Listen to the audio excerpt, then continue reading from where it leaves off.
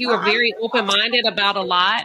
I think you haven't had an opportunity to experience a conservative relationship. Hold on. And if and when you do, come back and talk to me. Yeah. What you don't realize is that you don't listen, man. I don't have to. You're not my daddy.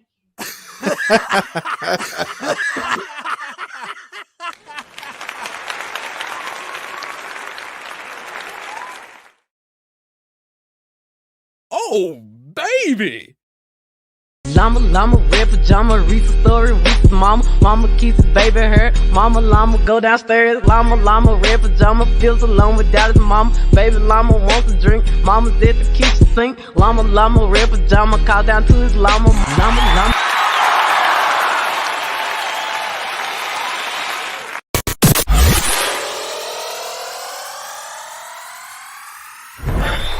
All right, the palace.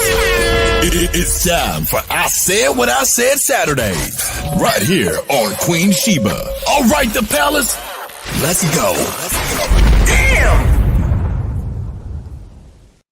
Llama, red pajama, Risa story. Hey, mama baby let's go, palace. Llama, go downstairs. Llama, red pajama, feels alone without his mama. Baby llama wants. Yes. Let's go, Palace. Happy Saturday, everybody, and welcome to I Said What I Said Saturday. If this is your first time here joining the Palace as we talk a little bit of shit on this beautiful Saturday morning, listen, that's what we're doing because it is officially Scorpio season. And if you don't know, now you know, baby. Listen at me and listen at me clearly.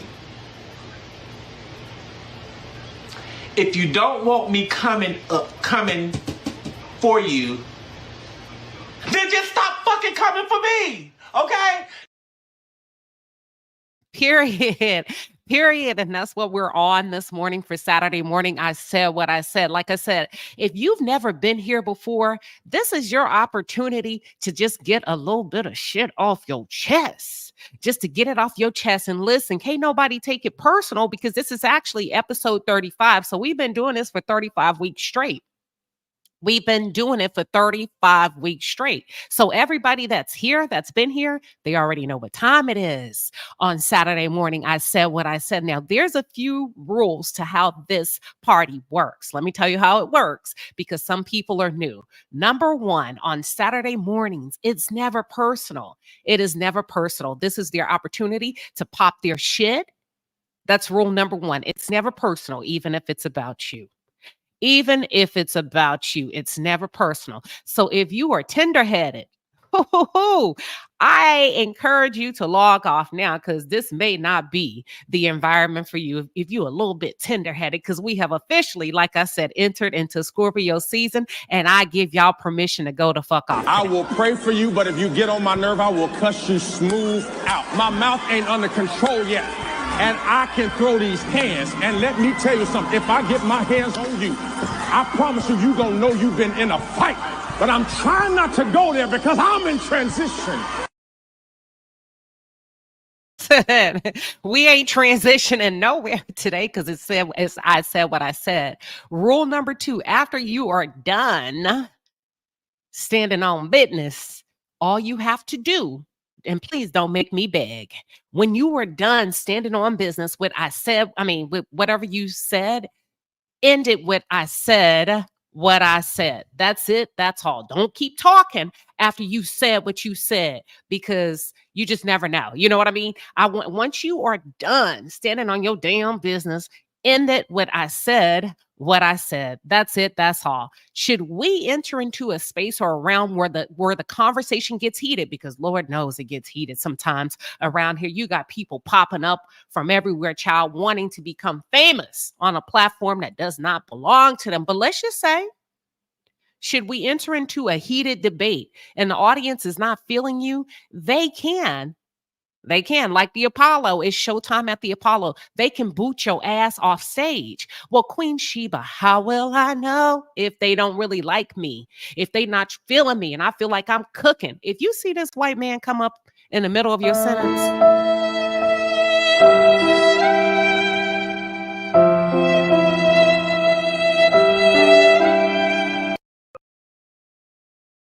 If you see that nice little white man come up on the screen crying in the middle of your sentence and you thought you was talking and you thought you were cooking, somebody then put a $9.99 super chat on the block to take you off the block. But hold up. It's similar to Big Brother because you have an opportunity to keep yourself in the game because you can match their super chat of $9.99. Tay Siobhan, don't show no sad face. You can match their energy with the same amount of a super chat to keep yourself in the game. Okay. In the game. So how will we know, Queen Sheba, if they standing on business and if they're matching the energy of the chat? If you see this white man pop up,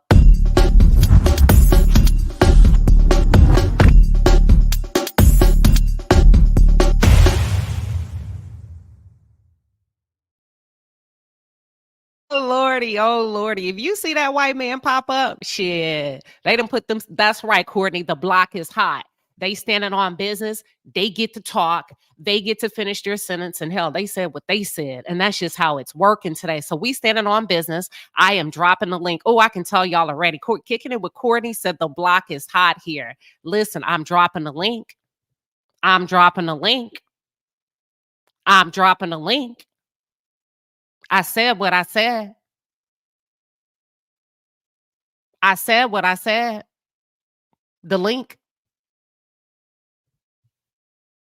The link. I'm just saying. So listen, we got a tough, actually, we got a conversation. This is what we're doing. This is what we're doing today. Hold on. Wives versus girlfriends. The ultimate debate, y'all. Because some shit has popped off between Martell Holt, Nell Fletcher, the cast of Love and Marriage, Huntsville, the gift that keeps on giving. We talking about everything on I Said What I Said. And listen, you don't have to come up here to talk about Love and Marriage, Huntsville. Hell, you may want to get some things off your chest regarding your husband, your wife, your neighbor, your cat, your dog, hell, your coworker, your auntie, your aunt, your little sister, your kids, Halloween. I don't know. As long as you end it with sign it, seal it, deliver it. I said what I said. Let's go. Side eye, the Sage 7. Welcome to Saturday morning. I said what I said. What you standing on today? Floor. Hey, Queen Sheba and Palace. I'm going to make this real quick and get right to it. It's been a lot of real strange, negative, pick-me energy coming at the Palace as of late. But I'm going to say it like this. When the pick-me's finally get picked by the bad men they want, they treat them like garbage. And if you need evidence, ask Kimmy and Nell. And I said what the fuck I said. Ooh. Listen. All right, side eye. The Sage is standing on business this morning. She came up, she got straight to the point, and she said what she said. Thank you for coming up, Queen. We appreciate you. 41 Fit. Welcome to Saturday morning. I said what I said. What you standing on today, Queen? Oh, child. Good morning. Good morning. Y'all gonna have to pray with me. Go pray for me after I say what I say. Baby, listen. Jesus be offense. All I gotta say is side Johns, side hoes, side pigeons, anybody that shakes a hand or associates themselves with anything that is a side piece, get up there, stink. And I said what I said. Go figure it out.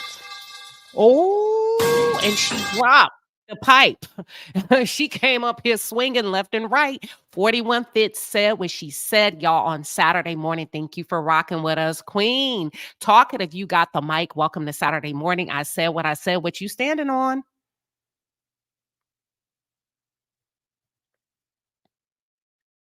Talk it if you got the mic. Oh, I'm sorry. I was on mute. That's Hello, okay. Let me Queen. tell y'all, be ready, y'all, because I'm pretty quick to bring you in. So if you're coming up, make sure your television is off in the background. Make sure you know how to work those controls. Therefore, we keep the flow of the show going. Talk it if you got the mic. Welcome. Hello, Queen. Hello, Palace. When I Hello. first saw that picture, I knew that what Martell was up to. He had just got dropped off the show as a model because he didn't have his sponsorship money. Chris replaced him. So he was on his get back at Chris, at Mel, because he blamed her because he broke and can't raise no money. And he used Nell to do his get back at his own friend. So they should see if he could do what he do to Mel, he'll, chop anybody up. He set her up. He did. He got his shit off. And I said what I said. And she said, what she said. Thank you for coming up talking. If she's gonna drop back down and join the party in the chat, honey. But listen, the block is hot. Courtney, kicking it with Courtney, I could not have summed it up any better. The block is hot on a Saturday morning. Welcome, Samantha E, to Saturday morning. I said what I said. What you standing on today, Queen? Hey, Queen and Palace. I am standing on, and I don't care who wants to feel otherwise, but I'm clocking shit. And when it comes to Miss Nell, nah, I don't believe you. I clocked it. Because if you've been mentoring Mel and Martell for all these years, then you know and you can see Martell's bullshit from a mile away. So first of all, you know that he's at that event with his whore. Why would you even position yourself to be in any capacity to be implicated in anything that he has going on? Secondly, why is your hand extended? I don't give a fuck if you were talking to whoever you were talking to and you're happy, giddy go lucky. Why is your hand extended asking her how she's doing? No, ho, we don't care how she's doing. Secondly, why it takes you a week to address the photo? Fourth or third, I don't even know what point I'm on at this point, but you weren't mad at him when he was convicted for DV harassing communication. You were mad at him when he tried to release Revenge P, but you're mad at him for this, for setting you up over a photo. Man, get out of here with that shit. Get out of here. And I said what the fuck I said. Oh, Samantha said what the hell she said. You heard it here loud and proud in the palace. Thank you for coming up, Queen. Listen, the block is hot. I'm not going to even stop the flow. Welcome. Samantha's going to go down and drop down and join the party in the chat. Follow me, Black TV. Welcome to Saturday morning. I said what I said. What you standing on today, Queen? Hey. I'm standing on business, IE, baby. That's what I'm doing, Queen. And I agree with the last caller. For me, Nell, weak-minded ass, should have been set a boundary on Martell, because for me, he would have already known when he saw me at the event not to run up on me with that bullshit, because I would already let his ass know I don't play games, little boy. And that's what he is. So as long as she entertain that shit, she get what she get. Don't try to clean that shit up now. Like the last caller said, you was all good, all silent when all this other stuff was against Mel, but you her friend. Keep on riding that horse. Keep straddling the fence, and you're going to keep looking crazy. This is not your first offense. And I said what the fuck I said. Oh, my God. Thank you. Follow me, Black TV. Listen, this is y'all. So let me ask y'all something before I go to the next person. I'm not gonna stop the flow. So y'all feel like Nell is not being genuine now? Is that the consensus of everybody that's coming up? Or do you feel like, I don't know, 41 Fitz says it only hurts when the slap comes your way. Truth. Welcome to Saturday morning. I said what I said. What you standing on today? Good morning, Queen and Palace. Thank Good morning. Thank you for letting me come up. I'ma just say this. Now, I first started side-eyeing Miss Nell on the Houston trip when she invited everybody to the trip, and Mel flat out said, I'll go as long as you don't try to pair me up with Martell. And then they got to the Houston trip, and the first group exercise, Nell did exactly what Mel asked her not to do. That's when I first started side-eyeing Nell. Then all of the stuff that started happening after. And I agree with what the caller, I think her name was Samantha, when she said that Nell didn't speak up for Mel on the harassment communication arrest against Martell. And that conversation with her and Stormy was iffy. However, I do believe Miss Nell this time. I mean, that's just my opinion. I do believe that it was just an introduction, handshake, and smile with Ariane. Although the picture did look worse than, it looked like they was being friendly, like they was cool. And I do believe her for coming out. I agree that she should have came out on other stuff. But this time, although I am sad Miss Nell on past stuff, I have to stand on business and say I believe her this time. Miss Nell is an older woman, so she probably not following, YouTube and what's happening on social media. And like she said, Chris had to show her the picture of what was going on. So it probably got back to her and she like, where is it and what is it or whatever. So that's just my little 2 cents. And I said what I said. Listen. She said what she said. Listen, we standing on business this morning. Every Saturday we said what we said. Listen, y'all, hold on. Let's take a wait a minute. We got Married to Medicine in the house. The Real Sweet Tea is in the chat, y'all. This is, to my knowledge, this is her first time popping up, rocking with the Palace. We have over 1,000 of y'all tuned in. Make sure y'all show Sweet Tea from Married to Medicine some motherfucking love, because she stood on motherfucking business her first season, and she did not let anybody knock her off her square because she was the youngest, right? And also the newest wives. So with that being said, I'm gonna let Truth go back and join the party in the chat. And welcome to the stage, Sweet Tea from Married to Medicine. Queen, what you standing on today? Hey guys, what is going on? I just want to pop in and say what's up. I'm on my way to pick up my phone coming, so I just wanted to say hello. Listen, we appreciate you popping up and coming in to say hello. I'm sorry you caught us on this end. Listen, of the energy, but we just kind of have a little fun on Saturdays where you can just come and vent and get it off your chest. I said what I said. Anything you want to stand on? Oh yeah, I just want to say I've been standing on business, and this season I'm continuing on standing on business. It's a crazy season this season. Of course, a lot of drama, and because of it, we actually got granted 3 additional episodes, and so it's definitely a divide going on. Probably you can tell. I would say the divide is between like me, Phaedra, Contessa, and the rest of the cast.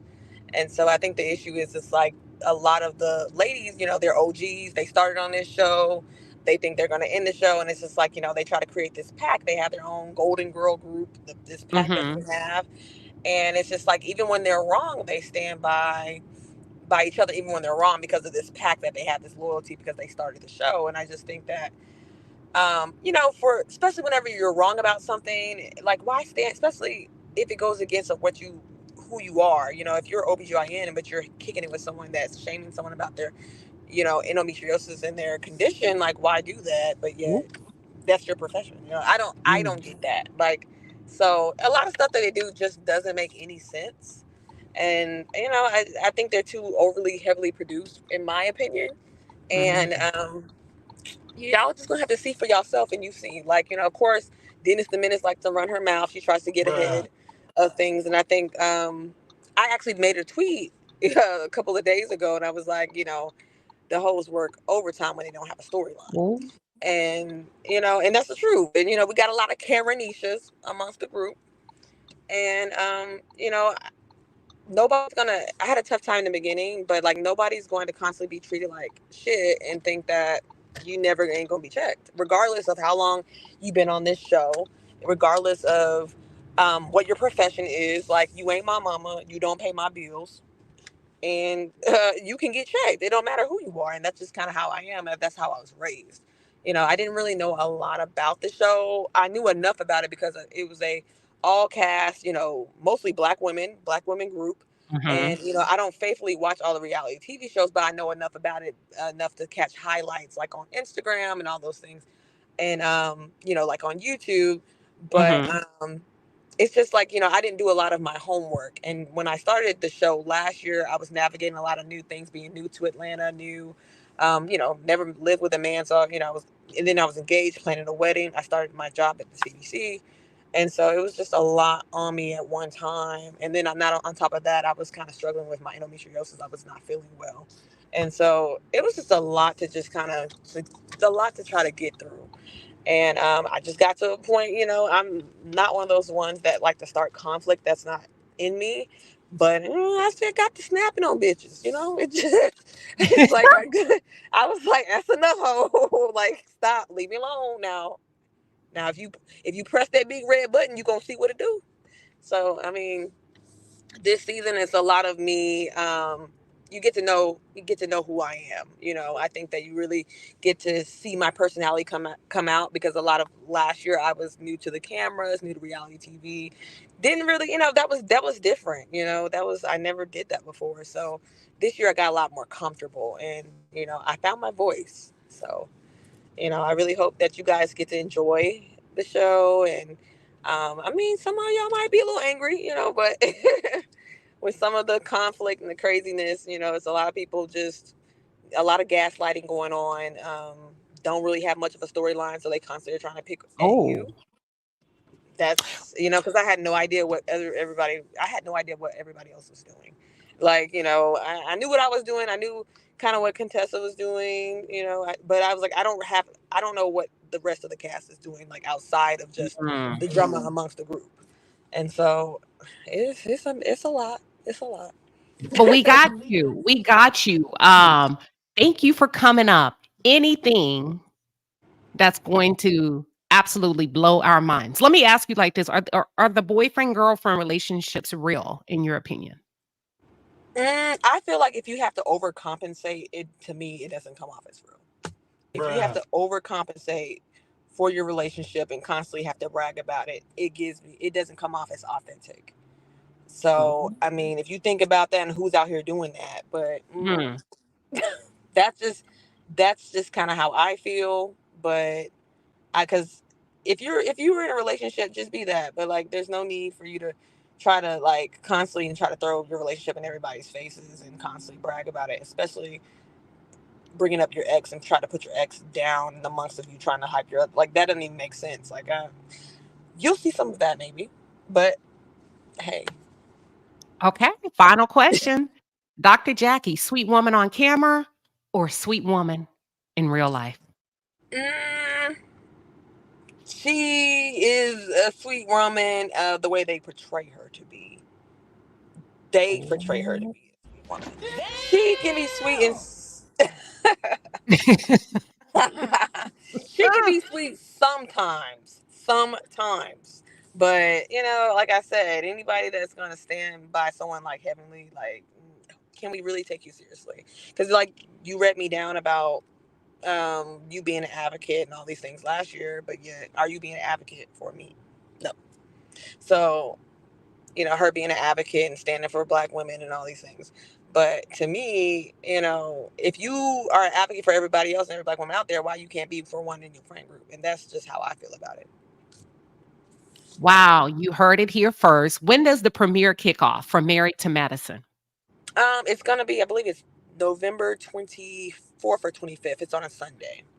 Okay, 4 days before Thanksgiving. We are going to be tuned in. You are always welcome here in the palace. I know you showed up with my girl kicking it with Courtney the other day. I know you've been over there hanging out with Trending at some point. We all Yes. love you. We got your back. Do not hesitate if you need us to pull up to support you as Black women.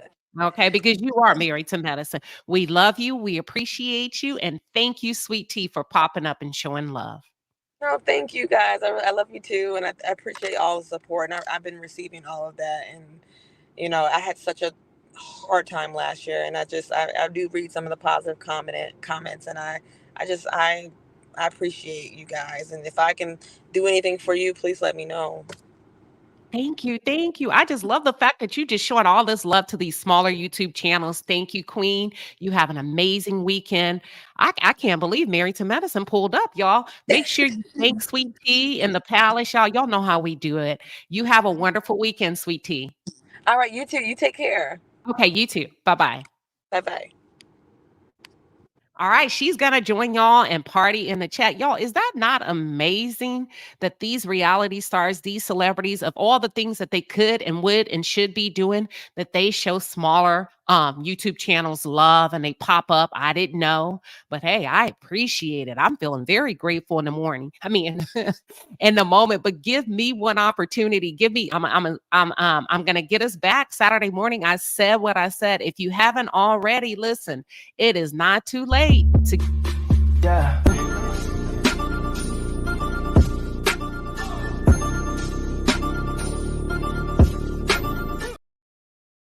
Yes, Pause merchandise is available at queenshiba.com. That's Queen Sheba with an I. If you haven't already, make sure you check it out. But kicking it with Chrissy. Welcome to Saturday morning. I said what I said. What the hell you standing on today, Queen? Hey Sheba, how you doing? I'm good. This is the second live I've joined this morning on these people clock, but I'm gonna be real quick because the first live I spoke on what I thought about Nell in the situation. But if I'm not mistaken, the title says something about mistresses and girlfriends. I don't know, but my thing is for the people who are saying that Nell didn't do anything wrong. I think they're confusing pettiness with principle, right? Like, I don't think anyone really expected for Nell to walk up on that girl and cause a scene. Like, no, it's not that. No one expected for her to be petty. However, when you have a situation with someone you consider your friend, that you were a mentor to, that you've been around this woman's kids, like, it's principle, it's a certain type of loyalty that you should hold to this woman, to not engage in the mess of her ex, trying to be petty, trying to hurt her, and just allow yourself to be used. Like, do I really feel like Nell intentionally took a picture or tried to be picture with Ariane? No.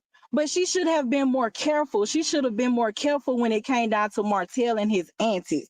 And for the women that'll sit up and say, "Oh, you ain't nobody holding no grudge. That's male problem."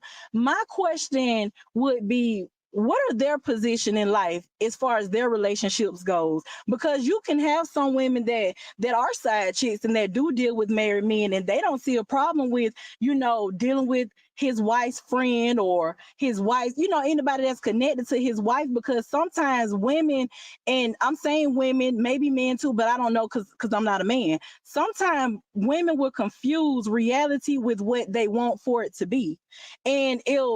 And I think that's what Ariane's case was. Like, she was getting little gifts from Martell. She was comfortable with her position. And because he didn't straighten that and he didn't have any principles and didn't stand on anything in his marriage, he allowed this woman to feel like she was on the level of his wife.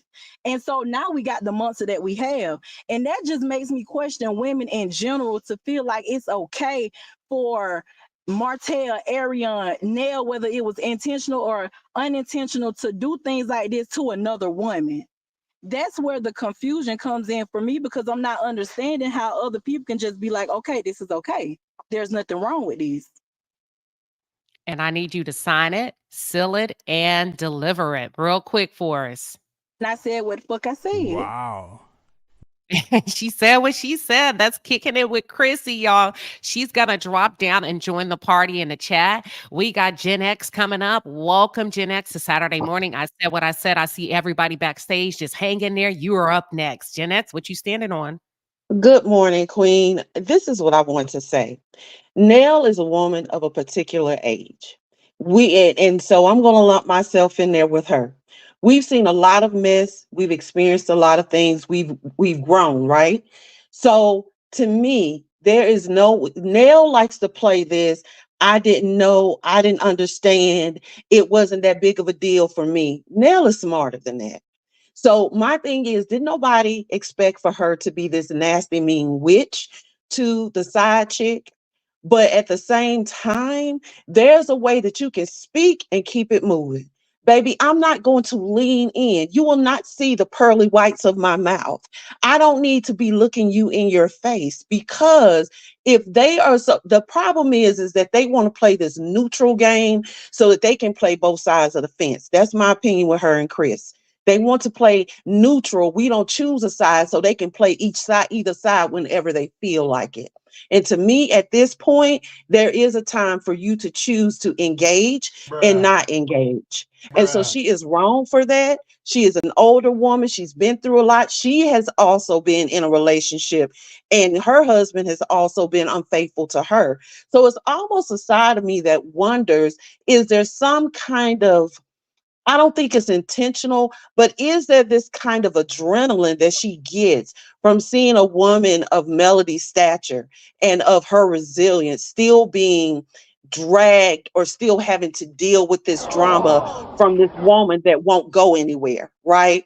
And so I think this outrage marketing that Love and Marriage Huntsville does every time they go on break, somebody is doing something to me that then causes, that to me wants to entice viewers to watch the show, to see how this incident with this photo is discussed between Nell and Martell. I feel like they staged this stuff, and Nell is not as slow as she's making it seem. I think a lot of that stuff is intentional. She has gotten on my last nerve because as a woman of a particular age, baby, you should know how to move better than that. Baby, I would have seen Martell in that little thing across the room or across the field, threw up my hand so you couldn't say I didn't speak. But baby, I'm not leaning in. I'm not touching your hand. I don't need to be. No, that's sending a mixed message, Bookie. Because at the barbecue, you better not come. So it's sending a mixed message. And she continues to coddle Martell. She almost seems to me like she treats him like a brother or a son. Nell needs to deal with some stuff. And to be honest, as far as I feel for Melody, Mel, what you see is what you see. Mm. Because see, then they get in their feelings and they be like, oh my God, well, Mel's. See, they still want to be attached to Mel because Mel is moving. Mel is successful. People want to be in the space with her. She obviously sends off an aura that's about we can, we will, and ain't nothing gonna stop us. So people still want to be attached to Mel, but they still want to sit up here and have their moments too. So what Nell can go back to that daycare center, figure out how to communicate with her own cheering, and then her, Martell, whoop de whoop with the scoop de doop ugly cap and them big pebbles and bam bam necklace she had on. Her, Chris, and them, they can get together and they can eat.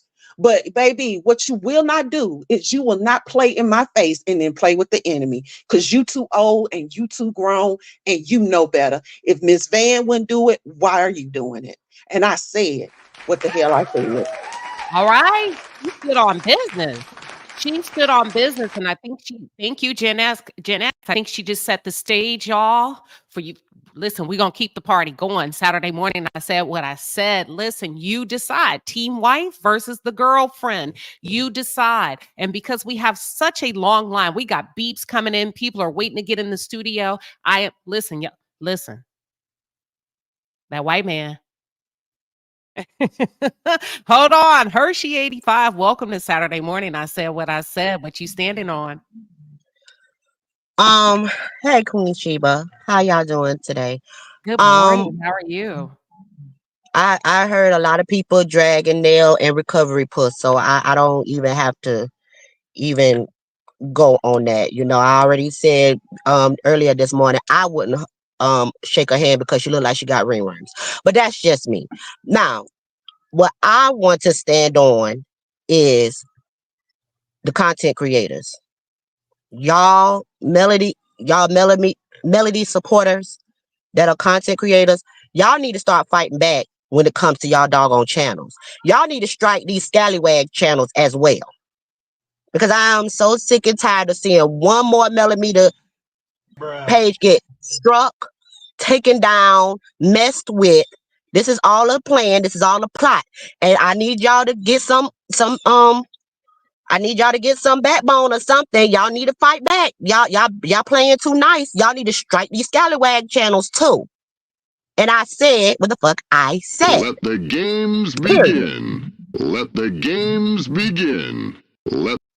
Oh, that was Hershey 85. She's gonna come back and join. I mean, she dropped down. She's gonna join the party in the chat, but she's standing on business and she said what she said. Welcome, Fruit Gummy. Welcome. Hello, Queen Palace in the chat. Honestly, I feel like what happened with Nell is a bad case of when your male identified goes wrong. Because first of all, number one, you're a woman. Number two, you're a wife. but there's something in you that was able to diminish what Mel has went through to the point of that you are still able to comfortably occupy the same spaces that Martell is in. Now, do I believe that she knew that the picture was being taken? No. But I do also believe that if you as a woman and as a wife would have put a hard line in the sand when dealing with Martell, he wouldn't have even been able to come and play with you like that.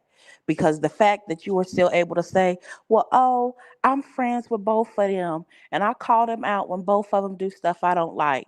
Any man that's able to mess over his family and his kids, that's the kind of demon you don't play with. So whatever backlash you getting, girl, that's on you. Because you should have never even played on that side for him to even play with you like this. And I said what I said.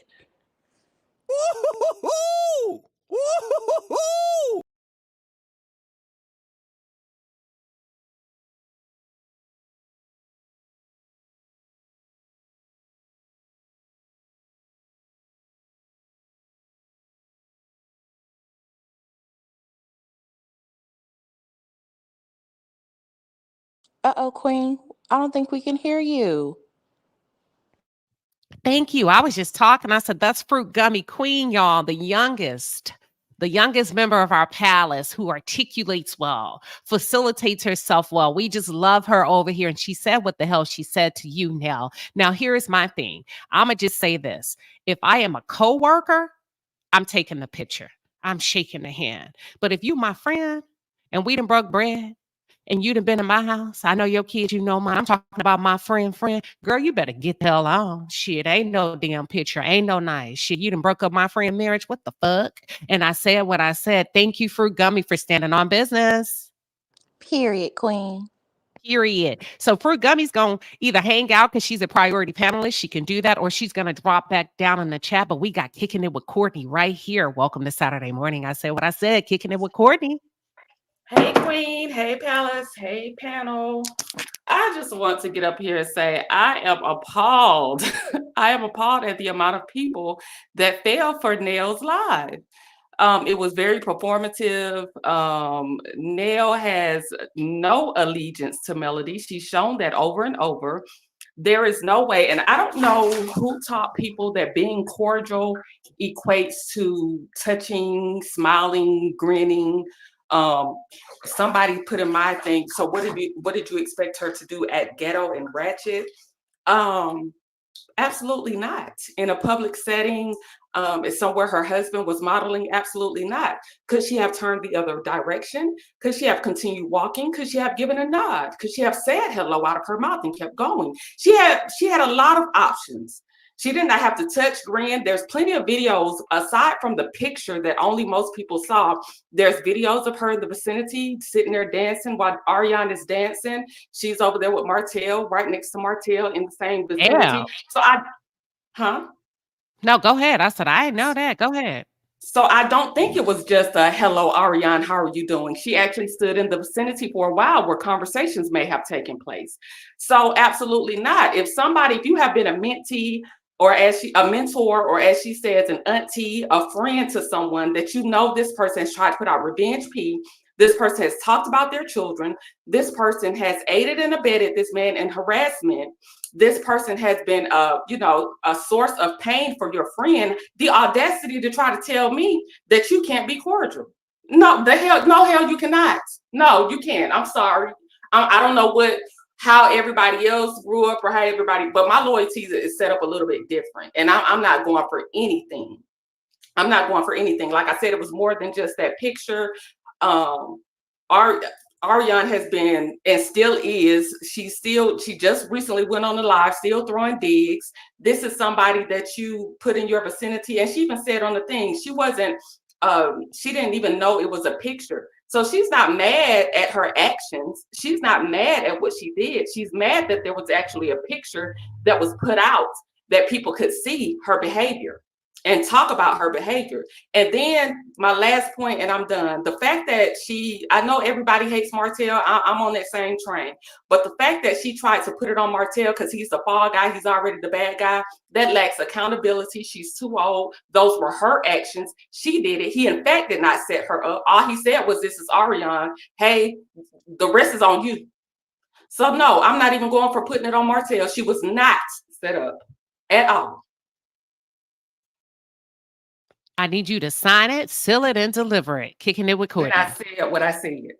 Listen, she said, Nell.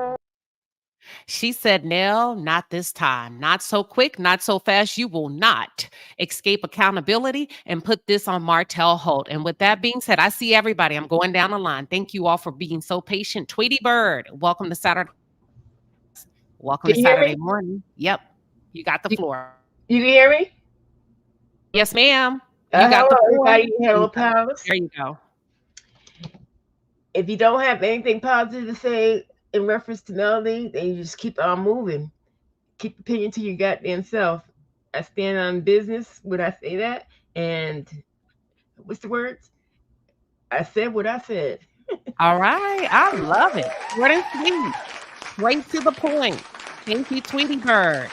Thank you, Tweety Bird. Short, sweet, straight to the point. Tweety Bird is going to drop down. Y'all enjoying the chat and the party. We got Danya up next. Welcome, Danya, to Saturday morning. I said what I said. What you standing on?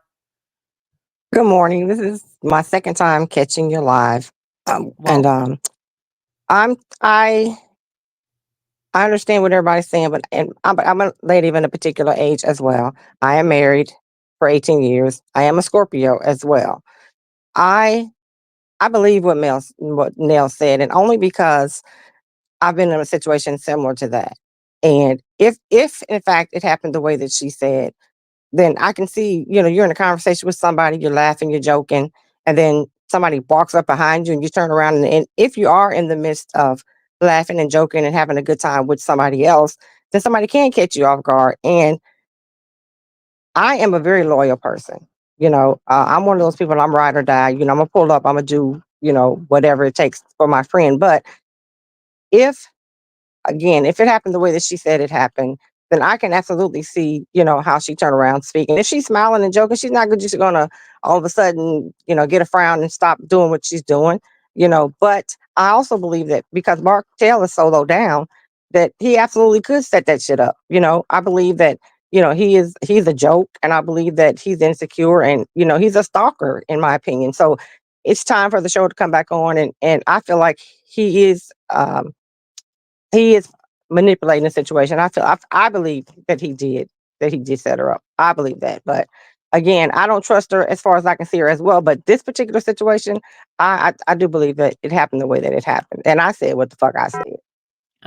Boom. Y'all heard her. Married woman, Scorpio, and she said what the F she said, period. Here we go. Yes, thank you for coming up, Queen. I don't know if y'all can hear my sound effects. They acting up, but listen, thank you, Danya. This is her second time coming up, and I think she presented a very, very strong argument. Danya's going to drop down, and she's going to join the party in the chat. I am Thank going to you. shift.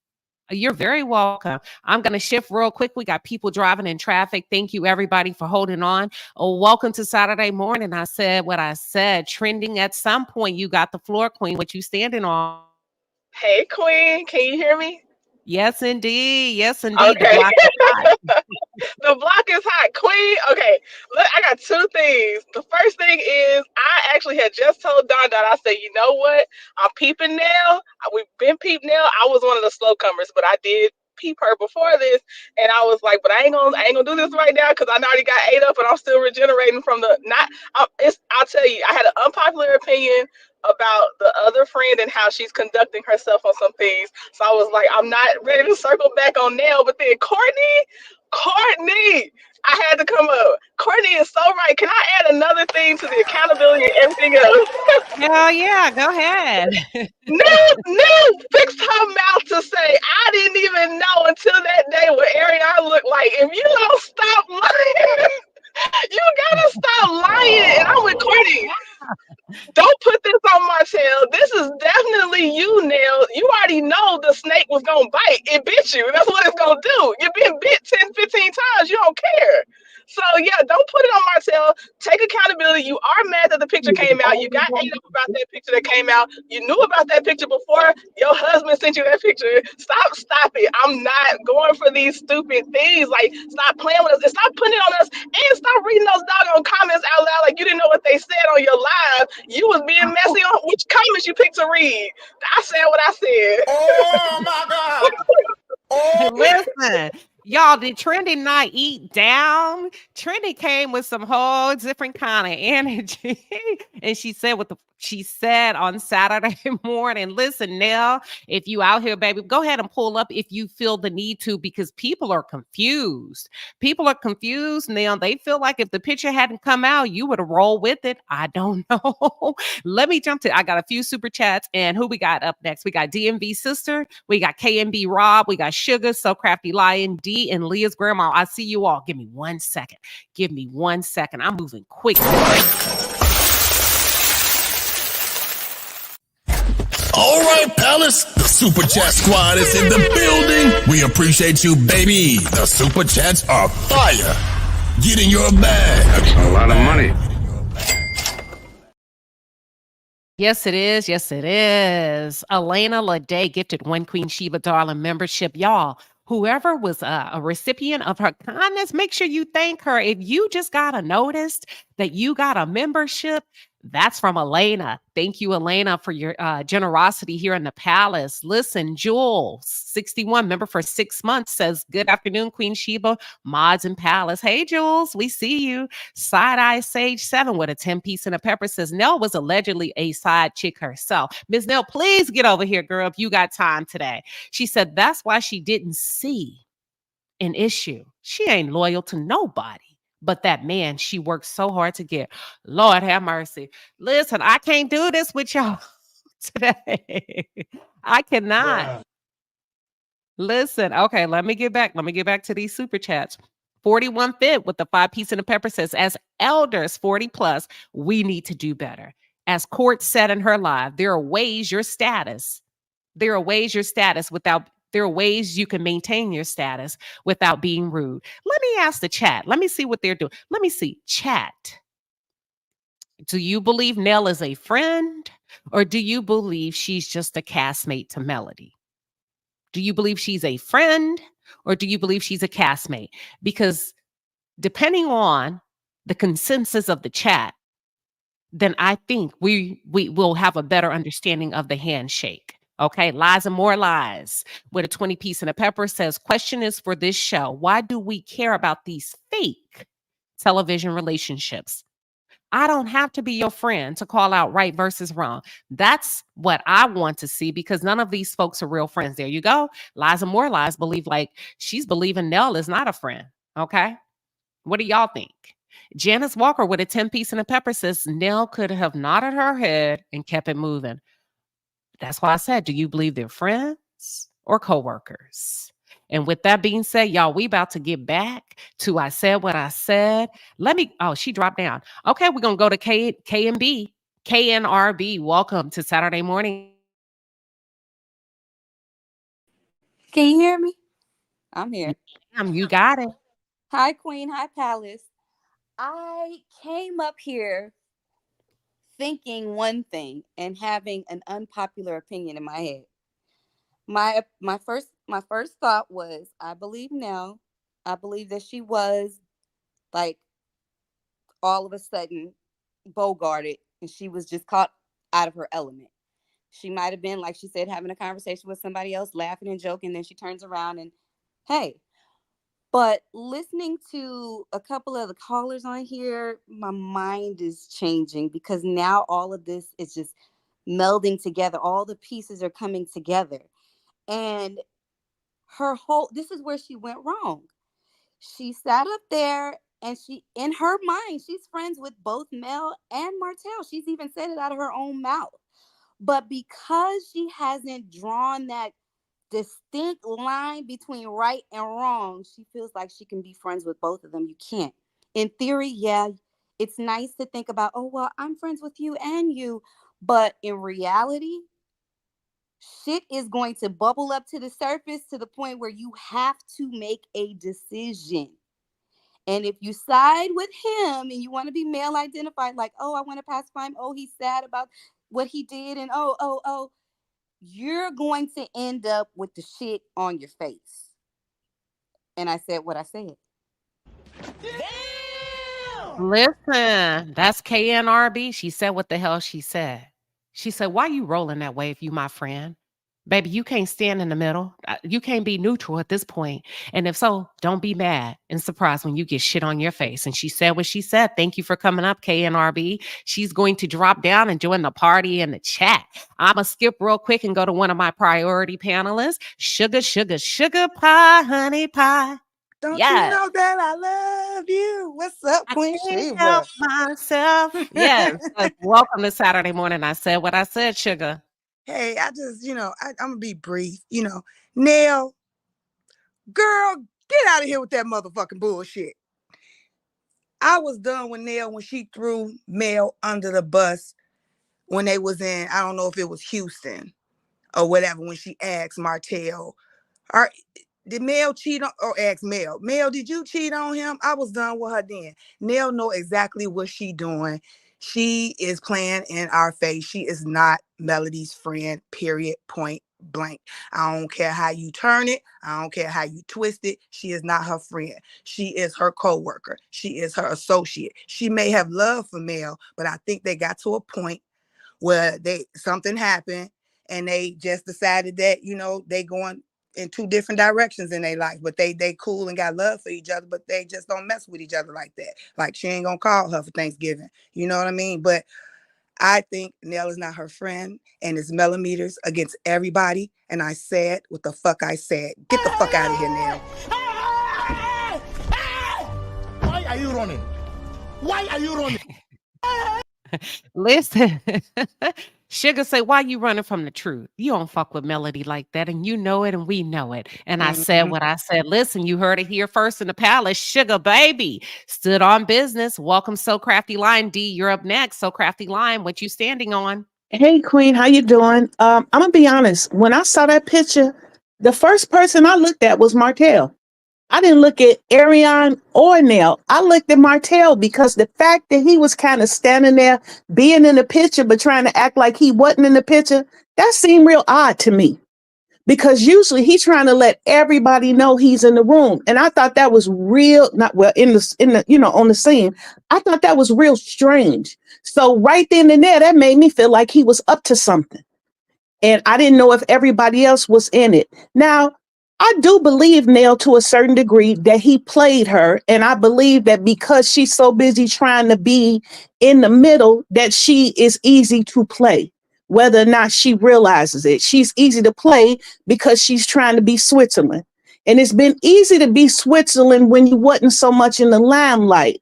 It's horrible to watch somebody be humiliated. It ain't nothing worse than seeing somebody in pain. But it hurt a lot hell when you the one in pain. And now she hurt. Her feelings is hurt. Her pride is hurt. Her ego is hurt. So now she know a little bit more about how it feel to be Mel, because she was trying to field off them comments on her live.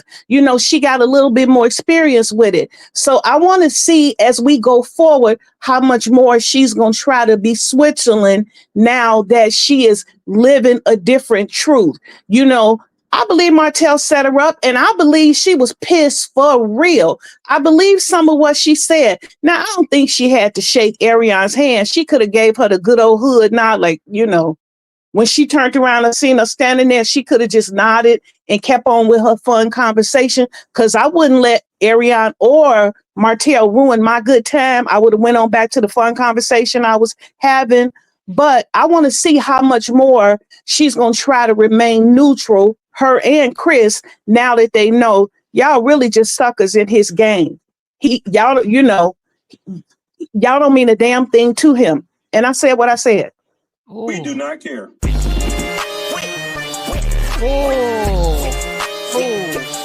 do not care.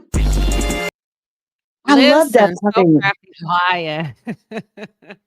I tell you that for people at work. I do not care. Yes, that was the perfect ending to her standing on business. Thank you, So Crafty Lion. Look, she said what the hell she said. I had a super chat that came through, and I wanna just highlight it really quick. It's from April Steele with a 2-piece and a pepper. She says, "I am loving this panel this morning." Me too, girl. Me too. Look, they cooking today, and I'm moving out the way. D, welcome to Saturday morning. I said what I said. What you standing on? Good morning, Queen, gracious Queen in our palace. Can you hear me? Oh yeah, you sound beautiful. Keep Okay, going. thank you so much. I wasn't going to say anything, but I just couldn't help myself. I am a 20-year married woman with a very high position job, and I am Generation X. So I really had to say something because on one hand, I believe in my whole heart that Hotel saw Nell talking to other people. He told his little crew, let's go up and bum rush Nell. I believe he did that. He did do that. I believe she was blindsided by that. Now, speaking from Generation X, when Martell said, hi, Nell, and this, when I turn around and even if I was talking to somebody, if I turn around and I see that coleslaw, that disease, I would have graciously said to the people I was talking to, excuse me, Fletcher, let's go and keep it kicking and keep it moving. But someone else said something that was true. There's a video going out that the PR person put out, and that PR person has other pictures where Nell is still around coleslaw. And so at that point, you get what you get on this end. I'm talking from a New York point of view. You get what the F you get. And I said what I said, and they'll just eat it as a Generation X. It's time for you to be X'd off the scene. I said what I said. Boom.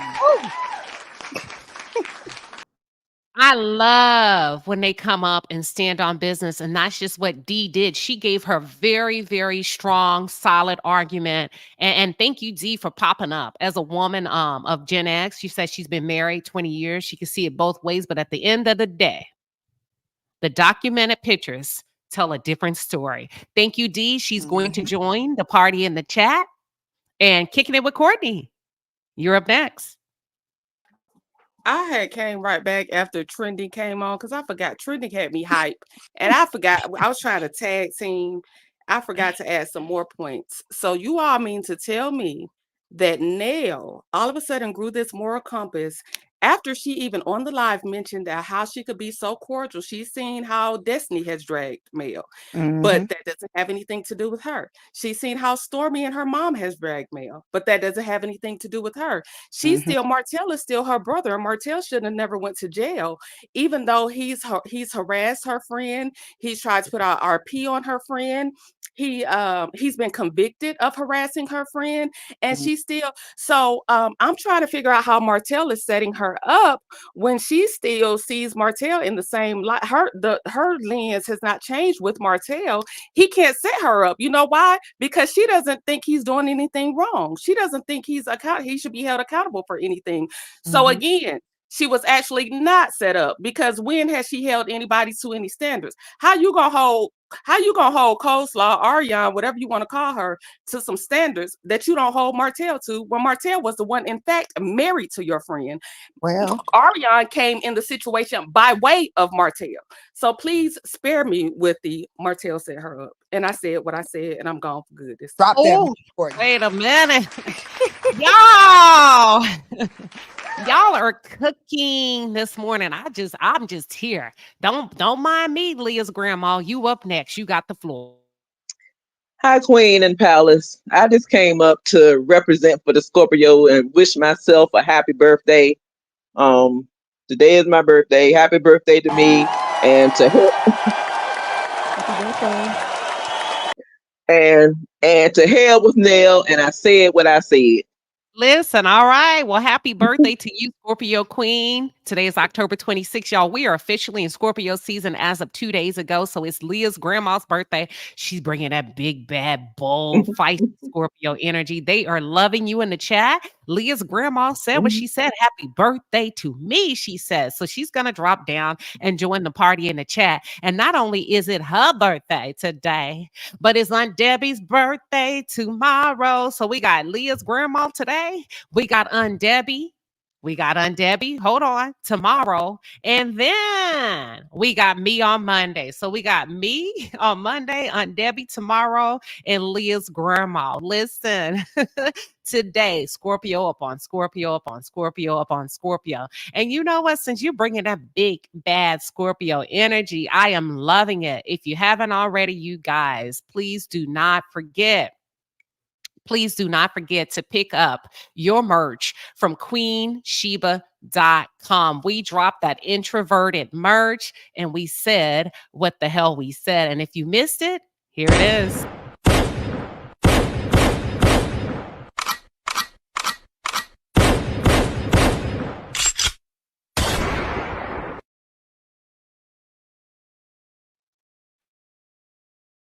I want all of them. I like the pink combo. I like the green up on the green. I like the black and pink. I want all of them. I cannot decide which one I want. And for those of you that are not, maybe you're not introverted. But listen, we got something for you.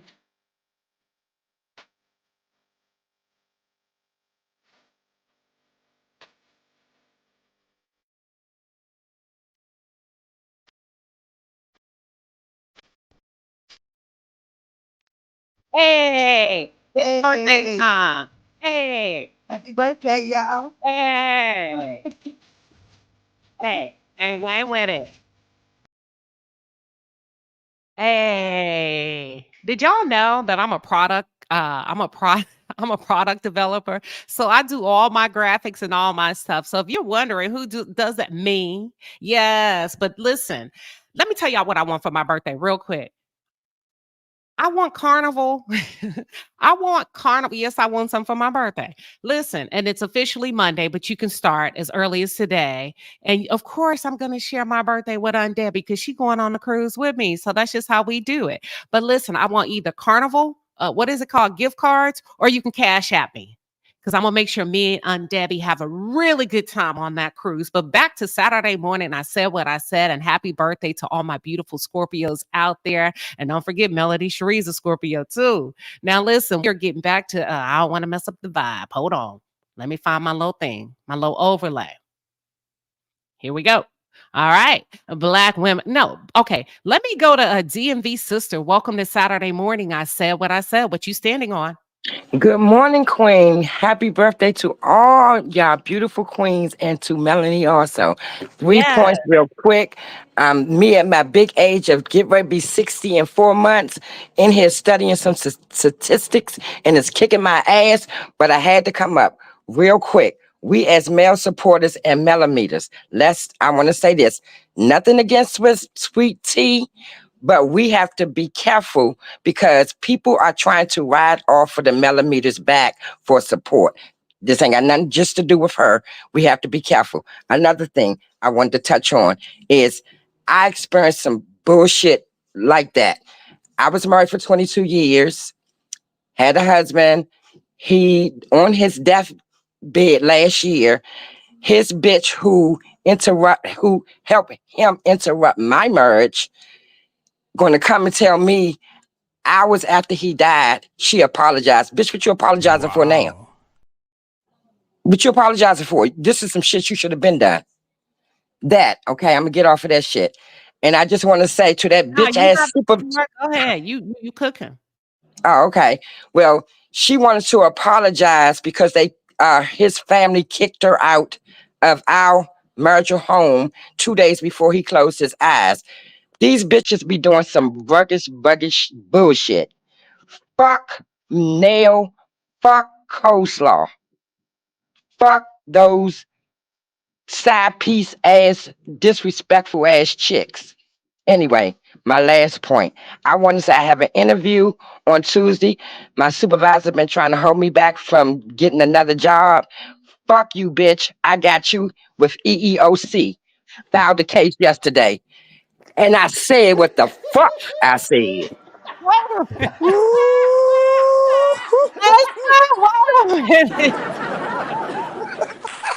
Listen. Yes. Yes. Y'all, listen. Wait a minute. I swear to God, we do not pre-rehearse. Saturday, I said what I said. But supervisor, she said EEOC. She laid Y'all it show on the that line. Queen's DMV sister. I'm glad you came back up here. My first time up, and thank you, ladies. I needed that support to push me through. We support you. You laid it on the Listen. line, girl. You laid it on the line. We love you. Sometimes you need to get a little bit off your chest, and that's why I developed. I said what I said. She got that shit off her chest. She said, "You ain't. You ain't." Listen, I love you, and good luck to you on your new job. And Yes. supervisor, Good luck. girl, you better run. You better run. Thank you. Listen, that's a hard act to follow. But Black women in the building, you're up next. Welcome to Saturday morning. I said what I said. I'm sorry, y'all, but I'm so weak from the lady that just came. Not playing. And I say, fuck her supervisor too, baby. You got that new job. But anyway, hi everybody. Hi everybody in the palace. Hey Queen. Girl, Happy they rock. birthday They to rock. all. Thank you. Thank you. Happy birthday to all the Scorpios. I know this is y'all season, rock out. Now, I'm gonna get on that motherfucking nail. First of all, I see people saying they knew Nell wasn't Mel's friend when she did that shit in Houston. Nah, I had my eye on her motherfucking ass when she bombarded Mel at her goddamn house and didn't let her know that fucking Martell was there. No friend is gonna do anything like that to someone when you know what this woman is going through. Now, yeah, I may take it a little bit like, yeah, Martell kind of, sort of did come over there, and threw Ariane in her face, for a photo op or whatever. But now, stop the bullshit. You know exactly who that goddamn girl is. And you want to sit there and blame that shit on Martell like he set your ass up. But guess what? You put your motherfucking self in a position to be set up by Martell because you never held that motherfucker accountable for the fuck boy shit that he was doing and for the fuck boy shit that he is continuing to do. You sat there, you rolled with that shit, and you was in that goddamn chat. And all you did was sit there and read shit that was disparaging the Mel. Somebody come up there and talk about Mel low-key messy, and your big face ass sat there and read it out and laughed. I thought you couldn't read the motherfucking chat. But you so happen to read that. So that's not even here or there. I'm not in Mel's circle. Mel can say who is her friends or whatever, but I tell you like this, bet not near biatch in my circle ever move the fucking way that Nell is moving.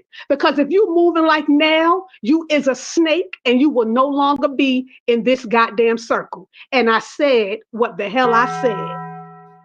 Oh, red. Bye, y'all. Listen. Buried. Oh, Lord have mercy, y'all. That's an Black altar women in the call. building. Listen, I'm speechless. I don't know what's going on with y'all. I don't know if y'all getting ready for these Halloween parties tonight, but y'all are on one today. That was Black Women in the Building. If you haven't already, check her out. She does have her own platform, content creator. She said what she said. Ooh. Let me check my posts. Hold on. Okay. All right. Pisces girl, you're supposed to be up next, but listen, your device is not connected. If you can drop down and come back up, Pisces, I will save a place for you. I promise you I will. Okay, Pisces girl is going to come back. Charlotte Loring, we standing on business today. Welcome to Saturday morning. I said what I said. What you standing on? I'm standing on business. Good morning, Queen Sheba in the palace. Good morning. I don't know if you guys remember at the girls' trip when they were sitting out on the bench at the beach, and Nell gonna say, she thinks she's I gotta slow down. Her followers got her head all swelled up. She thinks she's God. I looked at the TV. I wanted to jump through and slap the shit out of her. You supposed to be Mel's friend, but you sitting back talking about her. She is a snake. She is the number one snake of them all because she said that she's Mel's mentor and she's her friend. Fuck her. She needs to go back and put her wig back on and stay in her place. I'm 66 years old and she is fake as hell. I said what I said. Listen. Thank you for coming up, standing on business this morning. Charlotte Loring says she sees through the BS and she don't believe it. Charlotte's going to drop down and join those of you for the party in the chat. And we got the anointed Mapa. Welcome to Saturday morning. I said what I said. Hannah Grace, you're up next. Oh, no, hold on. Everybody mute up. I lied. Let me add Pisces Girl to the stage. Welcome to Saturday morning. I said what I said, Pisces Girl. Good afternoon. Good afternoon to Queen Sheba in the palace. I would just like to say, at this point, I want everybody to just listen to what is not being said and what was not being told. Whatever Miss Nell went through, she never elevated from that little girl from that time being a side chick to being now the wife in her business. I never heard Mel said that her children ever attended that daycare. Number one, even though they were given what was supposed to be advice that Mel had found a confidant in. However, she was trying to play that even feel game. But here's the thing. My father-in-law has this saying, and he said, if you play with trash, trash will soon think it's better than you. She kept playing with Martell. So Martell therefore has no respect for her because she played in that same playground with him, along with Chris. So he does not respect any type of advice that would come from neither one of them. Because if he did, he would not have played that game at that polo event. He would not have had that type of strength to even say, oh, okay, Ariane, I'm going to bring you here and have Nell come up to shake that girl's hand. The next thing I want to make a point. I'm sorry. When I have heard my friend, my sister, give me all the grief about what's going on, who the person my husband have been dealing with, regardless, I am a true Pisces, March 20th, 5:46 p.m. in the evening. I promise you, I can turn from laughing to turn to what the hell? Martell, I know you're not playing with me. She would have got dealt with and embarrassed right on the moment. I said what the hell I said.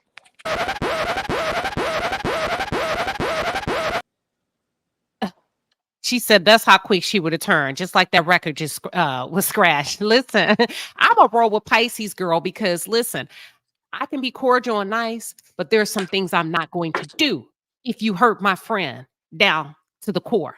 Okay, I don't give a damn who you are. And I may have been in the middle of a conversation. I may have been in the middle of laughing and talking. I don't know if Nell is telling the truth or not, but I'm telling you what I would do. And I turn around and the woman that has been sleeping with my friend's husband for 10 plus years is standing there, I would have said, don't play with me, Martell. Don't disrespect me like that. I don't know what, you know what? If I said anything, and I said what I said, and with that being said, let me go to the anointed Ma Pa, and then everybody, then Hannah Grace, you're up next, and I see you, Justice. Anointed, what you standing on? Welcome to Saturday morning. I said what I said. Good afternoon, Queen Sheba. How are you doing? We're on fire. How are you? I'm wonderful. This is my first live. I listen to you all the time and I'm super nervous, but I'm so excited. Thank you for allowing me to come up and speak my piece. Absolutely. So many people have already said what I've been thinking, but what I'm going to say is like attracts like.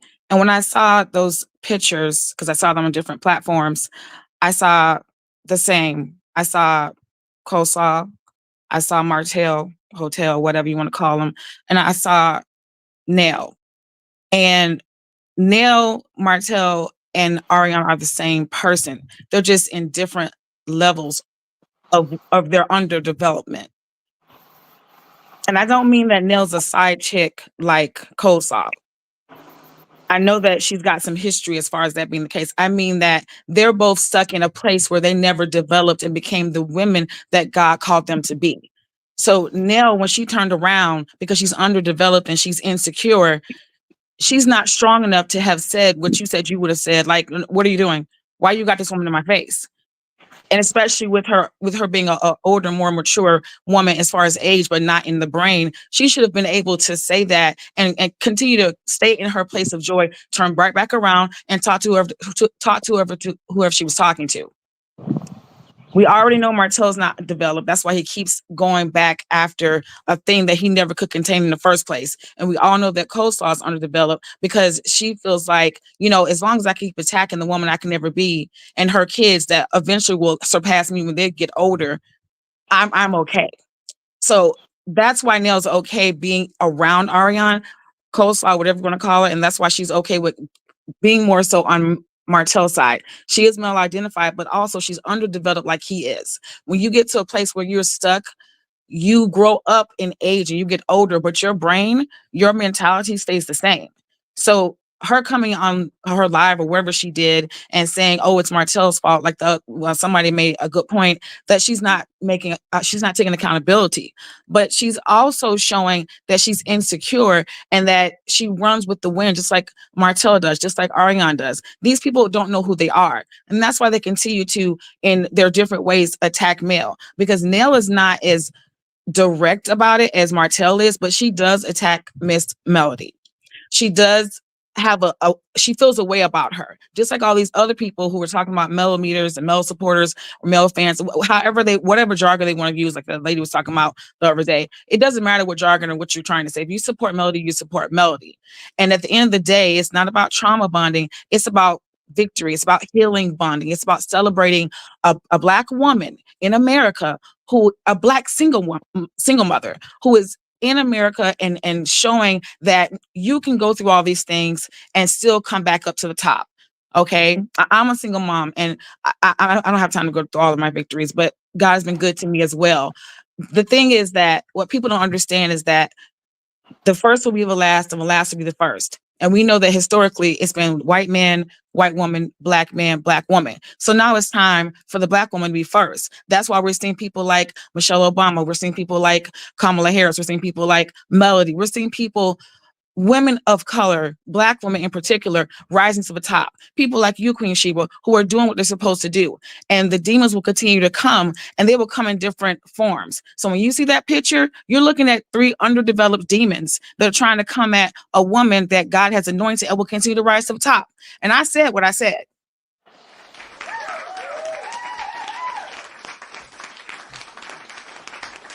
Thank you. Thank you You're for welcome. formulating such a well thought out read. Listen, she said what she said, anointed. Thank you for coming up. She's going to join the Thank party you. in the chat and continue to anoint the conversation. Yes, I absolutely love it. I absolutely love it. Give me 1 second, y'all. We're about to get to this birthday money. Give me 1 second. Hannah Grace is up next, followed closely by Justice. Hold on, y'all, because that money comes to us. It's Scorpio Money season. comes to me, flowing effortlessly. Money comes to me, comes to me. Money comes to me, flowing effortlessly. Money comes to me. Money.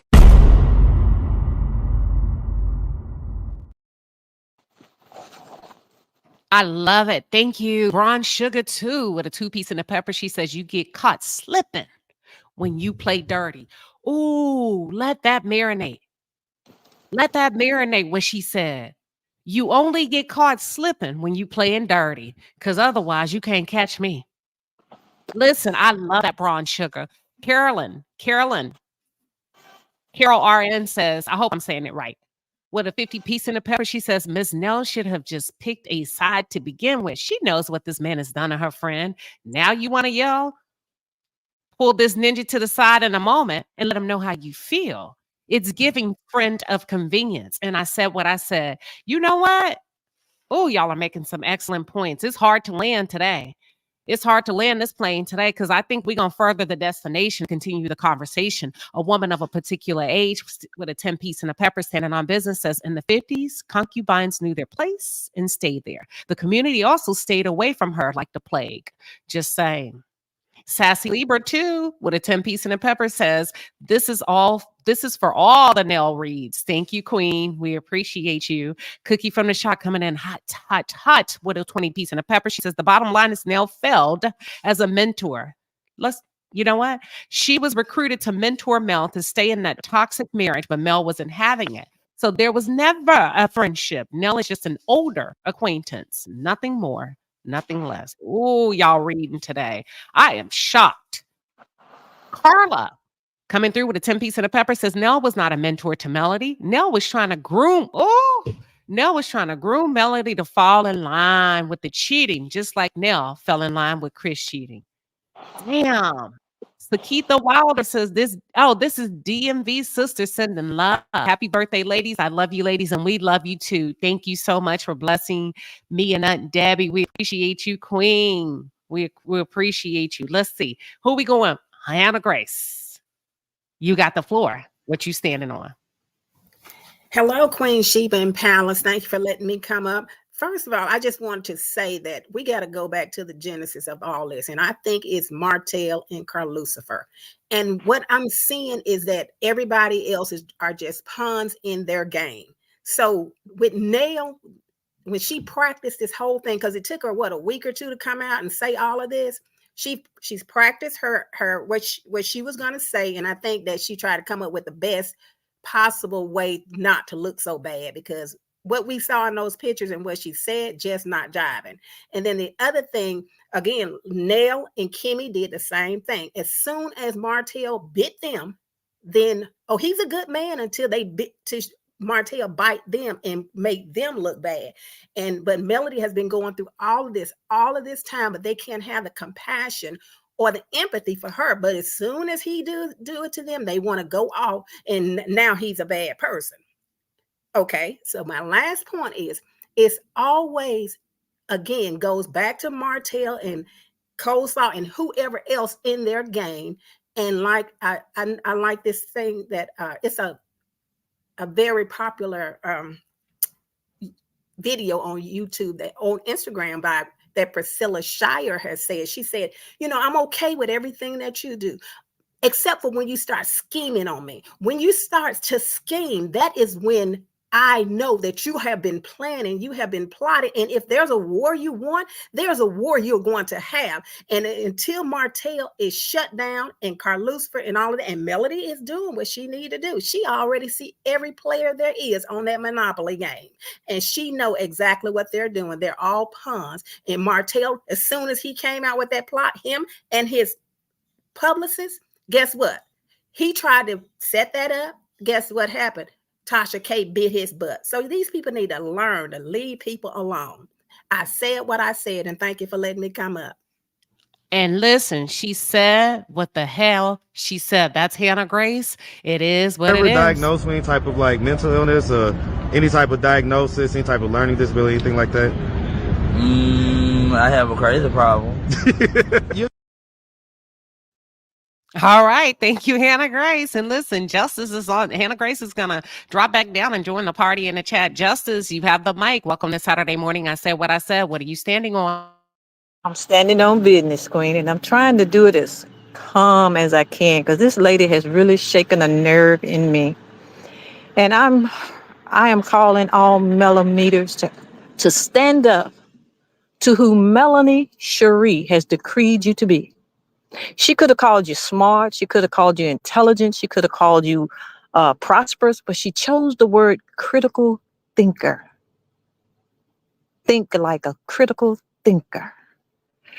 I took that picture last night and I must have looked at it 100 different ways. I held it up to the light. I put it down in the dark. I rolled it over.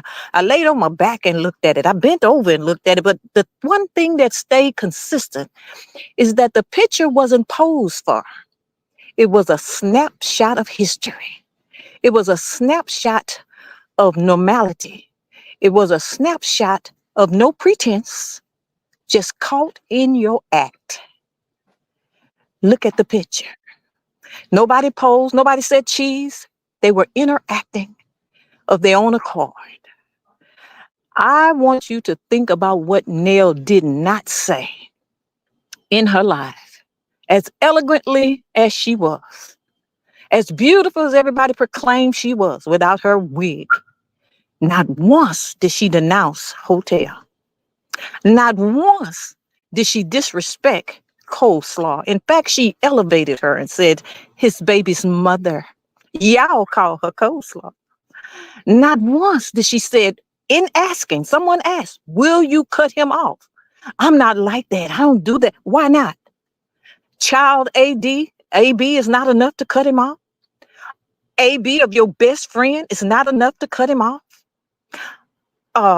PV of your best friend, your mentor, your mentee is not enough to cut him off.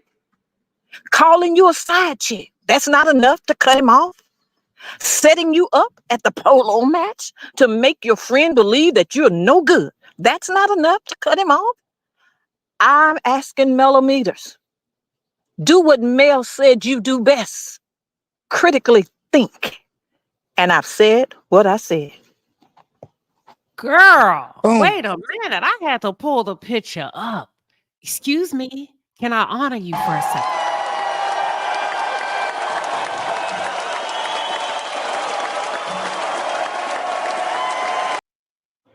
Damn.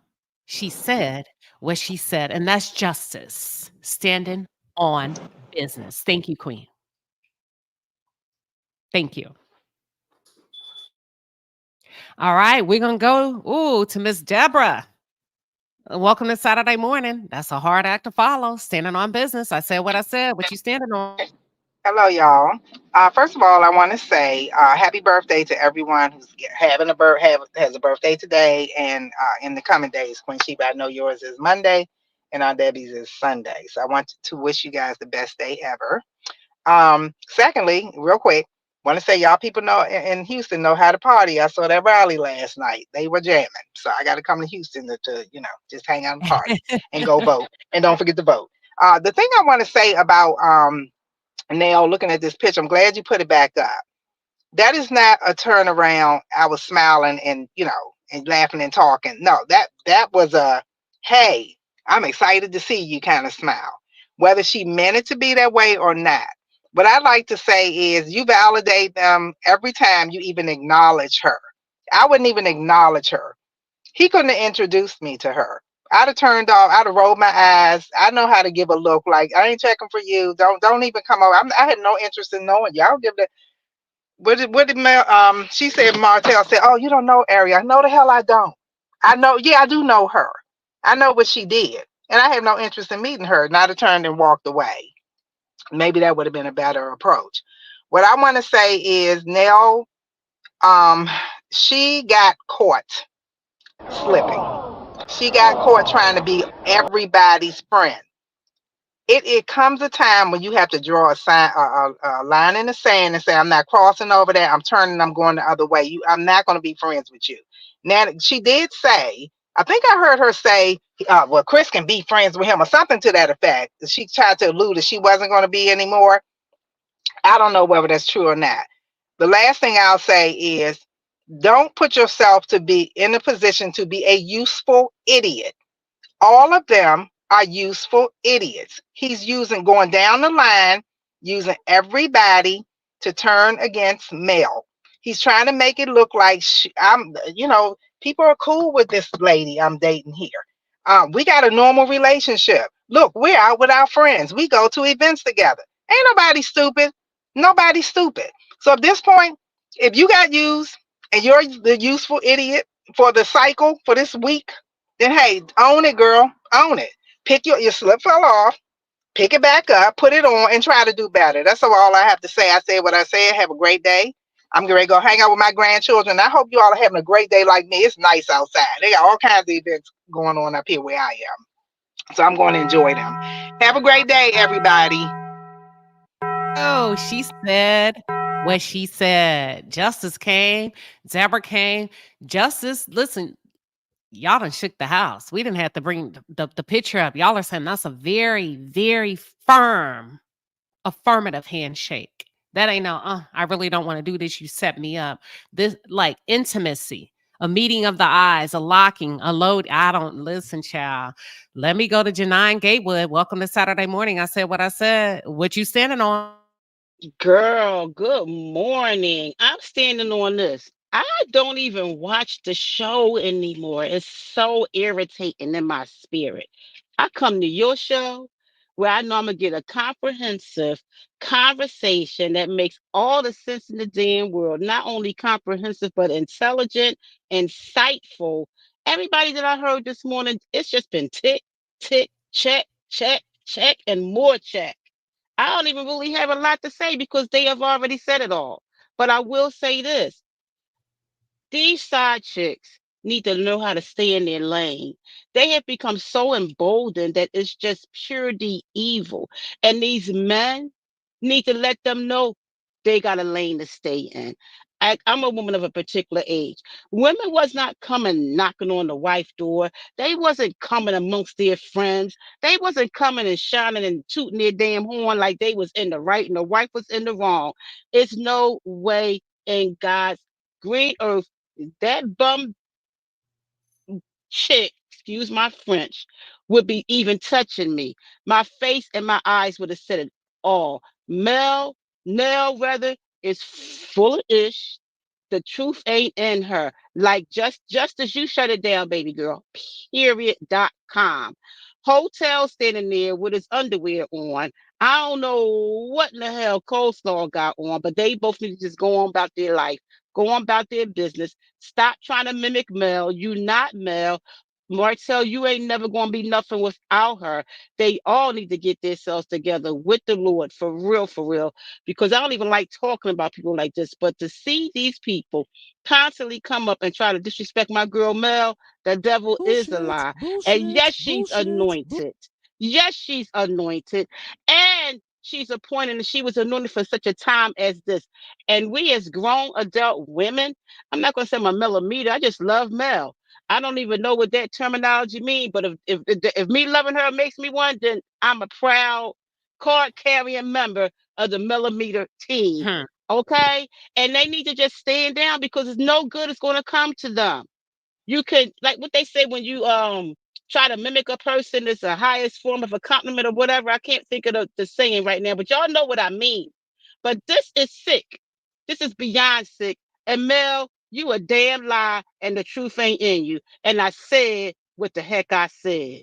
Period. Bruh. Thank you, Queen. Bruh. Thank you. Bruh. Listen, that's Janine Gaywood, and she said what the hell she said, standing on business. Listen, Justice came and challenged us all and said it's right in your face. She said, listen, thank you, Janine. Thank you, thank you, thank you. She's going to drop down and join the party in the chat. We got 3 more callers, and then we're going to switch the flow of the conversation. TJ's baby, welcome. Good morning, Queen. Happy birthday to all the Scorpios. This is what I need to say here. Nell, the only reason why that hoe came up on there yesterday and said what she said, because that picture was taken last week, and she probably been trying to get in touch with Melanie, and Melanie ain't fucking with her like she do the rest of them hoes on that cast. And that's why she came up on there so that she could say what she wanted to say to Melanie through a live. And the thing is this: if you laughing and giggling, and then all of a sudden you see some shit that you don't like, your whole fucking demeanor gonna change. Your whole attitude gonna change. Your facial expression gonna change. You probably gonna be hormonally fucked up. You ain't gonna be grinning and still grinning. She didn't stop grinning. She was grinning when she saw her because she know she cool with this hoe. And the thing is like this. I don't have no friends. I mean, I got friends. I got some people that I know on a first name basis. I got some associates, but I ain't got no whole lot of friends. And if you my friend, I'm rocking with you. If you don't like this motherfucker, I don't like him. If somebody did something to you, they did it to me. So with that bullshit she talking about, I like both of them. Mel ain't fucking with her. So she came up on here because the reason why I know Nell don't like Melanie is because Melanie didn't do what Mel wanted her to do, and that was to stay with that bitch bastard. That's what Nell wanted her to do. And that's why all them 304s on that cast, they mad at Melanie because she didn't stay and be miserable like they miserable asses are. And they hate her for that. They hate that she left and she blew up. And there's one thing I want to say that I didn't get to say last time I was up here. And that's the shark mouth. I know your bitch ass is up here listening. But let me tell you something. You said something about Melanie on the live you went on. Let me explain something to you and your bitch bastard boyfriend. That some bitch said that Melanie would never be nothing without him, and Melanie will never get a man because she got 4 kids. I got news for you. Fuck what you heard. Melanie can point at what she want. Can you? And I said what I said. Thank you, Queen. Wow. Hold on. Woo. All right. Listen. That's TJ's baby. She said what she said Saturday morning. I said what I said. It ain't never personal. Because she said what she said. She signed it, sealed it, and delivered it. And with that being said, I'm gonna keep you for last. Hold on. Let the Estate Noir up. What you standing on today, Queen?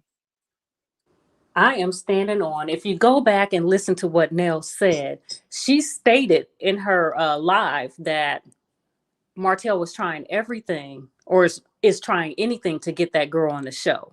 How would you know that if you're not intimately connected to what Martell is doing and his plight, his plots, and his plans? You're more connected to him than what you say, right? Mm-hmm. Birds of a feather flock together, right? Nell's outrage is because Martell didn't come to her defense. There ain't no honor among thieves. So my message to Mel, take that whack ass wig and your whack ass attitude and your whack ass reformed side chick behavior someplace else. And I said what I said. Hold on. Wait, y'all cooking. I cannot. And she said, what the hell? She said now. Listen.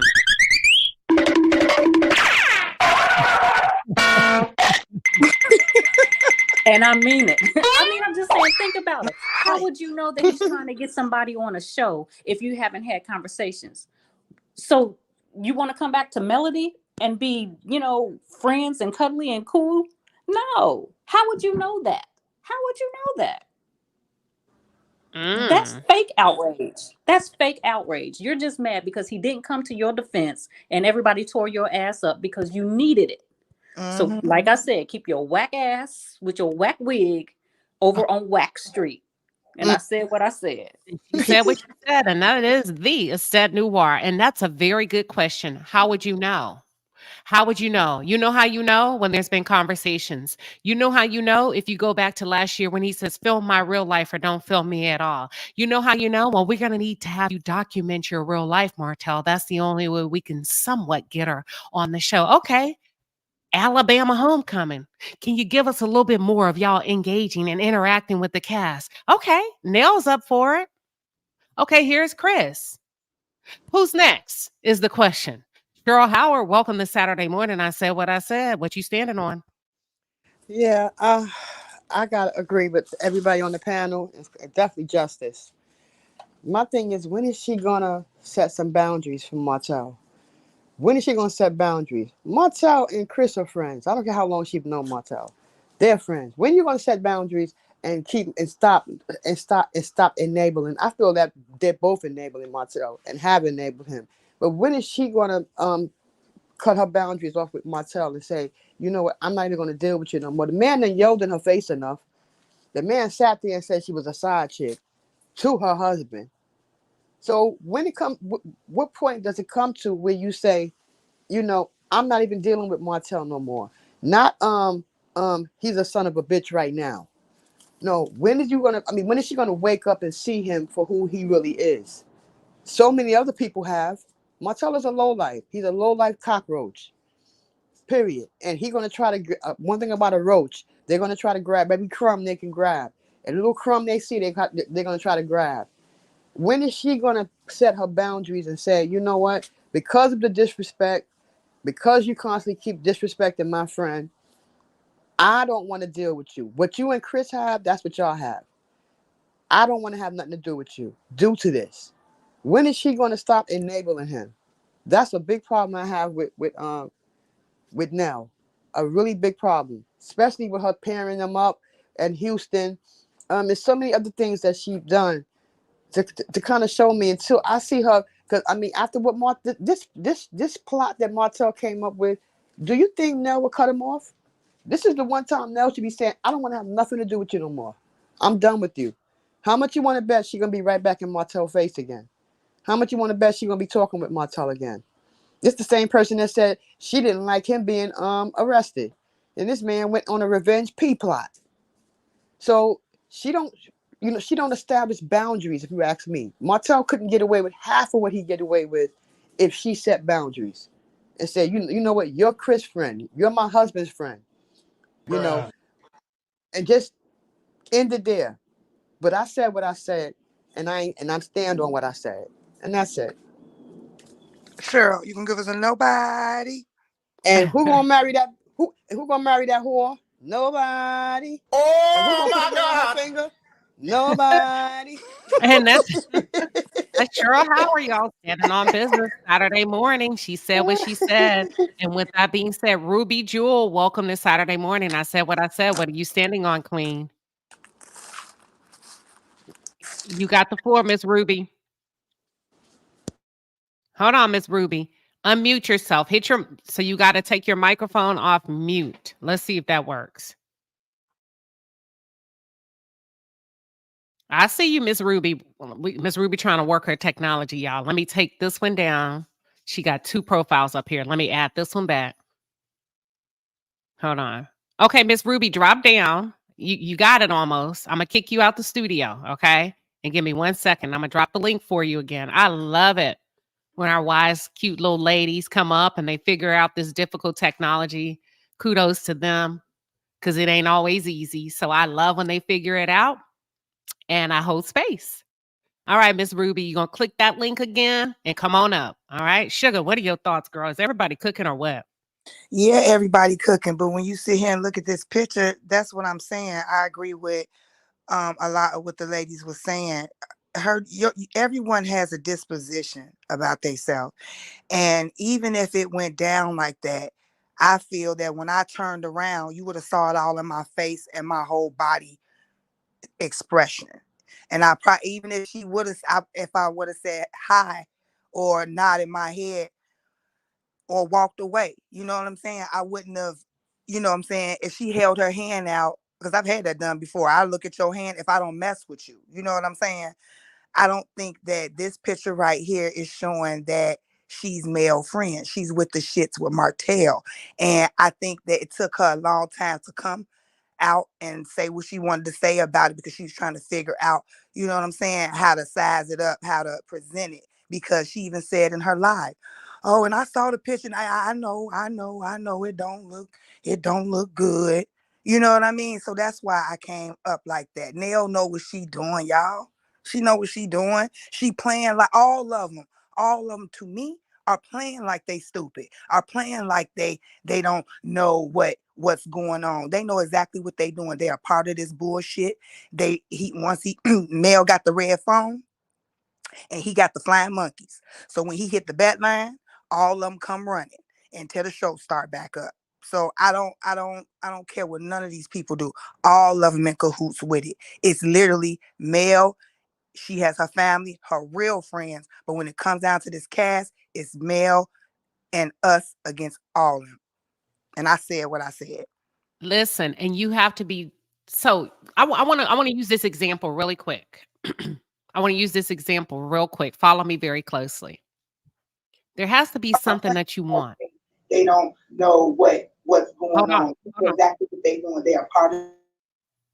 Okay, Dora, you got to turn off the device that's playing in the background. Just hit mute because otherwise it's going to give us an echo. So follow me very closely. In order to get caught slipping, you have to be playing dirty. Somebody said that earlier. You can't get caught slipping if you're not playing dirty. But I also want to say there has to be something you want. See, I don't necessarily think Nell wants to be friends with Ariana. There has to be something bigger than that to make me slither on my belly like a snake. And if we go back to the Garden of Eden, who bit the apple first? Eve. Eve. Chris is smart enough to stay out of the frame, the picture. There has to be something that you want. And what did the snake promise Eve? Does anybody know that's on the panel? Knowledge of good and evil. You have the ability to know the knowledge of good and evil. Pisces girl, your device is disconnected. The Essed Noir, you want to add to that before I go a little bit further? Yes, Nell wants to be vindicated. That's why it's all the back and forth, you know? No, I'm talking about the bigger picture. The Garden of Eden. There has to be something that you want in order for somebody to make you slither on your belly like a snake. That's what And I'm when saying. the snake promised, what did he promise Eve if she bit that apple? The notoriety. And that's what I'm saying. Nell wants to be that she would know what God knows. It's the Keep knowledge. going. She would know what God knows. Like you would know everything. You know the power. You would see everything. Basically, you would be like God. to be godlike, right? Yeah. And who is the God on the show? The leading lady on the show? Come on, y'all, quit playing. Oh, Nell. right. Melody. Thank you. Yes. She Well, wants So to I'll bite. always, Yes, but I I will always bite said this that they want to be apple. like her. I will bite this apple, i.e., this picture. I will bite this apple in exchange for the forefront of being a leading lady, because me and my husband been together longer. See, I'm not worried about Martell. That's why she said in his book, because I have more longevity than him. And at the end of the day, me and Fletcher can run circles around you and your tramp. So if it takes me shaking her hand because I'm playing the long game, and the long game for me is if I bite the apple, yeah, I'll bite the apple to be the leading lady on the show, because I know Mel won't be able to stay around too long if this lady gets on the show. Mel's going to have to make a decision. And that's how she know Ariane's coming on the show, because you are indeed a part of the plan. Y'all feel free to jump in. Don't wait on me to call you. Okay, Queen. This is Pisces girl. If you Mhm. would allow me to expound upon what you asked and what you just said, absolutely right for the panel. However, this is what I'm going to push back on. Yes, Eve did eat that forbidden apple. However, as we go through the Bible and all the queens that are mentioned, matter of fact, let's just start with Mary. God came to Mary first. God was telling women everything first in the Bible before it got to the man. Let's get that all the way straight. Now, with that being said, Nell, the reason why not only she bowed down, it was because she wanted her husband. She wanted her husband's to make sure he validated her and to keep her validated. That is the key. She was not trying to lose him. She knew the connection with her husband and Martell. And again, when we read the Bible of all the queens, they were told first. God told every woman first in the Bible before it went to that man. I said what I said. Thank you. Thank you for joining in. Lovely one in the chat says, I'm just saying, Nell faked it with Slaw for what? For the longer game. For the longer game. Mm-hmm. She chasing fame. Go ahead. Who said that? She chasing fame. That's what I think Mm-hmm. her problem is. She chasing fame and notoriety. That's what it is. And like you I'll said, fake it all day. people will do anything to get fame sometimes. Yep. Here's what's And the important. vindication that she wasn't a side chick, you know? Mm-hmm. She wants to be vindicated and elevated, like you said, to that queen status, like Melody. I wasn't a side chick. I was never second, third, fourth fiddle. I've always been in first place. But she hasn't been. So she's going to play dirty with whomever she can and step on their necks to climb to the top, because she's a snake too. Mm-hmm. I'll say this. In order to get Ariana on that show, you have to have people that are willing to film with her. Mm-hmm. Somebody has to go first of the ladies. So now you got two. Destiny's just clever enough not to be seen. Well, Destiny's already been seen with her. That wasn't good enough when Destiny filmed at the birthday party. Could it be? This is just a hypothetical question. Could it be they've been working on this for months, ever since Destiny dropped that photo, that video of Melody's kids with Arion, his real life, his birthday party at the beginning of the year? Could it be production said we need something else, a little bit more solid? Can we get like some really good events? If we can, could it be? I'm just asking hypothetically. It could. I believe. I believe Mhm. I believe they have a plan. I believe we're just seeing it play out. I think Boom. we are right. We already clocked that T. We already clocked it. And I think we're watching it, and she sees how bad it is. And that's why I had to give shine to you content creators, because y'all weighing them down. Y'all weighing them down and they can't take it. And it is hilarious. I'm just saying, y'all putting the pressure on them. I just want to say, I agree, Justice, but Justice, they putting some pressure on them. I be reading them comments, and y'all is not holding nothing back. And I think it's getting that's why the plan is not working. But we're definitely watching the plan unfold. And Martell is dumb as rocks. You bringing somebody on the show that's wearing somebody's couch covers. I mean, you bringing somebody on the show with no Versace and Moschino for my missus. And you bringing this thing that look like something a truck ran over onto the show. Good luck, Martell. Good luck. Good luck. Miss Dora, I know you've been waiting, but you have you want to jump in? You can. Okay, thank you so much, Queen. Happy to be here again. And um, first of all, I'd like to wish you a happy birthday for Monday. Thank you. And I've been sitting here for a while. I have, but I mean, it's no big deal because I didn't know if I was going to say anything or not. But since I'm up, I have to say this, and I'm probably your oldest fan. We already talked about that. I was 79 years old. Got, I've How seen a wonderful. lot and I've heard a lot. And about the girlfriend versus the wife situation. Whew, it's just been too much for me. I don't know what to say now because I think at first I was believing Nell, but then when I disbelieved her was when she said she didn't know what Ariana looked like.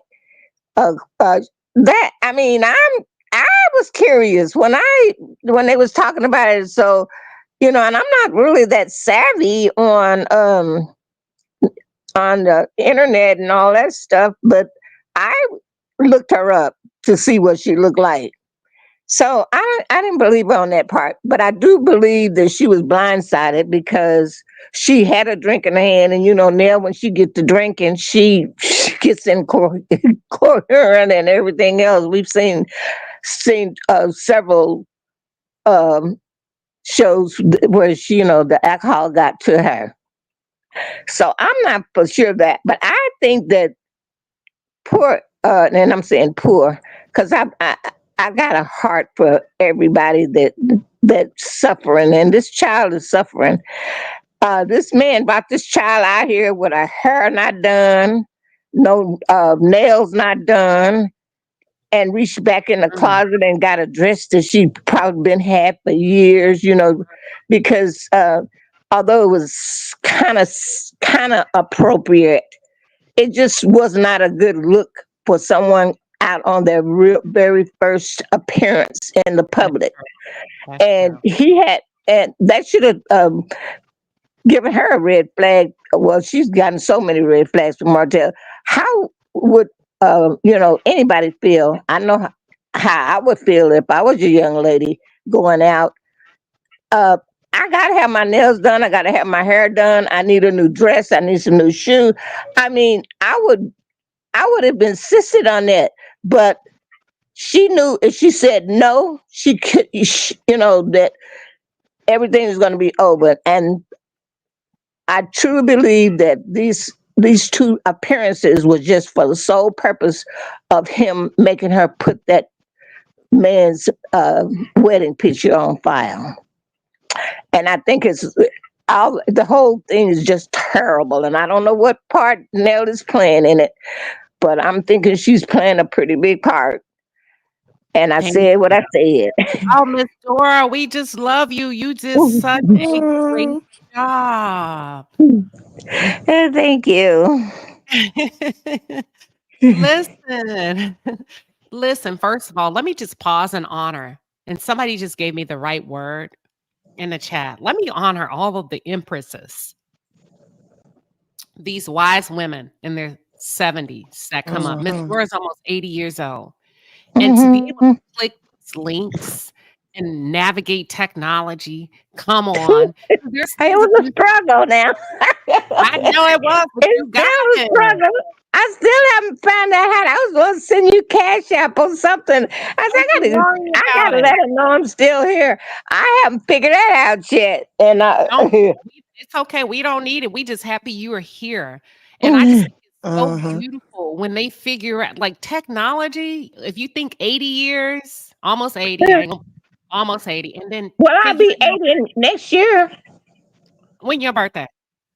August the 25th. I mean August the Okay. 15th. Where I'm talking about the 25th. Where I got the 25th. I'm thinking about my grandson's birthday now. But it's August the 15th. I was born in 1945 and I've seen a lot. I've heard a lot. I've even been in a situation, not for myself, but my daddy had two families. We Mm. lived on the south side of town and that other one lived on the north side of town. I didn't know anything about them until I was 20 years old. Oh Lord. Mm. Yes, I mean he was but I held my father to the highest Hmm. because he took very well care of us.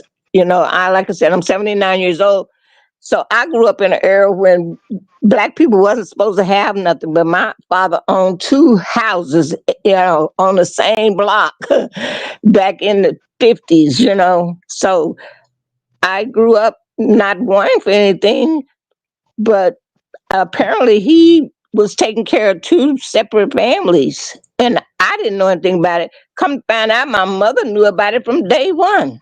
Oh Lord. We're gonna have to talk Mhm. about See? that later. We're gonna Mhm. Yeah, and she's I wanna gone talk on about the that stuff. glory now, but she set me down when 2 years before she passed away, and she gave me the entire story.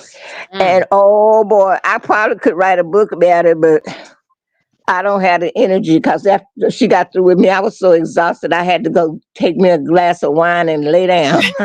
Yeah, I know that. But that goes back to saying about Ariane, how she is not a typical side chick because I know.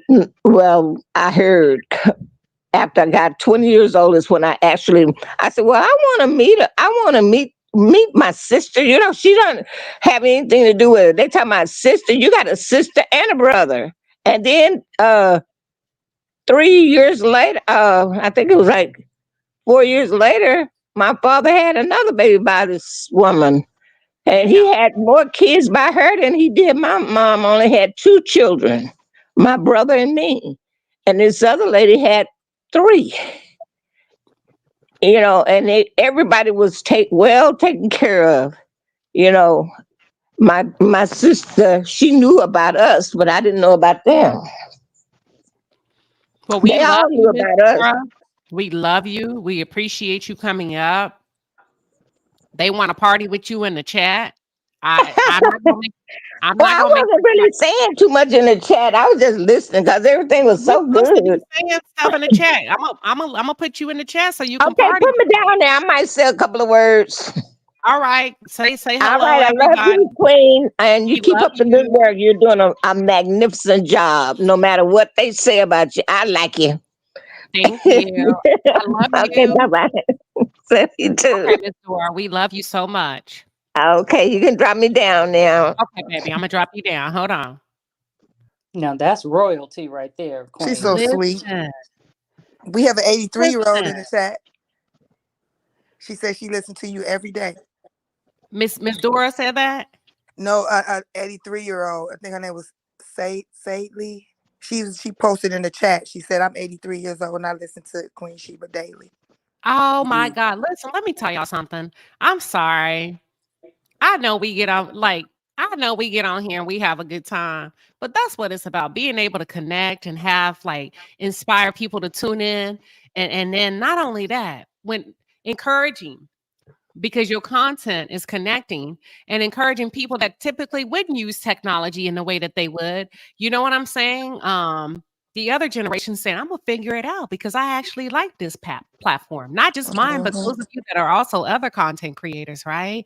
And make sure that we feeding them something outside of BS every day. At least that's what we try to do over here. So I am just my heart is just so moved when anybody of a particular age can figure out technology, because sometimes I can't always figure out technology. And the fact that Miss Dora, Miss Ruby, Aunt Debbie, who else be coming up here? And our sweet pea in the chat. And Dog Lady, that's 76 years old, can figure out how to get out here and tick and chat with y'all. Y'all, I'm sorry. For me, I'm just loving it within the community. And Ruby Jewel, unmute yourself. You finally made it back. Let's see if your mic. Yes, I did, Queen. And thank you so much. And I want to reiterate that I had no knowledge of this sector of YouTube. I had been listening to my gospel music, the sermons, but when I found out about your platform and what you are all about, this is the only platform that I've ever joined. I love your commentary on how you put it out. You make us think, you make us want to do better. And I appreciate that so much.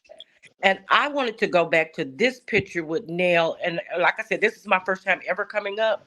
But when I looked at this, the first thought that came to my head was, you stated in your live that Martell introduced you to Ariane. However, I didn't see anybody around that you were speaking to Nell. And then in your live, you were stating that you and Mel were such good friends. Mel know how much I love her.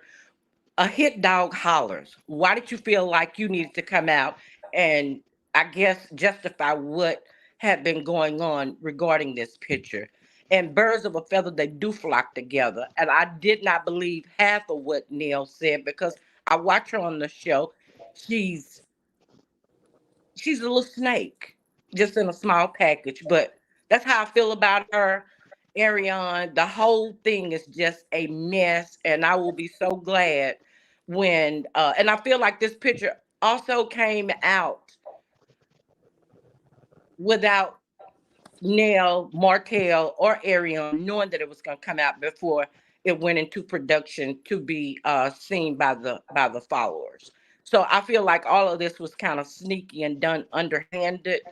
But this is what love in Huntsville has come to. So thank you for allowing me to come up for my first time. Thank you, Palace. I'm nervous, and thank you. You did good, Miss Mm-hmm. Ruby. And let me say, I said what I said. Yes. Boom. There you go. Let me give you some hold on, we gonna give you this. Yeah, she said what she said. Thank you. Thank you. Now you know how to work it. Yes, Okay. I do. Thank you so much. Thank You you. you're so welcome. Y'all make sure y'all show Miss Ruby some love in the chat. She's gonna come back and party with y'all in the chat. We just love all the ladies and the men that have come up today, y'all. Or Miss Ruby, you can hang out with us if you don't want to drop No, down. That's fine. you can drop me down. Hey, you know how you see me try to get up here nine Okay, times. let me drop you down. Let me drop you Thank down. I you. got you. Okay. All right, Aunt Queen Sheba. Debbie, welcome, girl. Aunt Debbie. Hey, Empress Debbie. Hello, ladies. Hey, Queen. Happy Hey, birthday. yes, It's our season. And thank yes, everybody for the birthday wishes. Thank you so much. May God bless. And we're going to enjoy Scorpio season. Yes. yes, Mm-hmm. we are. Yes, we are. Aunt Debbie, what you standing on today? I'm standing on real business with Nail's ass. Mm, Nail, you lying. To me, this was damage control. See, Nell had a lot of millimeters as fans. And I noticed she was up there where they said 16, 17. You knew about this picture. It's been on YouTube. Your husband ain't had to dig nothing up. Stop lying. Stop playing in our face. Just stop. This picture says 1,000 words. Y'all have met before. Y'all got something in common. Old side chick talking to the young side chick. I guess you gonna mentor her too. But what the dummy on the side don't know, the same people that plot with you will plot against you. Martell knows that. Because Nell got her own agenda, just like you said. She ain't doing this for nothing. She feel like her and Chris should be where Mel and Martell were. And this is a subtle way of planning to get there. Nell is a snake. She's not a mentor to Mel, never have been. She's not a friend. Cause no friend gonna tell you to wallow and stay in abuse where they know a man is mistreating you, misusing you. No friend gonna tell you to stay in that. Then when you step out on your own, they sit up and try to be a Judas to you when you took them on a trip and argue about a place card. That's not what friends do. So Mel, I see you. Your cover is off. You can't play these games with me. I see you for what you really are. You're not a friend to nobody. You got your own agenda of what you want and how to get there. And whoever's helping you is not going to work. But keep on. Go head on and see where it gets you. I'm not a fan of yours, Nell, and I never will be. And I don't care about no Nelly bells, dumbbells, whoever you got. Did you say He dumbbell? said dumbbells. Hold on, Nelly bells, dumbbell. I'm not with that. We see you. We see you. We critical thinkers. And we could see through that. So go ahead on, Miss Nell. Go on with your side chick behavior and teach her. You telling her, see, it's all right to be a side chick. Sooner or later, you stand around and be a pygmy, you will get the man. And that's what that picture says to me. And I said what I said. Let the games begin. Let the games begin. Yes, let the games begin because that's what it's about. And with that being said, hold on, y'all. I want to shift into the super chats because some of y'all are making really good points, and that's on Debbie. And tomorrow is her birthday. So if you haven't already, please make sure you wish her a happy, happy birthday in the chat. That's how we doing it over here. And let's get back to these super chats. All right, Palace, the Super Chat Squad is in the building. We appreciate you, baby. The Super Chats are fire. Get in your bag. That's a lot of money.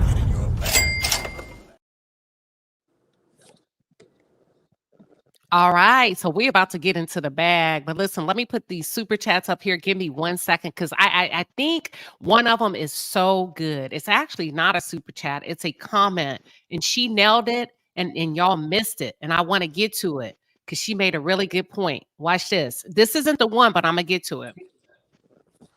Okay, I got that one already. Kendra with the 5-piece and the pepper says, I said last night that Nell has not been the side chick. She has all been the last choice. She has always been the last choice. She's mad that Mel is the first choice. Always. Always. Happy birthday. Thank you, Kendra. Appreciate it. Shay P says, I still talk to a chick my homegirl fell out with, and they've already made up. Okay. Different strokes for different folks. Shay P coming in with a 5-piece and a pepper. She says, has Nell not had that same conversation or held Thunderstorm or Destitute Destiny accountable for hanging with Slaw too, since those are her friends? Hell no. You know she haven't. Janice Walker coming through with a 10-piece and a pepper. She says, in the picture, look how firm that handshake was. Shay P coming back with a 5-piece and a pepper. She says he's trying to integrate Slaw amongst Mel's friends cast to make it seem like they're cool enough with her to film. Yep. That's exactly what we're thinking. Sweet Thing with a 10-piece and a pepper says the Mellometers came in Mel's life to help her fight. You can tell by Mel's close circle of friends, she's not about that life, but we are. We are not a cult, but a sorority. Ooh. Miss J. Cole coming through with a 5-piece and a pepper says, I'm an Aquarius, just like Nell/Kimmy, very loyal to what is right. For them to go the other way on Mel, it's intentional. We be knowing what we doing. Thank you for clearing the space and the ear, Miss J. Cole.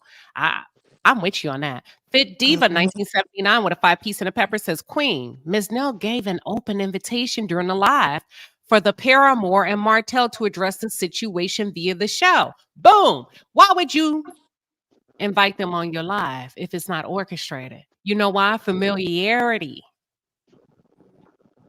Now we're engaging. I'm shaking hands. I'm rubbing elbows. You've been on my live. I've been on your live. It's a smooth, easy, warm transition to the camera, in my opinion. Watch this. Watch this. Anne Marie broke it down. This is the comment I was talking about. The fight is not only for the first place, the leading lady. See, the women want to be the leading ladies. The men are just fall in place because they can hold their own on their own. But there are times the men are going to have to film together without the ladies, and the ladies are going to have to film together without the men. But the real fight is over the fan base. And Anne Marie, you got it right. The real fight is over the fan base. If Melody Cherie stays or goes, who gets the fans? Oh. Brown Sugar 2 with a 5-piece and a pepper says, plot twist, Martell is going to jail. So for nothing, and Mel still win. Care Bear with a 5-piece and a pepper says, I wouldn't let Tell and Arion spoil my mood either. Hello, and look at Martell. Like, she said, I wouldn't let Tell and Arion spoil my mood either. Hello, and look at Martell like, I see you, ninja. You know what? I understand all sides. It's been a hell of a conversation today. Everybody has made really excellent points. Miss Sadie Ellis, thank you. We're sending love to you. She says, I am 83 and I listen to Queen Sheba almost daily. Thank you, Miss Sadie. We're sending you love and hope that you have a beautiful weekend. The Real Empress with a 10-piece and a pepper says, Nell is willing to sell her soul to gain the world, and we all know how this will end. Shan coming through with a 5-piece and a pepper. Shan says, Nell didn't mind cutting off her stepdaughter, Lexi. Ooh, for the girl. Girl, on camera. Ate her alive on camera. That says something. That says something. And that's Chris's lineage. That's Chris's bloodline. Imagine what she'd do to a woman that's not related to her, because Lexi's not related to Nell. I'm sorry, that's not her child. I don't care if she did marry the father. That is not her child. What are y'all's thoughts? And gave Lance Chris's last name, because Lance's last name is Fletcher. Exactly.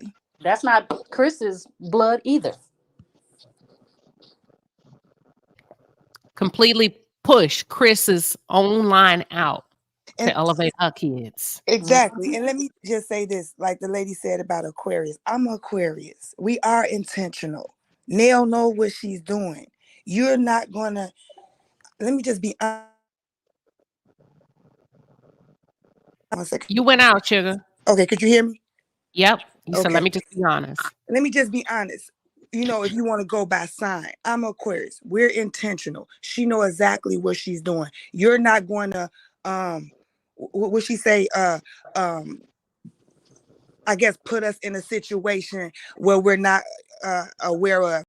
You're not gonna sneak up on us. I'm not trying to hear that. Nell is not dumb. You know, she's playing a role, and it makes me believe what you're saying, that it is an agenda. You know, I'm saying Queen Sheba, because it was intentional. She knew what she was doing. She didn't like how the picture looked and how everybody was riding her ass down.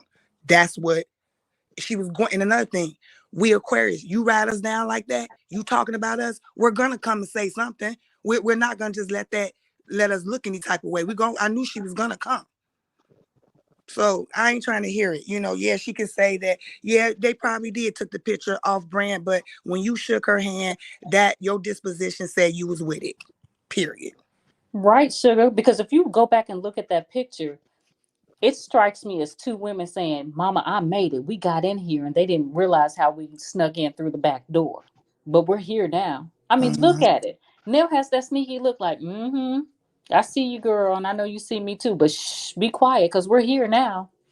Just like that moment that Destiny and Stormy had in her Madani when they was talking about Mel, the marketing queen, or the whatever they was talking that crap when they was standing inside of Madani.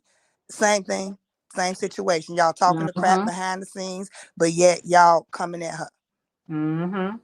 And another thing I wanted to point out too, when when Empress Dora came up, look, I done added Empress to her title. She talked about Ariane looking disheveled and crazy. Isn't Ariane the one always talking about she's that girl? So if you stay ready, you ain't got to get ready. That's a lie. So she just confirmed what everybody always knows. You're not. And then she said, "Now we got to remember." She Coleslaw said, "I'ma have the last laugh." What's the last laugh? Being on a show. Right. Being on the show. And that's fine. Watch this. Rashida said her live last night, meaning Miss Nels, just hit one of the blogs. But what did she say? What did she accuse Martell of doing in her live? She said, fuck it. You set me up. You won. You hit the blog. You won. Now you hit the blog. What did he promise you, Eve, to bite that apple? Huh? Now you in the blogs. So what is it? Okay, so now you viral. He viral, you viral. I'm going to just let it linger. I think it's a very interesting, but I'm not shocked. I think y'all have completely changed my mind. I ain't gonna lie, I was believing her at first. Now, there were a couple of things when I played the video, I was like, but did you have this conversation with Melody? Did you say this to Martell? Exactly. And I was a little confused as I was listening to it, and I was gonna play it and walk through it together, but y'all are so up to speed and up to par, I didn't even have to play it at all. Babe, bring me a mimosa, please. Yeah, she didn't even contact Mel. Listen, don't be having no conversation with no fucking social media if we real friends that you ain't had with me. Real friends. Quit playing with me. Like, don't be having and I want you all to look at it from the perspective, if we are real friends, ain't no way in hell. Real friends, y'all know how you are with your real friends. Ain't no way in hell your real friend is going to shake the hand of a woman that was sleeping with your husband, that tore up your family. Right. We're not talking about being cordial. We're not talking about being cordial. Most women will be like, what the hell? Hell no. That could be the natural reaction. Right. She could even say it like when if she would have said on her live, like, yeah, I called Mel and told Mel I know how it looked. It wasn't like that, or what, because that's how I would have came. I would have came like I contact her first. Or why called you her right coming on after. She had real friends. Girl, guess who is here? Girl, who? Yeah, I would Y'all have already know how that go. We would have been texting like, this girl, did she? You would have been texting. I would have walked off and texted my friend like, girl. Thank you. But your body language would have defended your friend, where you wouldn't have had the text first. Because as soon as you would have saw somebody on site that has been this foul to your friend, I don't know about you, my mind may say something, but my body's gonna do something different. Not just to your friends, to your kids. Right. But I mean, I'm just saying, my whole body is gonna just reek with, don't touch me, don't look at me, don't breathe the air that I'm breathing, get the fuck away from me. Yep. And you've been playing with my hand would have got cut off. Huh? Somebody's hand would have got cut off. Hold on. You remember when Jamie Foxx and Denzel were playing around? and Jamie was playing like he was in a, when they were playing, he said, "Get your fucking hands off of me." And Denzel started laughing, and they were going through like they were acting like they listen. That's the type of time I would have been on. Girl, if you don't get your no, ma'am. I'm talking about real friends, y'all. Right. You can't be a real friend. When this bitch done talked about my kids on the internet, ain't no fucking Right. cordiality. It ain't no level of cordial that I would ever be when you've done that to my friend that I've been friends with for years. Girl, you lucky if I don't pull that hat off your head. I'm just saying, you know what I mean? Exactly. And Nell Right. knows more than what we know. Nell really knows the deal that has gone down. And you sitting up there kikiing in somebody's face? No. Mel, Mel I ain't gonna decided. lie. At first, I was like, I listened to it. I was like, okay, yeah, he did set her up. But boy, when y'all came and everybody gave different opinions, I was like, whoa, wait a minute. That's why it's good to get around people that challenge you to think differently and not just run with crowds that you run with. Get around some people with some different opinion. That's going to shake you up a little bit. And speaking of shaking things up, that's what I'm about to do.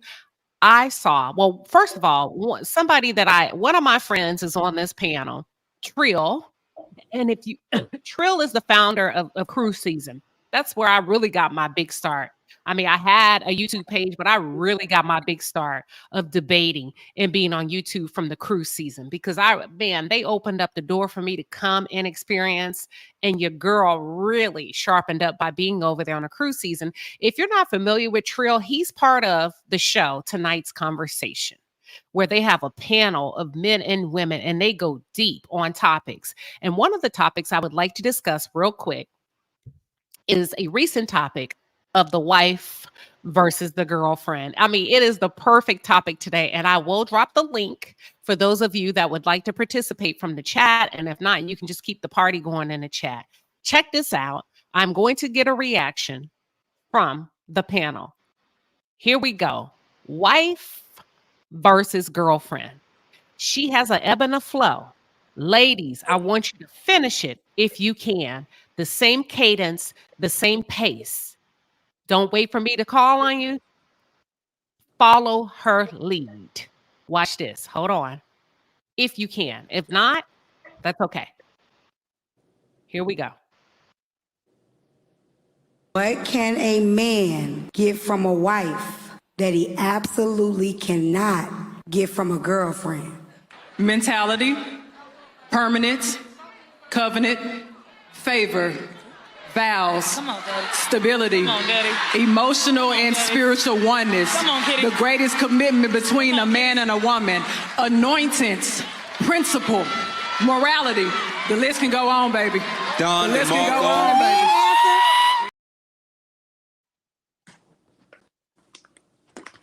She was cooking. And she sound like you. Let me play it again. What can a man get? Say it again. Feel free to jump in. Don't wait for me to call on you. Follow her cadence. You see how she dropped one word at a time. Here we go. But she sound like you should. What can a man get from a wife that he absolutely cannot get from a girlfriend?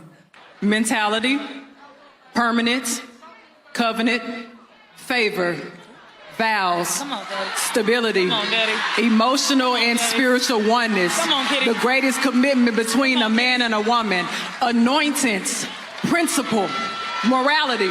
The list can go on, baby. The list can go on, baby. Favor, respect, all that. I love it. Loyalty. Yes. Companionship, procreation, redemption. Yes. Mhm. Foundation. Cleaving to each other, becoming one. Foundation. Mutual submission. Ooh. Support. Guidance. Respect. Favor of the Lord. Legitimate children. A strong lineage. A covenant, like a covered bloodline. Prosperity. Profit. Honor. Stability. Friendship. Pillars. Security. I like that. Yeah, pillars, the kindness, the appreciation, like you said, the respect. A foundation. Truth. Acceptability, dependability, reliability, decency, covering. Somebody said trust, prayer, Tenderness, Right. a loyal partner, wisdom. compassion. Right. Sacrament. Loving. Mm. And if I Knowledge. bring you up, just jump in. A friend. Right. A friend, A partner, longevity, Mm-hmm. God's favor, Sacrifice. happiness. Oh, is it? That was a strong word you just pointed in. Sacrifice. Yep. And guess what? Every anointed woman who is on this panel must understand sacrifice. Yep. Sacrifice. Do you understand what that means? Melody is the epitome because she's on camera, in front, on a stage. Sacrifice. She sacrificed the Mm-hmm. shameness, the everything that was coming against her. She sacrificed it all for Mm-hmm. freedom. Do Mm-hmm. y'all understand what that word means, sacrifice? let's hit it with compromise too. Hello. What? Come on now. Mm-hmm. All right. Hold Come on. on. A- Come on. Let's preach. affirmation, Come on now. wisdom, That's right. That's right. grace, peace. What Wisdom. Yes. does a man get from a wife that Come he on. cannot get from a girlfriend? Listen, Preach. Preach. Wholeness. Preach. When you Can I talking about wisdom, sacrifice, knowledge, understanding. But she's a witness. Mm. somebody said integrity, but watch Right. the flip side of it from a man's Morals. point of view. Come Watch on this. now. Watch this. Stay with me. Everybody mute up. Now listen to it from a man's point of view. I'm going to play it from the woman. Don't come off mute. Then I'm going to slide into the man's version. What can a man get from a wife that he absolutely cannot get from a girlfriend? Mentality, permanence, covenant, favor, vows, stability, emotional and spiritual oneness, the greatest commitment between a man and a woman, anointings, principle, morality. The list can go on, baby. Done. The list can go Marco. on, baby. I need to hear from the men. I think it's hard to follow that without saying some toxic. True. Come on. Come on, But Ace. Keep it women real. will give all that to a without that marriage and that ring still. Keep it real. And so a lot of men don't feel incentivized to go to that next level because I'm getting all those things that you just said Can I ask you a for question? free. What's up? Don't most men require that before they say that they'll marry you, right? Because most men will say No, that that's they the game. need. What happens is you allow a man to put you on layaway and you give him full benefits of you right now. You allow that man to eat at your all-you-can-eat buffet and then you say pay later if you feel like it. That's already full. I'm walking out. What the fuck I got to pay for? How many men have left you better than when they found you and you left worse? Because you poured into that man and that man didn't have to pour into you. So what I'm saying is, what you said is correct. But it's something about when you introduce a man with swag that changes all that.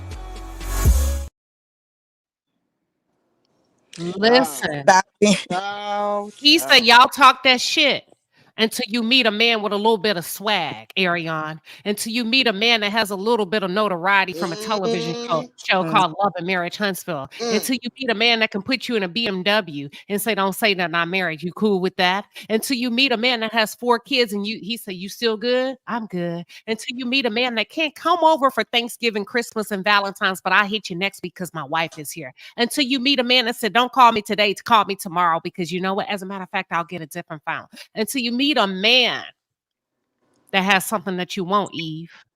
that will cause you to slither on your belly, drops all of your morality, your integrity, your decency.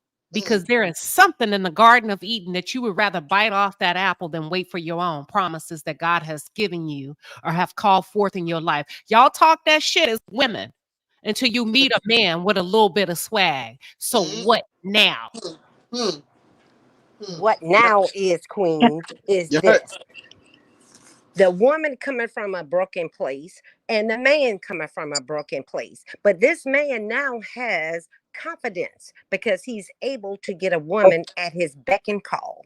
He is able to get a woman because he has stature, he has money.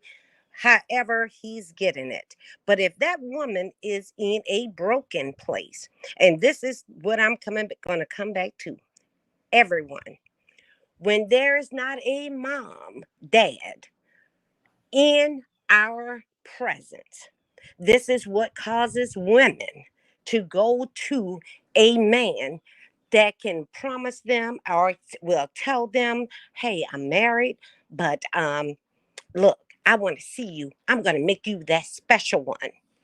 I would give you this story. My cousin, when I tell you, he had so many women, but it was my aunt that told him, because the phone was just ringing off the chart. There was no cell phone, no beepers, no nothing during this time. And my aunt told him, Junior, I'm not lying for you. He was like, well, I just don't want you to answer the phone. Don't say I'm not here then, or what have you. She said, oh, no, I'm going to answer my phone. And if they ask to speak to you, I'm going to give you the phone. When I tell you, when she told him that, she gave him the phone, my cousin Junior stepped up and said, look, I am in a relationship. However, I want to.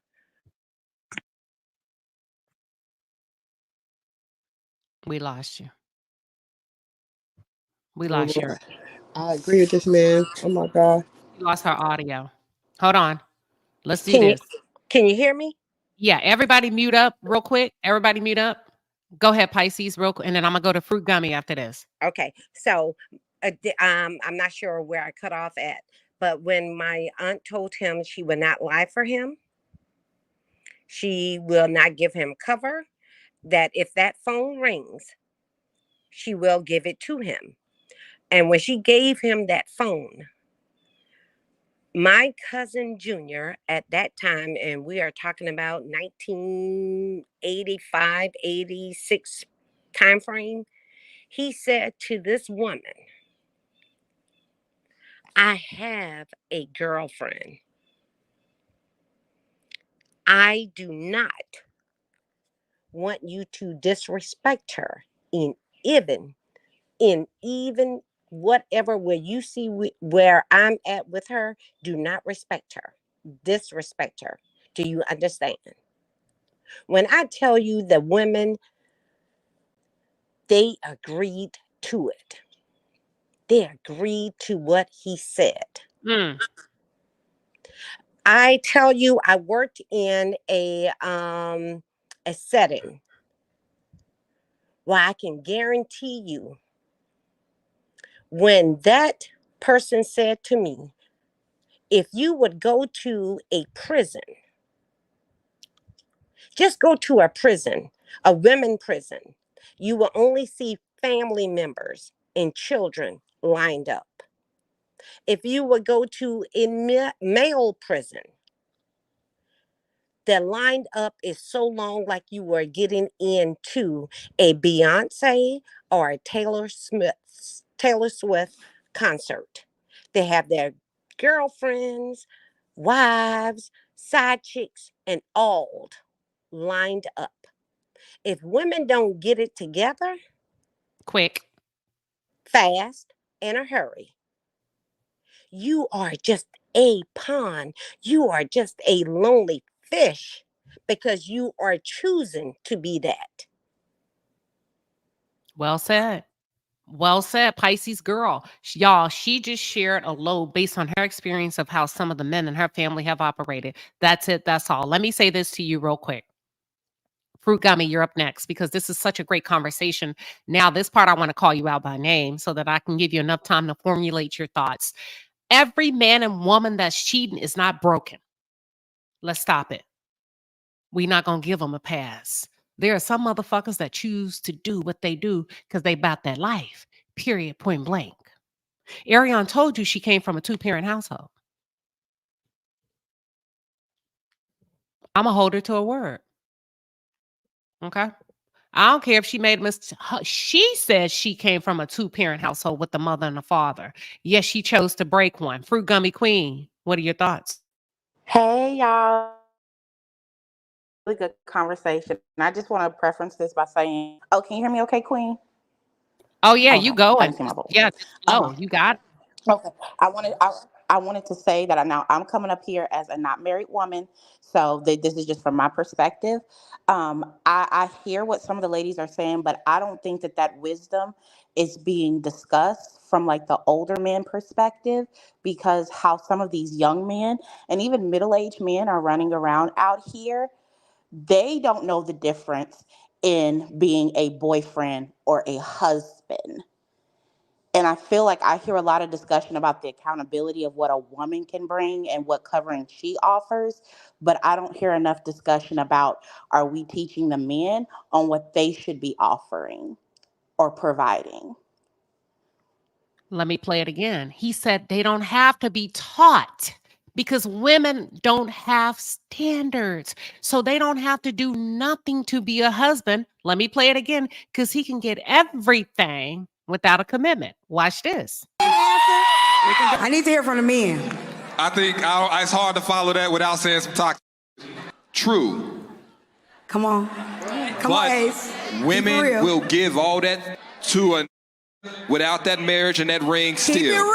And so a lot of men don't feel incentivized to go to that next level because I'm getting all those things that you just said Can I ask you a for question? free. What's up? Don't most men require that before they say that they'll marry you, right? Because most men will say No, that's that they the game. need. What happens is you allow a man to put you on layaway and you give him full benefits of you right now. You allow that man to eat at your all-you-can-eat buffet and then you say pay later if you feel like it. That's already full. I'm walking out. What the fuck I gotta pay for? How many men have left you better than when they found you and you left worse? Because you poured into that man and that man didn't have to pour into you. So what I'm saying is, what you said is correct, but it's something about when you introduce a man with swag that changes all that.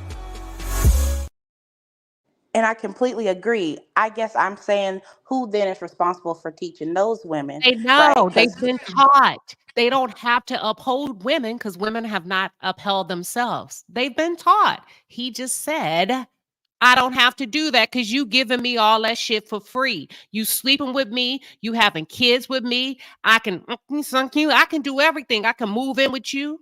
So it don't matter what they've been taught because we have lowered the bar as women. They've been taught. They know what to do. But he said, I can get it for free without marrying you. I know I'm supposed to marry you, but you don't require that because you let me do I was anything I referring need to to. women, like who's passing the torch and the knowledge to women, because I've seen this not just in single parent, like people who had single parents, but like people I see that grew up in 2-parent households that witnessed their moms. Like you said, they were in 15-year relationships with their dad and then eventually they got married. So it's like a torch of like bad behavior being passed down and people having to figure We things are out. we walking into it voluntarily. I can teach you all day. I can't make you say no, I'ma wait. I think at this point it's beyond teaching. I'm not agreeing to disagree. And I think we got to listen to what he's saying.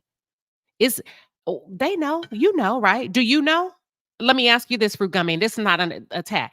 Do you know right from wrong when it Yes. comes to your standards, right? Yes.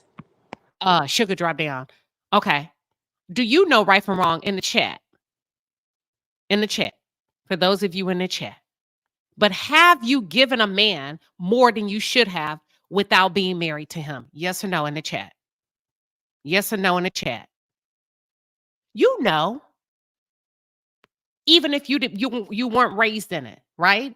At a certain point, you get to an age, I want a husband. I want this. I want that. Okay, everybody saying yes. Cheryl, everybody come off mute on the panel. And I'm still gonna go back to fruit gummy. Okay. I'm just gonna Me? ask a yes or no question, y'all. I'm just gonna ask a yes or no. Cheryl, do you know what it takes to be a wife? Yes. Have you given a man more than you should have in the past, present, whatever, or current before you got a ring? No. All right. The Estate Noir, do you know what it takes to become a wife, if that's ever what you wanted? Yes. Yes. Okay. Have you in your past, present life ever given a man more than you should have without him marrying you? No. You've Mm-mm. never gave a man more than you should have without him marrying you ever in No. your life? No, because I always knew the distinction about being a girlfriend and being a wife, and I wasn't gonna give it for free. I just Right. wasn't.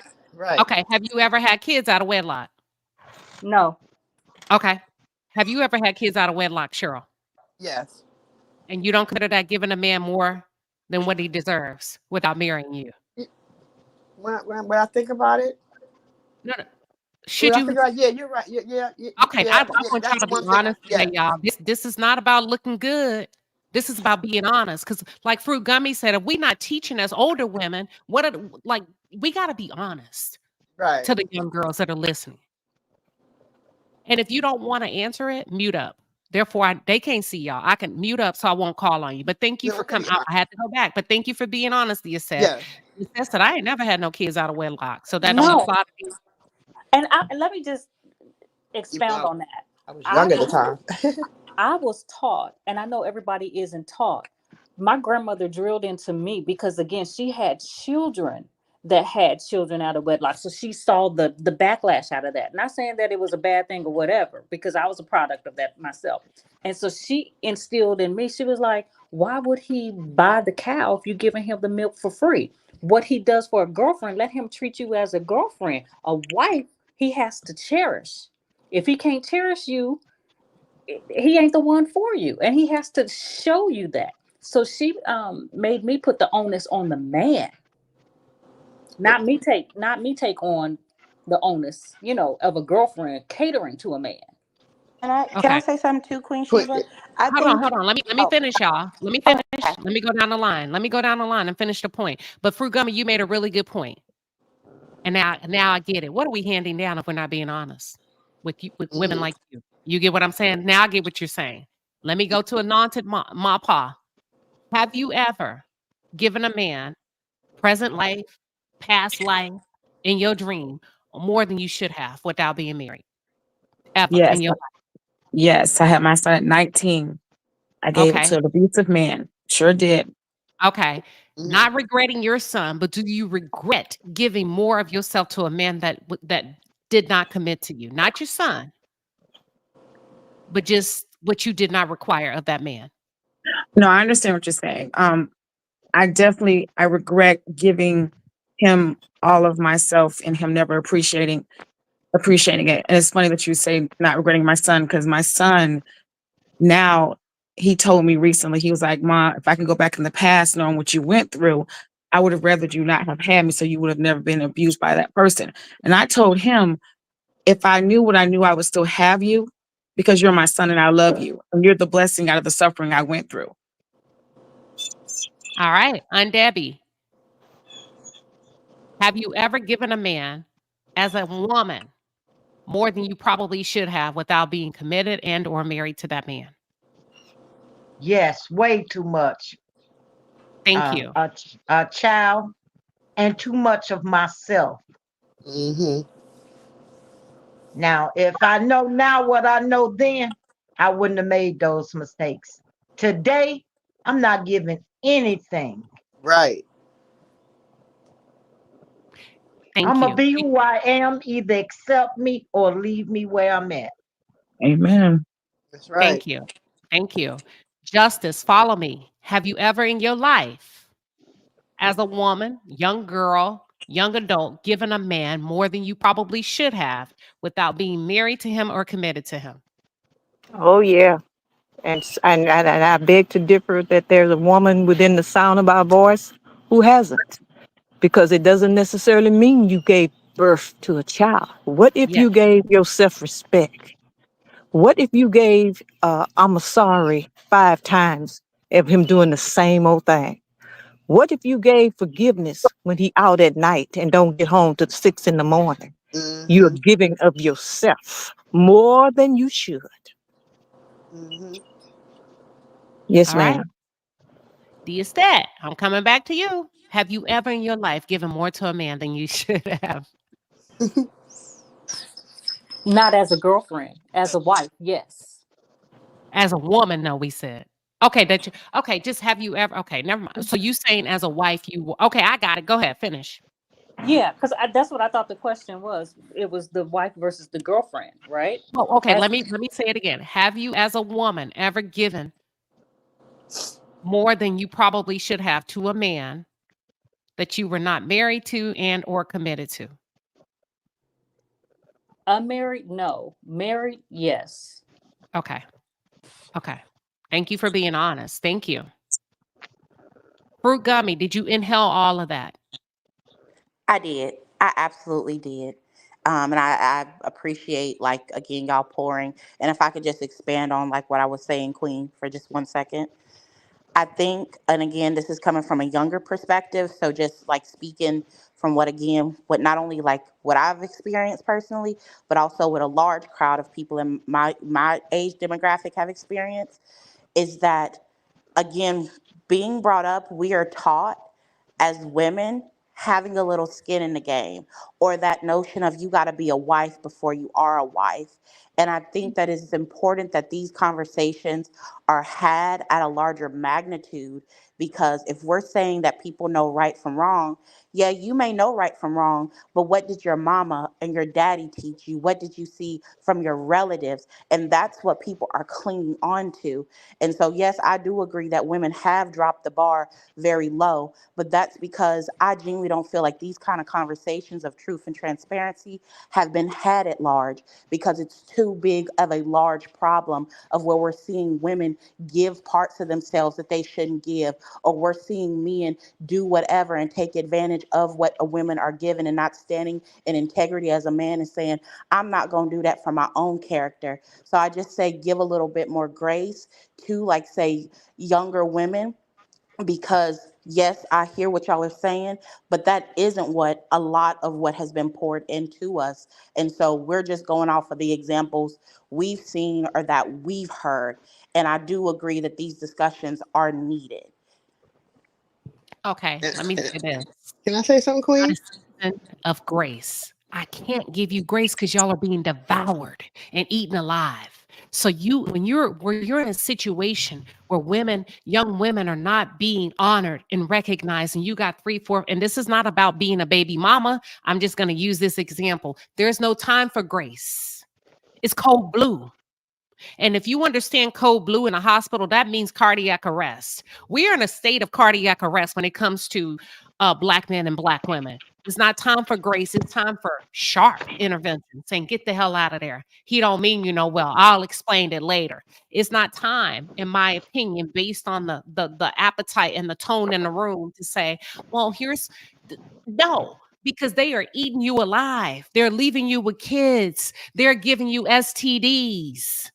It's not time to tell a story. It's time to learn a lesson. And we could talk about the story later. I'm not saying you're right or you're wrong. I'm just saying if you base it off of your generation, y'all are moving too quickly. You're moving very intense, moving very fast. And you're devouring, not necessarily you, fruit gummy, but just the generation of where you're devouring the desires of your own heart.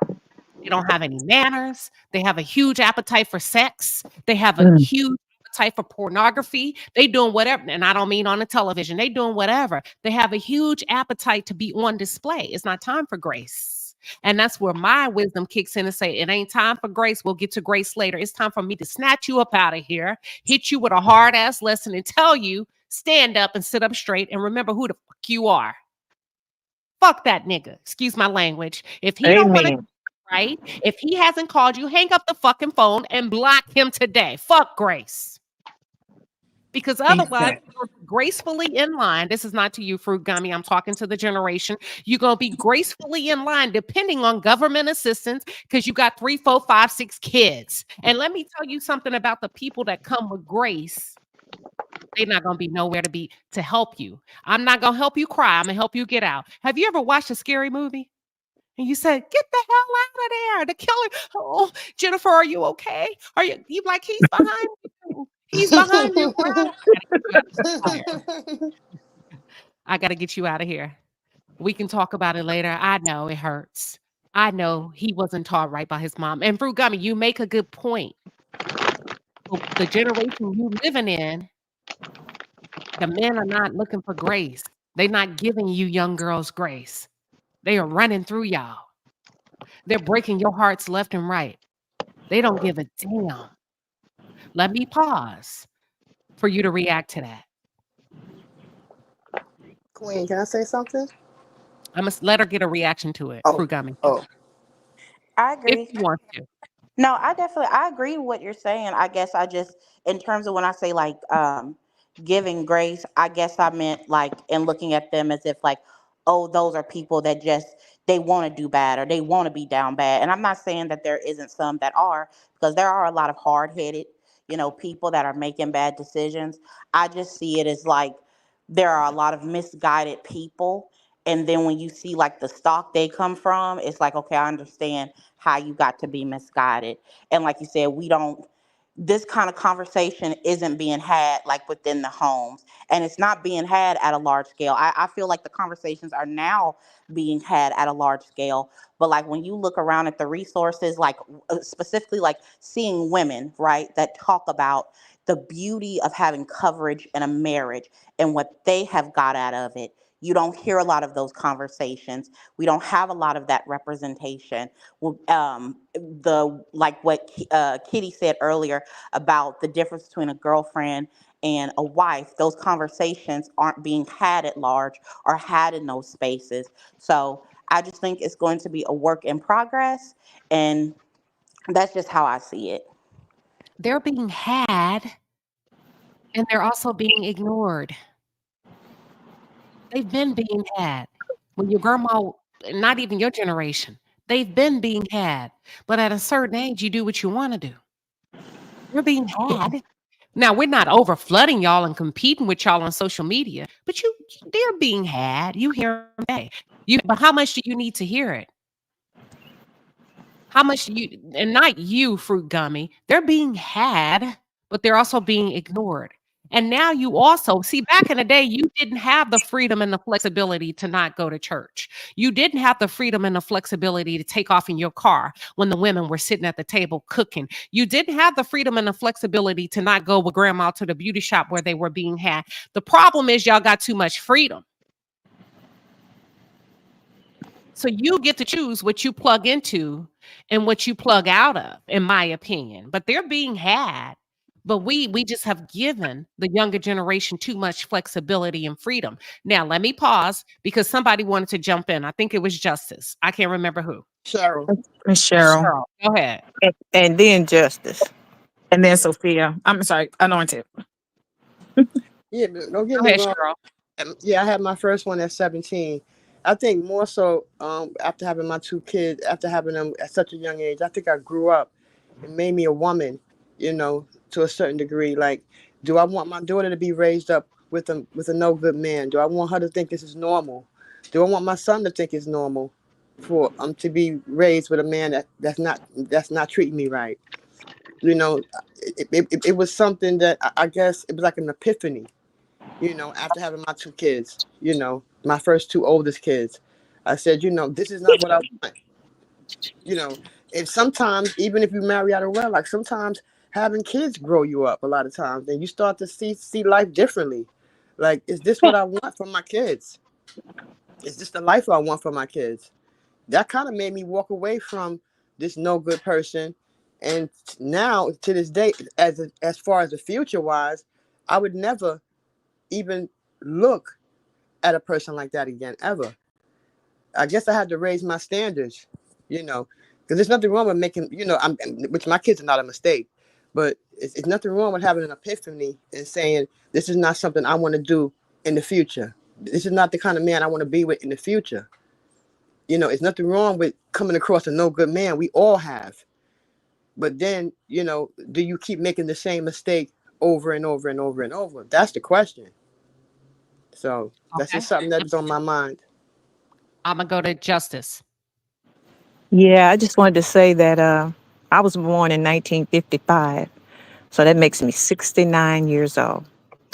And back in the day, there was no, there was not the media presence of examples of what to avoid like there are now. Right now, our TVs and radios and church houses and neighborhood community groups are flooded with advertising and public service messages about trafficking and abuse and spousal abuse and this and that and the other. So opportunity to make a choice is there now that a lot of women didn't have back then.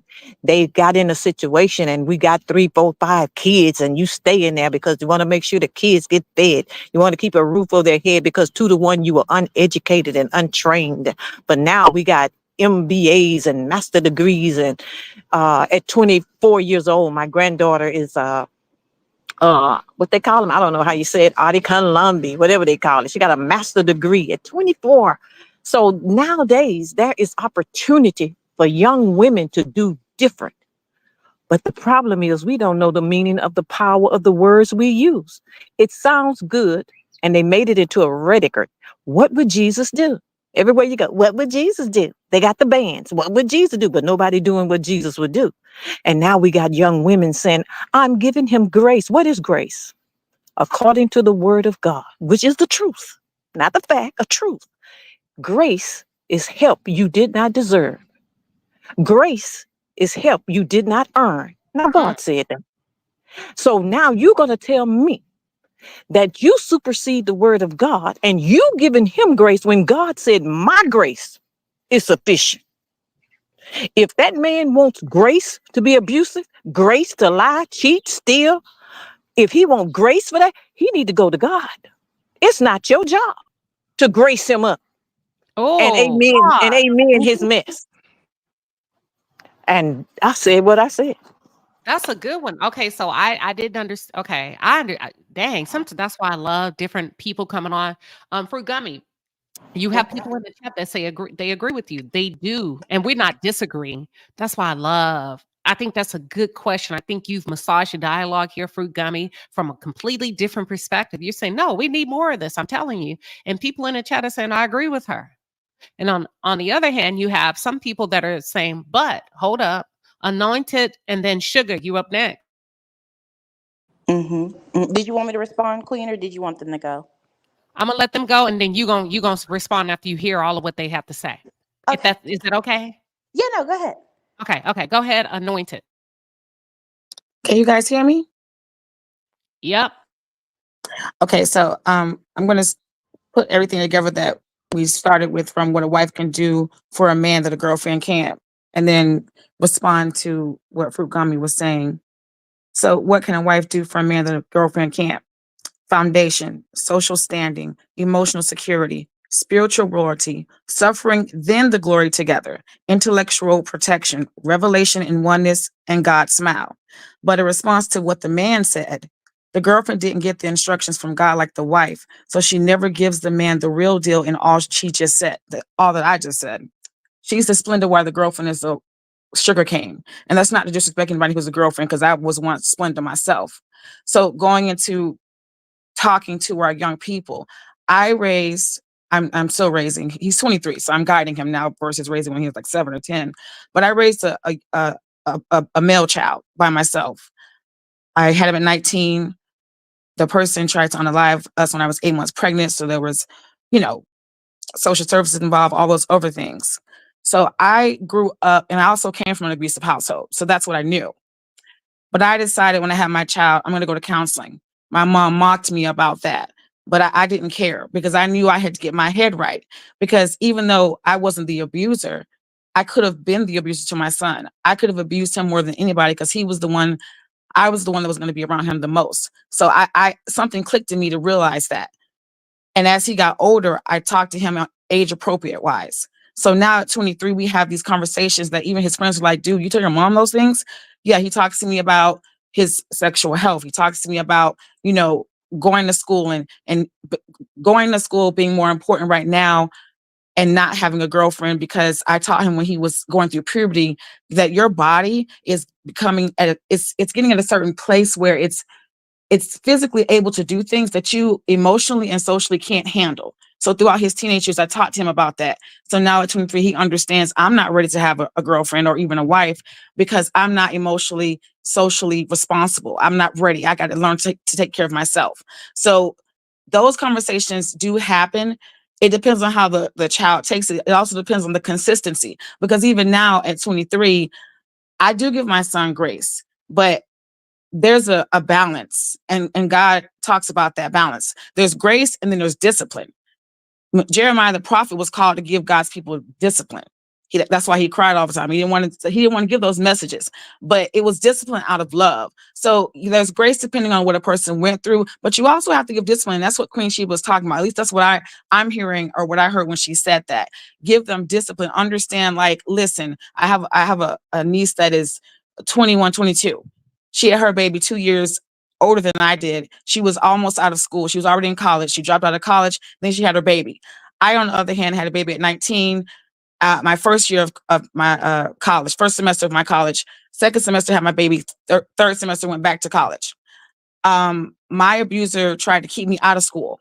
Before I was 30, I had 4 degrees. I went back to school, my mid 30s. I now have 7 degrees. And it's not a flex. It's not me trying to brag. That's something my son grew up with. He saw me doing what I needed to do to get to the next level at each point, no matter how hard it was. So it's not just what you say to the younger people, it's what they see you doing. And they still could choose to do the wrong thing. But like it says in the Bible, you train up a child in the way that they should go.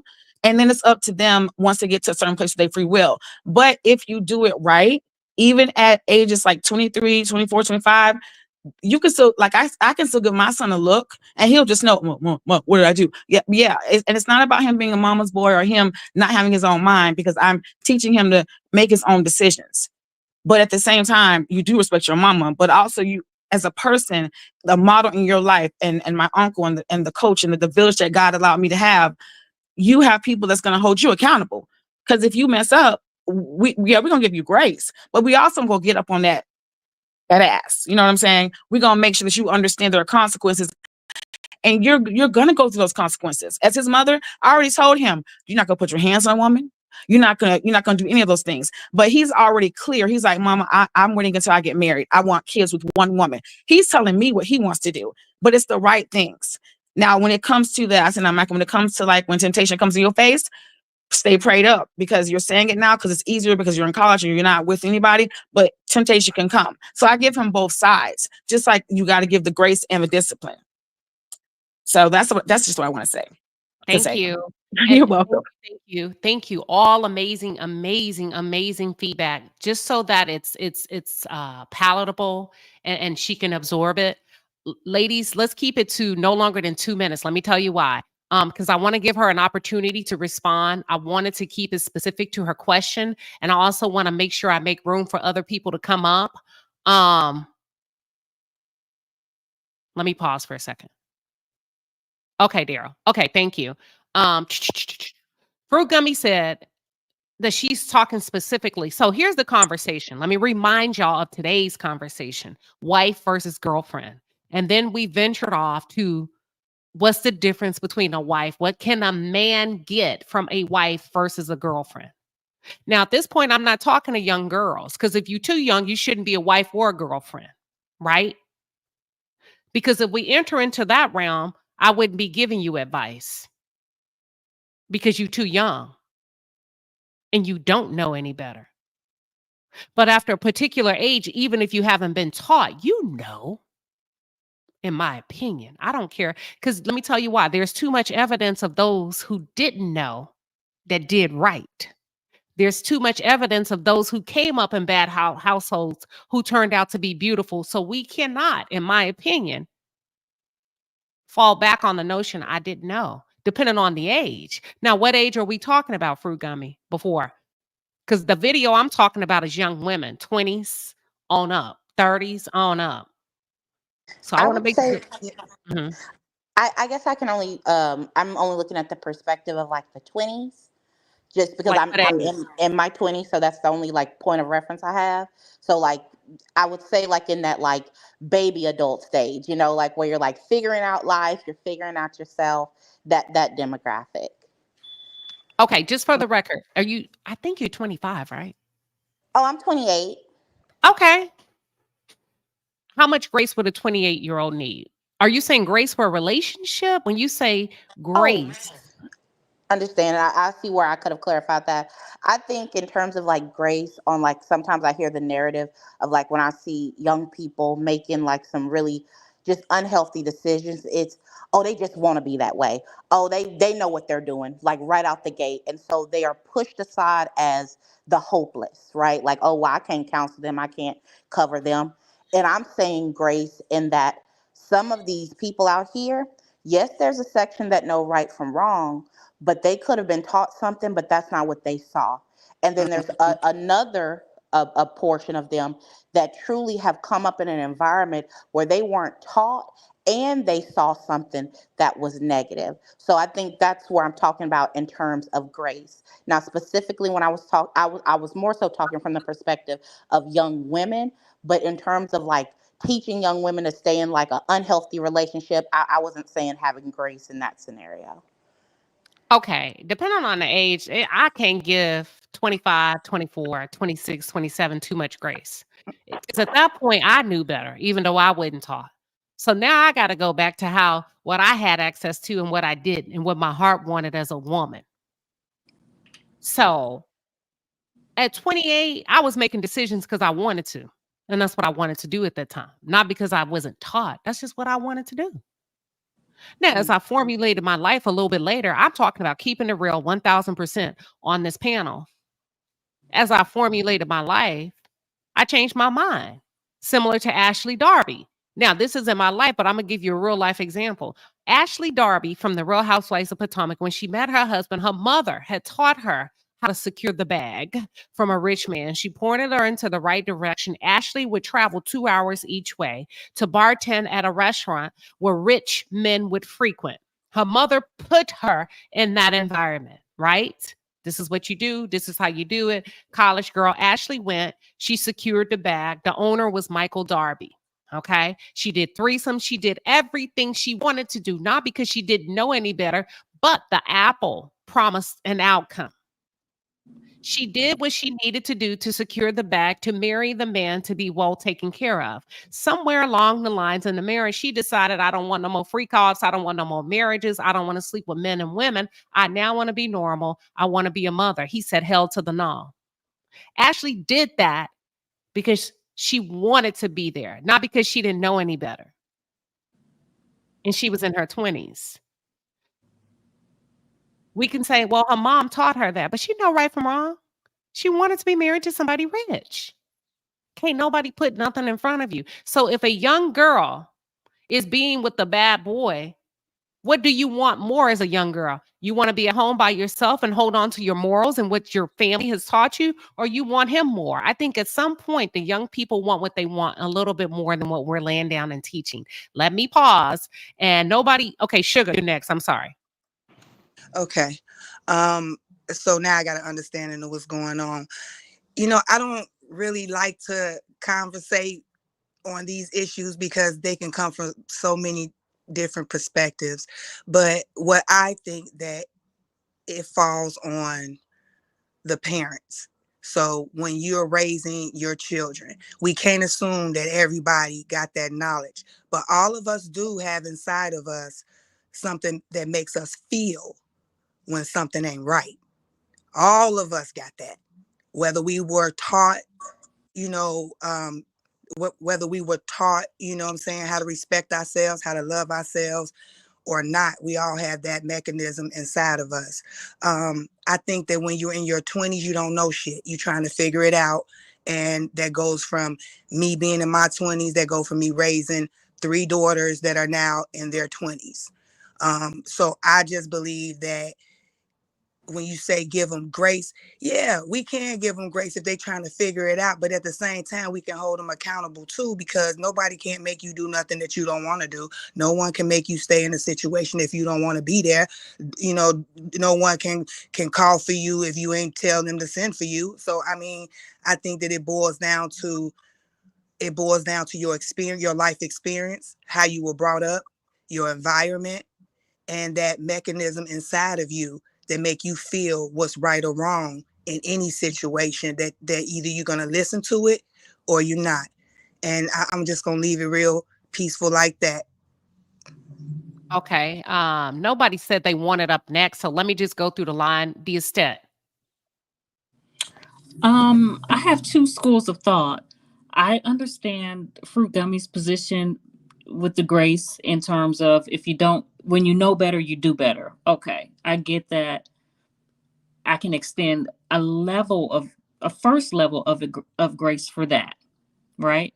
But then Queen Sheba, you hit the nail on the head in the perspective of, okay, if you want something, you know right from wrong, and you're going to make every effort, be it right or wrong, to achieve your desired goal.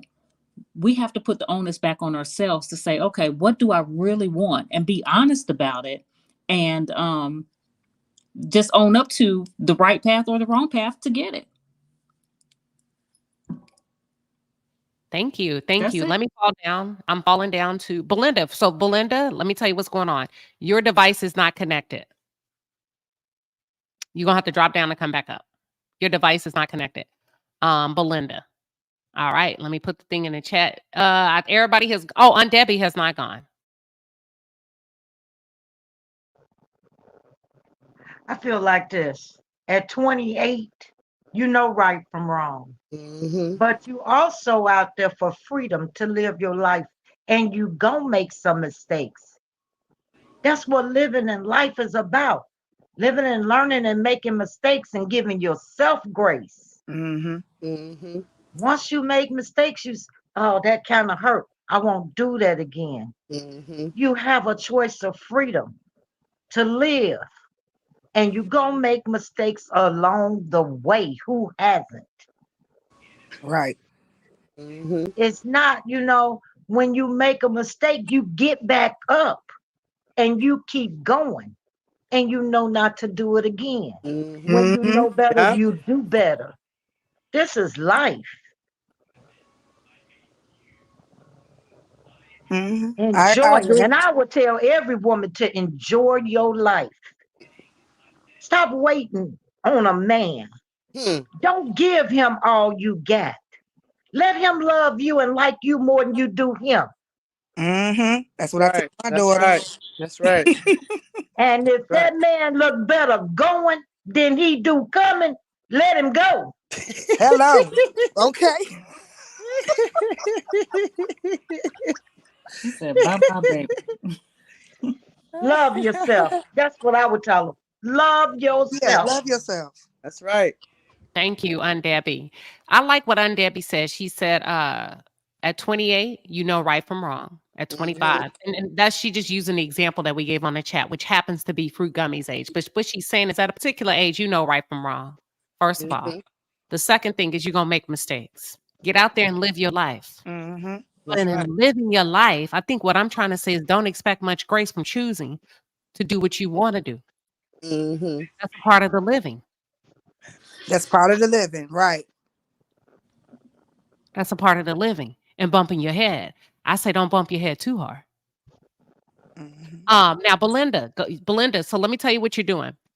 Probably go back out. Listen to me. Don't go out yet because you're still not connected. Go back out and come back in. But when you come back in, go back out and adjust your camera before you come in, before it says enter studio. Otherwise, if you try to do all that while you're in here, it's not going to let you connect because you have to do it before you enter the studio. So let's try it again. Drop down, turn your camera off while you're outside of the studio, then come in. All right. Fruit Gummy, do you want to respond? Oh, sure. Yeah, I don't disagree with what anyone is saying. And I think, like the biggest point, like absolutely, I said grace, but that doesn't neglect like accountability, discipline. Like, I mean, you're an adult, right? After you hit 18. I think my perspective more so was just coming from when you're in a like very formative point of your year, especially, and we have to keep in mind like this time period we live in where people are rewarded for bad behavior or they see things that aren't always healthy.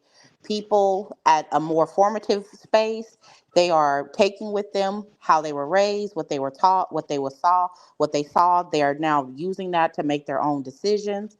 And like you said, some people are going to learn a harder lesson. Some people just outright choose to do wrong. There's no like root of why they did it. They just choosing to do something wrong. I was just coming to speak from the perspective of a more generalized what I'm seeing from young people, like, and again, specifically in my demographic. But I don't negate or push back on what anyone is saying. I agree with what y'all are saying. I'm just, again, giving a bird's eye view into some of the things that I have seen. And I also want to put out here, I'm not part of like I'm not part of like crazy crew. So it doesn't apply to me. I just, when I see like younger people, like say someone who's like 23 or like 21, and they're just out here like wilding, and I see into like their family dynamics or where they come from, I just extend more grace in terms of like, dang, yeah, it's messed up and they gonna have a long way or they need some more discipline or accountability, but I can't ride them down and just say they're a lost cause. And I feel like a lot of young people are being written off as that's a lost cause. Okay. To me, I don't extend grace. If you step in my circle, you're not getting grace. You're gonna have to step up. I'm not stepping down by way of grace. That's just me in my circle. But I don't even deal with 23-year-olds. Thank you.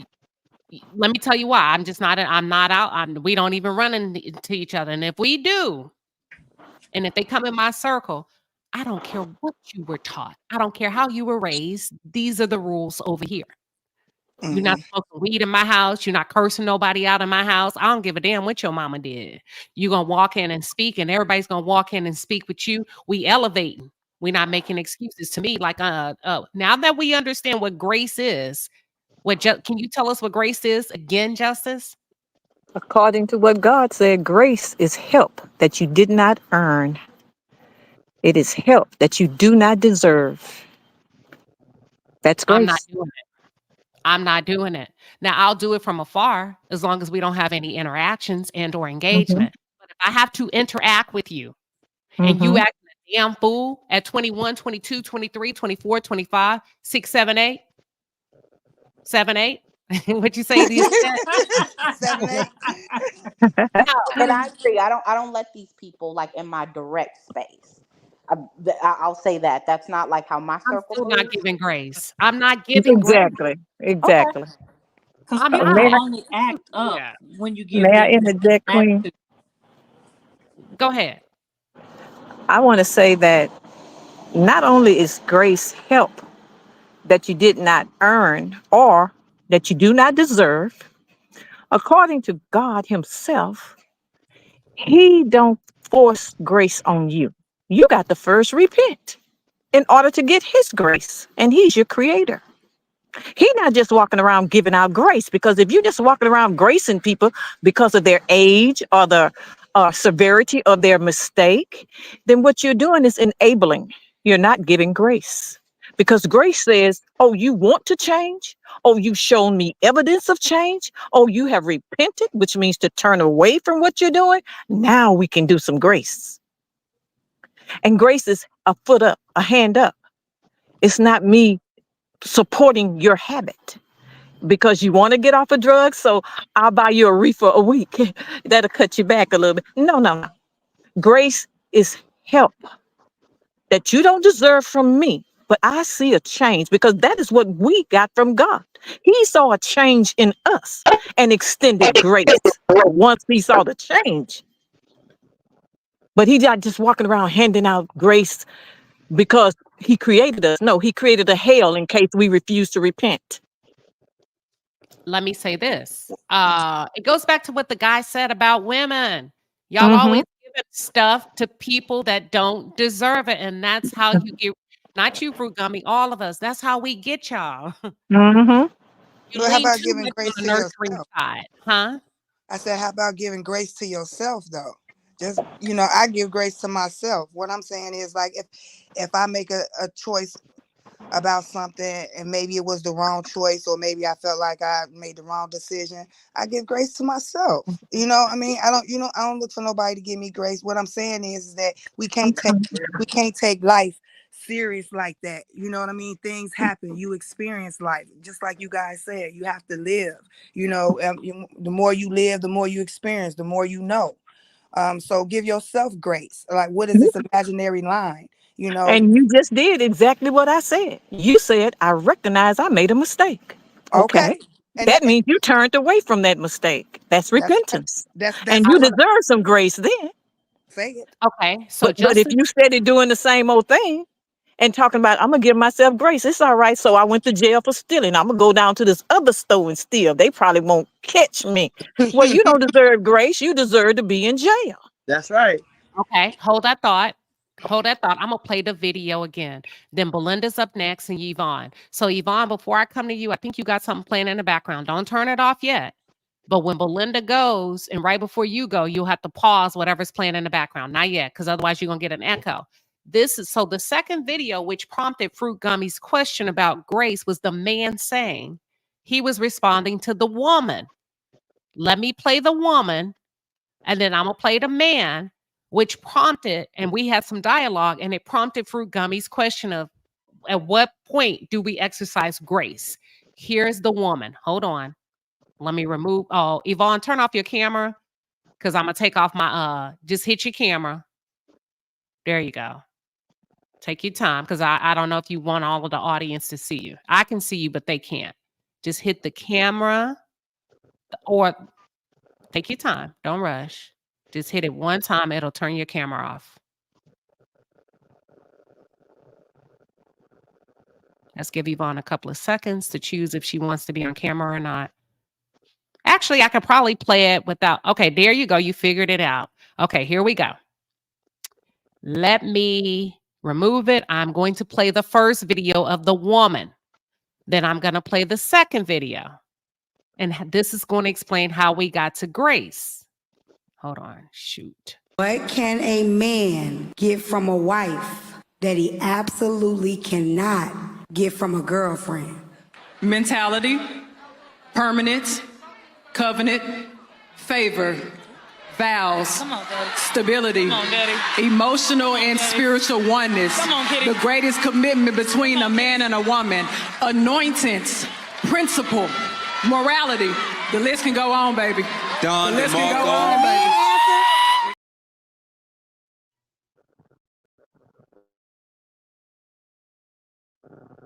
It won't let me show it. I need to hear from the men. I think it's hard to follow that without saying some toxic. True. Come on. Come on, Ace. Women will give all that to a without that marriage and that ring still. And so a lot of men don't feel incentivized to go to that next level because I'm getting all those things that you just said for free. What's up? Don't most men require that before they say that they'll marry you, right? Because most men will say that's that the game. What happens is you allow a man to put you on layaway and you give him full benefits of you right now. You allow that man to eat at your all-you-can-eat buffet, and then you say pay later if you feel like it. That's already full. I'm walking out. What the fuck I got to pay for? How many men have left you better than when they found you, and you left worse? Because you poured into that man, and that man didn't have to pour into you. So what I'm saying is, what you said is correct, but it's something about when you introduce a man with swag that changes all that. What he's saying is, you giving me grace. Hold on, the grace to enjoy all, and it's the same notion, y'all. Whether we talk, but this is what today's conversation. You're giving me all of this grace when I have not. Back to what Justice has said, exhibited change behavior. Now I'm full of your grace for whatever reason, and on my way out the door, you're requiring a change. I don't have to change. You filled me with grace. Goodbye. Belinda, what are your thoughts? Hey, Queen and Palace. Can you hear me? Yes, ma'am. We're all on mute. Yes, ma'am. Okay. Yes. Okay. Oh God, this has been great today. I just don't know. I'm sitting here thinking like, Oh my God, Queen, you need your own show. I mean, truly, and I'm not just saying it like Tamara Hall. You have poured into me. I'm 61 and I got married very young. I was 21. Never been involved with a man before. My husband was my first one and still is. But we're divorced now. But I'm telling you, everything I've heard pretty much is on point. And you know, I started thinking about it. You know, when we talk about um, the guy said, you know, what is a man is what what the woman is given, and you know, it goes back to saying, we hear the saying, "Why buy the cow when you can get the milk free?" But it also starts back from um, the product of your environment. My mom had 8 kids, and my dad was my sister. I don't have the same father as my siblings did, and I saw how my dad did, and how she struggled. And just like the young lady said earlier, I made up in my mind, I did not want to be that. I didn't want to have all those kids by nobody, first of all, whether I was married to them or not. And second, I just determined what I wanted to do with my life and that I didn't want to live like that. And a lot of times these young, not just the young women, because they get it from a lot of time the the older women, but it's all in how you was raised. And if you raised that, you don't just go out and give your body and give yourself. That's the first thing, because you give yourself. When you do that, that's where it starts from. And I went back and I looked at Proverbs 31 and 10, where it says, a virtuous wife who findeth a virtuous wife, for her worth is far more above rubies. The heart of her husband safely trust her, so he would have no lack of gain. See, it all comes from God. And a lot of times that I feel like, this is my personal opinion, it all stops because we have lost our way is where we need to be with God. I know a lot of people might not be, a Christian or whatever, but that's it. God has already gave us an instruction as to what a young woman, before she get married, what she needs to do, what she is thought of above rubies. What do you think of yourself? That's what you have to ask yourself. Who am I? Am I just gonna let this guy come in and do what he want to do to me? And then I think about this, and I'm gonna get off here because I don't want to use it up all the time. Think about the young ladies when you watch YouTube and TV and Soul Train and they all out there and they're shaking their butts. What is that for? And my pastor always say, you leave something to the imagination. A real man that really wants a real woman, he don't want to take that home to his mom or his parents. Yeah, he'll lay with you. He'll have you because you allow him to have you. It's your standards that you set. And that's all I want to say. And thank you for allowing me to come up. Thank you. Thank you for speaking and sharing even your own personal story. We really appreciate it. I'm going to say this before I hand the mic to Yvonne. And Fruit Gummy, this is going to give you something to ponder on before I hand the mic to Yvonne. I think the consensus of the women on the panel is you don't give that much grace. Now, we can't make you change your thought as a younger woman, but the wisdom on the panel, what we're saying and trying to hand down to the younger women, and to your question, is we don't give that much grace. And you say, well, that's what I do. And we're saying don't. Pause on that, take it all in. Because that's another thing I think too, where you have two separate generations, many generations, because Fruit Gummy, you probably have about 3-4 generations here. That's way, before you, some closely in front and some, but I think also for younger women, when we're telling you and you guys are wanting to be taught, you also have to be open to, and I'm not saying she's not, when we say, well, you say, well, how do you handle this generation? We say, no, you don't give grace. Because we know what that looks like 20 years later. But on the other hand, you have some of them say, well, I'm going to do it anyway. Well, at that point, we say, okay. That's why Aunt Debbie said you live and you learn. Yvonne, what are your thoughts? We're going on mute. And you have to come off mute, Yvonne. I muted your microphone because you had an echo. So you have to hit that microphone. There you go. Is it on? Yep. We're Hello? not going to talk. Yes, just talk because you got a little echo. So I'm going to go on mute. Oh, okay. Well, I'm a lady of age 66. I raised 5 sons. I'm coming off the board of I raised 5 sons by myself. I started at age 19. I taught my sons because I knew I've been married twice, but that's not for me. But I taught all of my sons. And as of today, I'm going back on what the gentleman had said. I done been around a whole lot of young girls. I mean, my sons range from 47 to the youngest of 36. I done been around a whole lot of young women. I don't talk to my sons. I talk to them young women. I tell them young women, I know them. I know that child. If you just gonna come and give yourself for free, he gonna take it. You got to have respect for yourself. And I have 2 granddaughters right now that's at that age. One got married at the age of 25, and my other one, she's been dealing with her boyfriend 5 years. They talking about moving to Georgia. I live in California.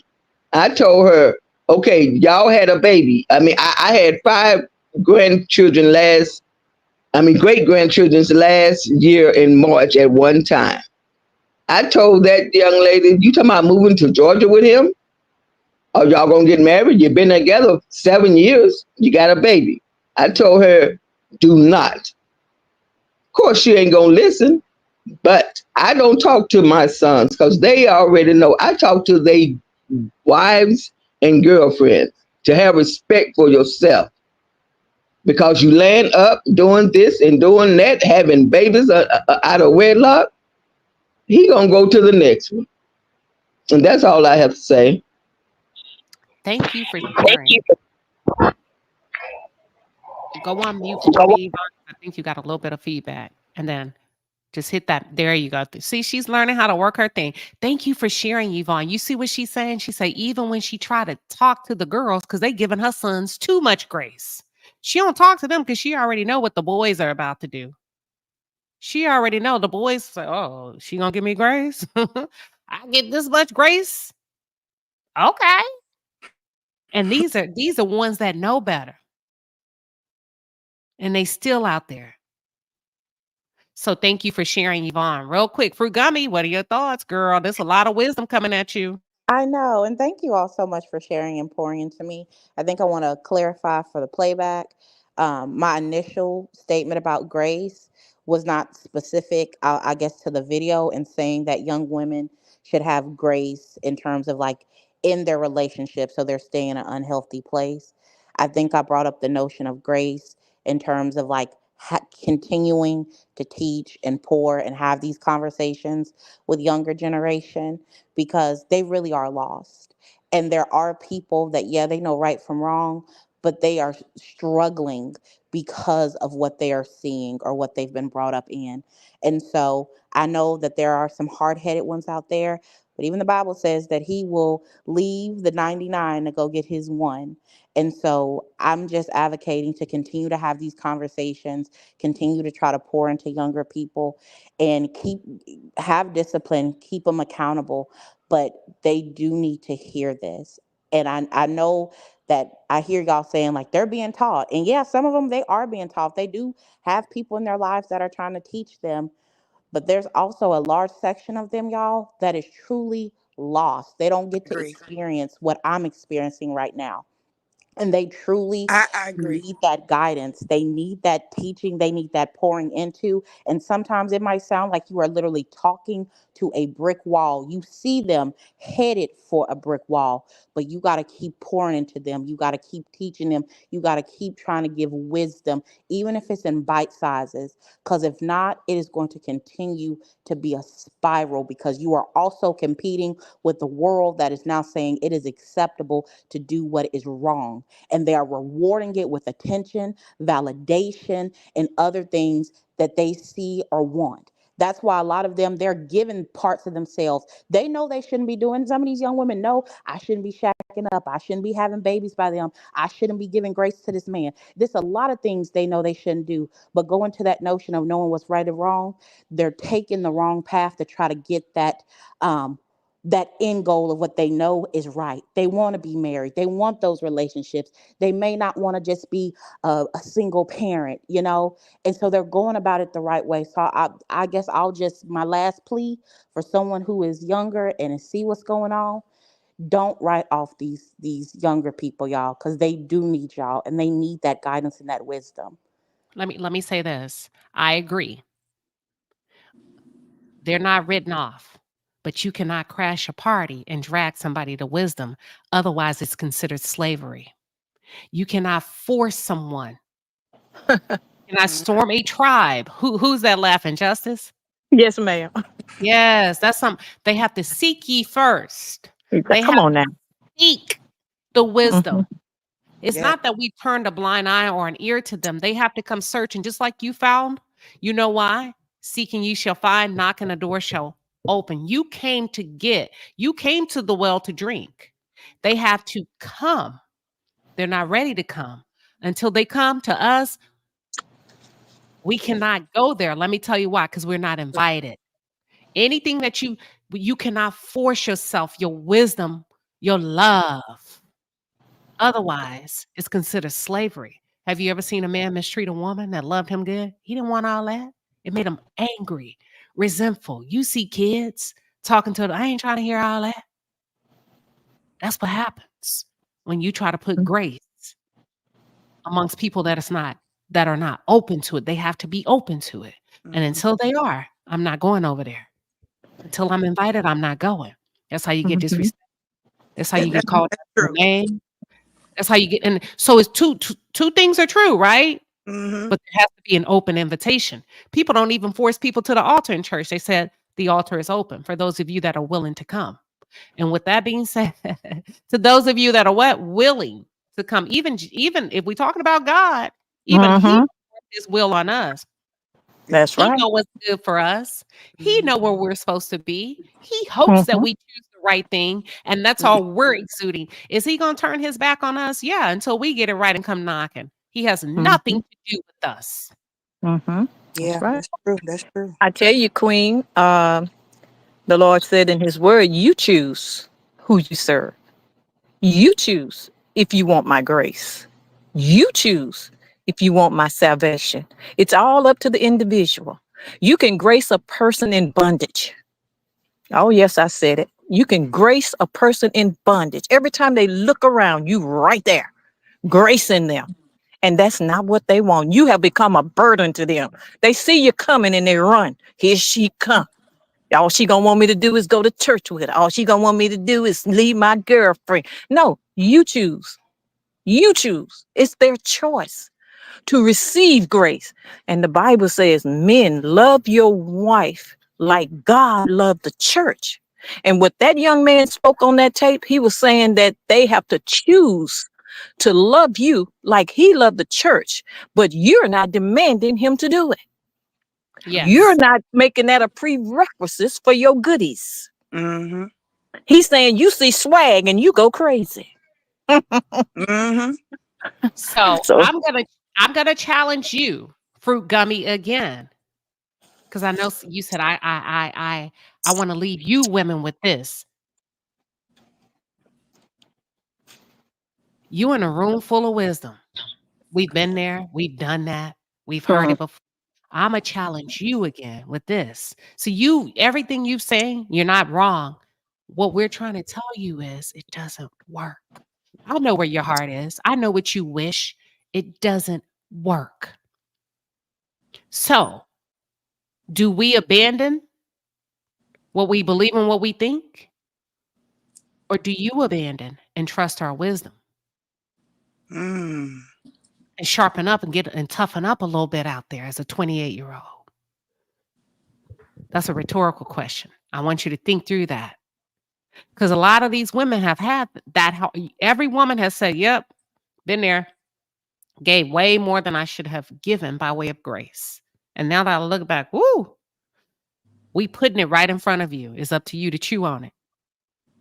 You're not wrong. We just trying to save you some steps. Exactly. That's Mhm. right, baby girl. We trying to save You're you not some wrong. steps. We just trying to save you some steps. And heartache. Right. Mhm.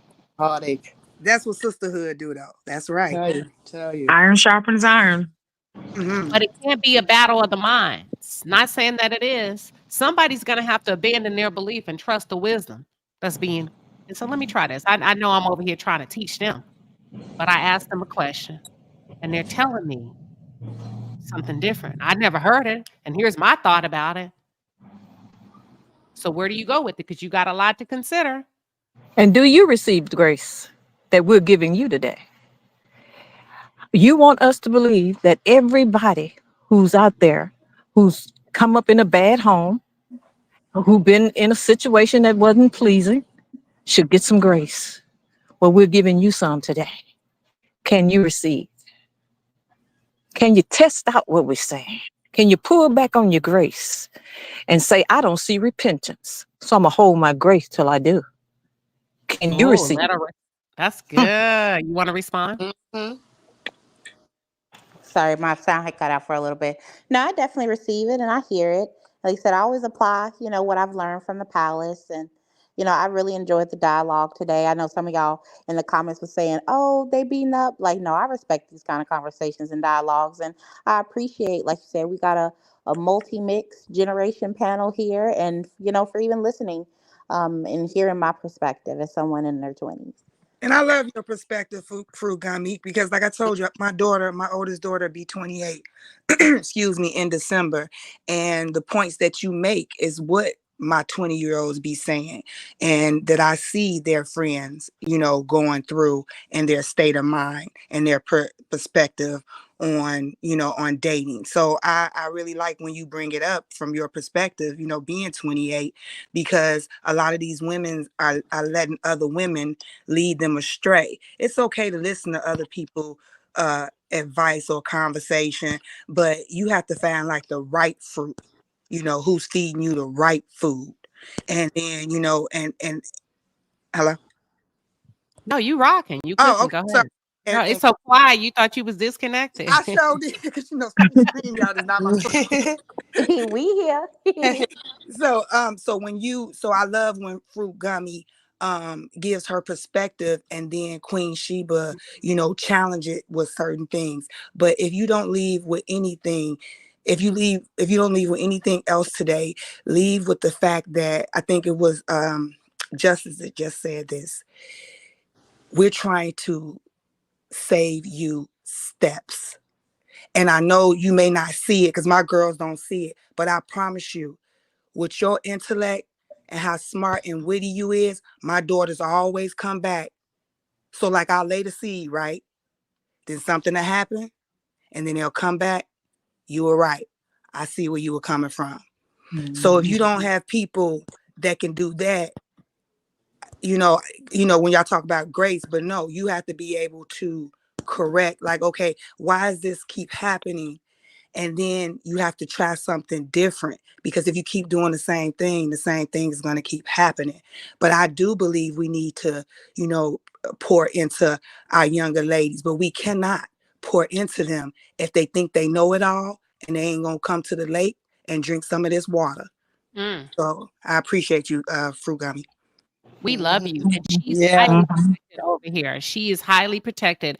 And she is listen, Fruit Gummy is a staple item here in the palace, behind the walls. She's helped us with HR conversations, well endowed. She has a mother that has trained her to go right.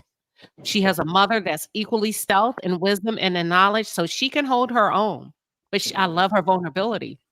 And I love the fact that she and her mother trust her over here in the palace. And even though she's 28, I know Mama Bear ain't gonna play if she feel like things are getting out of line in the palace, period, point blank. And she keeps back and back and back and back and back. And that's listen. And we always surround her with love, and she surround us with wisdom. Because there's been a couple of times I've had to call her in my midnight, and she walked through the steps. So young people are extremely valuable. She's been very, very valuable to me in my midnight hours. She pulled me out of a valley. Oh, we was on that phone for listen, at 28 years old, she probably was 27 then. The queen needed help, baby. And that young princess said, you got to do A, B, C, because here's what's about to happen to you if you don't. And I did it. Amen. Mm-hmm. And if you don't, Queen Sheba, this is how this goes. And I know you don't understand it, but you got to, and this is what they're going to do to you. And you got to make this move right now today. Otherwise, they're going to do this. And I did it. And she was exactly right. Had I not made that move, A, B, C would have happened. So not only is she wise beyond her years, she still possessed the innocence, the curiosity, the love, the honor, and respect for women that are not. And I'm glad that I don't care what nobody say, I'm glad that we handle ourselves in the way that we do, that other women can come and ask questions. Are we always right? No. No. This That's right. platform ain't about being right. It's about discovery and dialogue. Period. Point blank. Mm-hmm. Thank you, Yeah. Gummy, for hanging out with us. Oh, thank y'all so much. And again, thank y'all so much for always, like welcoming me and embracing me and listening to me. And, I want, if anything, to like walk away from what I'm saying today. I respect all of you queens. And I thank y'all for even taking the time not only to participate in this conversation, but also, drop jewels for me. And like you said, Queen Sheba knows I always go back and report and say like, hey, I tried this differently or I did this. And like, I give the outcome. So I'm not one of the hard-headed ones, y'all. That's okay, sweetheart. That's okay. You're gonna be the example. Okay. You're gonna be the example. Right. Listen, we love her. We appreciate her. Yeah. And she's Mhm. smart. Yes, she's Real smart. smart.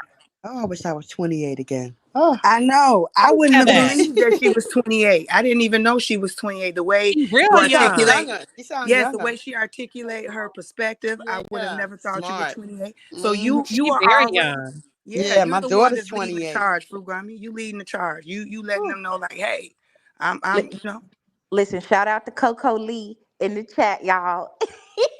That's my mama. And look, I'm going to say Hi, this. Mom. I'm going to say Hey, this. Mom. Where your mama at? Okay, because you remember I told you the other day you was about to talk about them boys. I say, is your mama here? I said, hold on. Listen. And listen, let me tell you what the palace did the other day. For members only, we pulled a 7-hour live. Yes, and did to the haters. Because what you doing behind my wall when you don't like us? That part. I'll wait. And let me tell you something. I knew it was good because if you stay behind my wall for 7 hours instead of working on your channel, I fed you. I watered your thirst.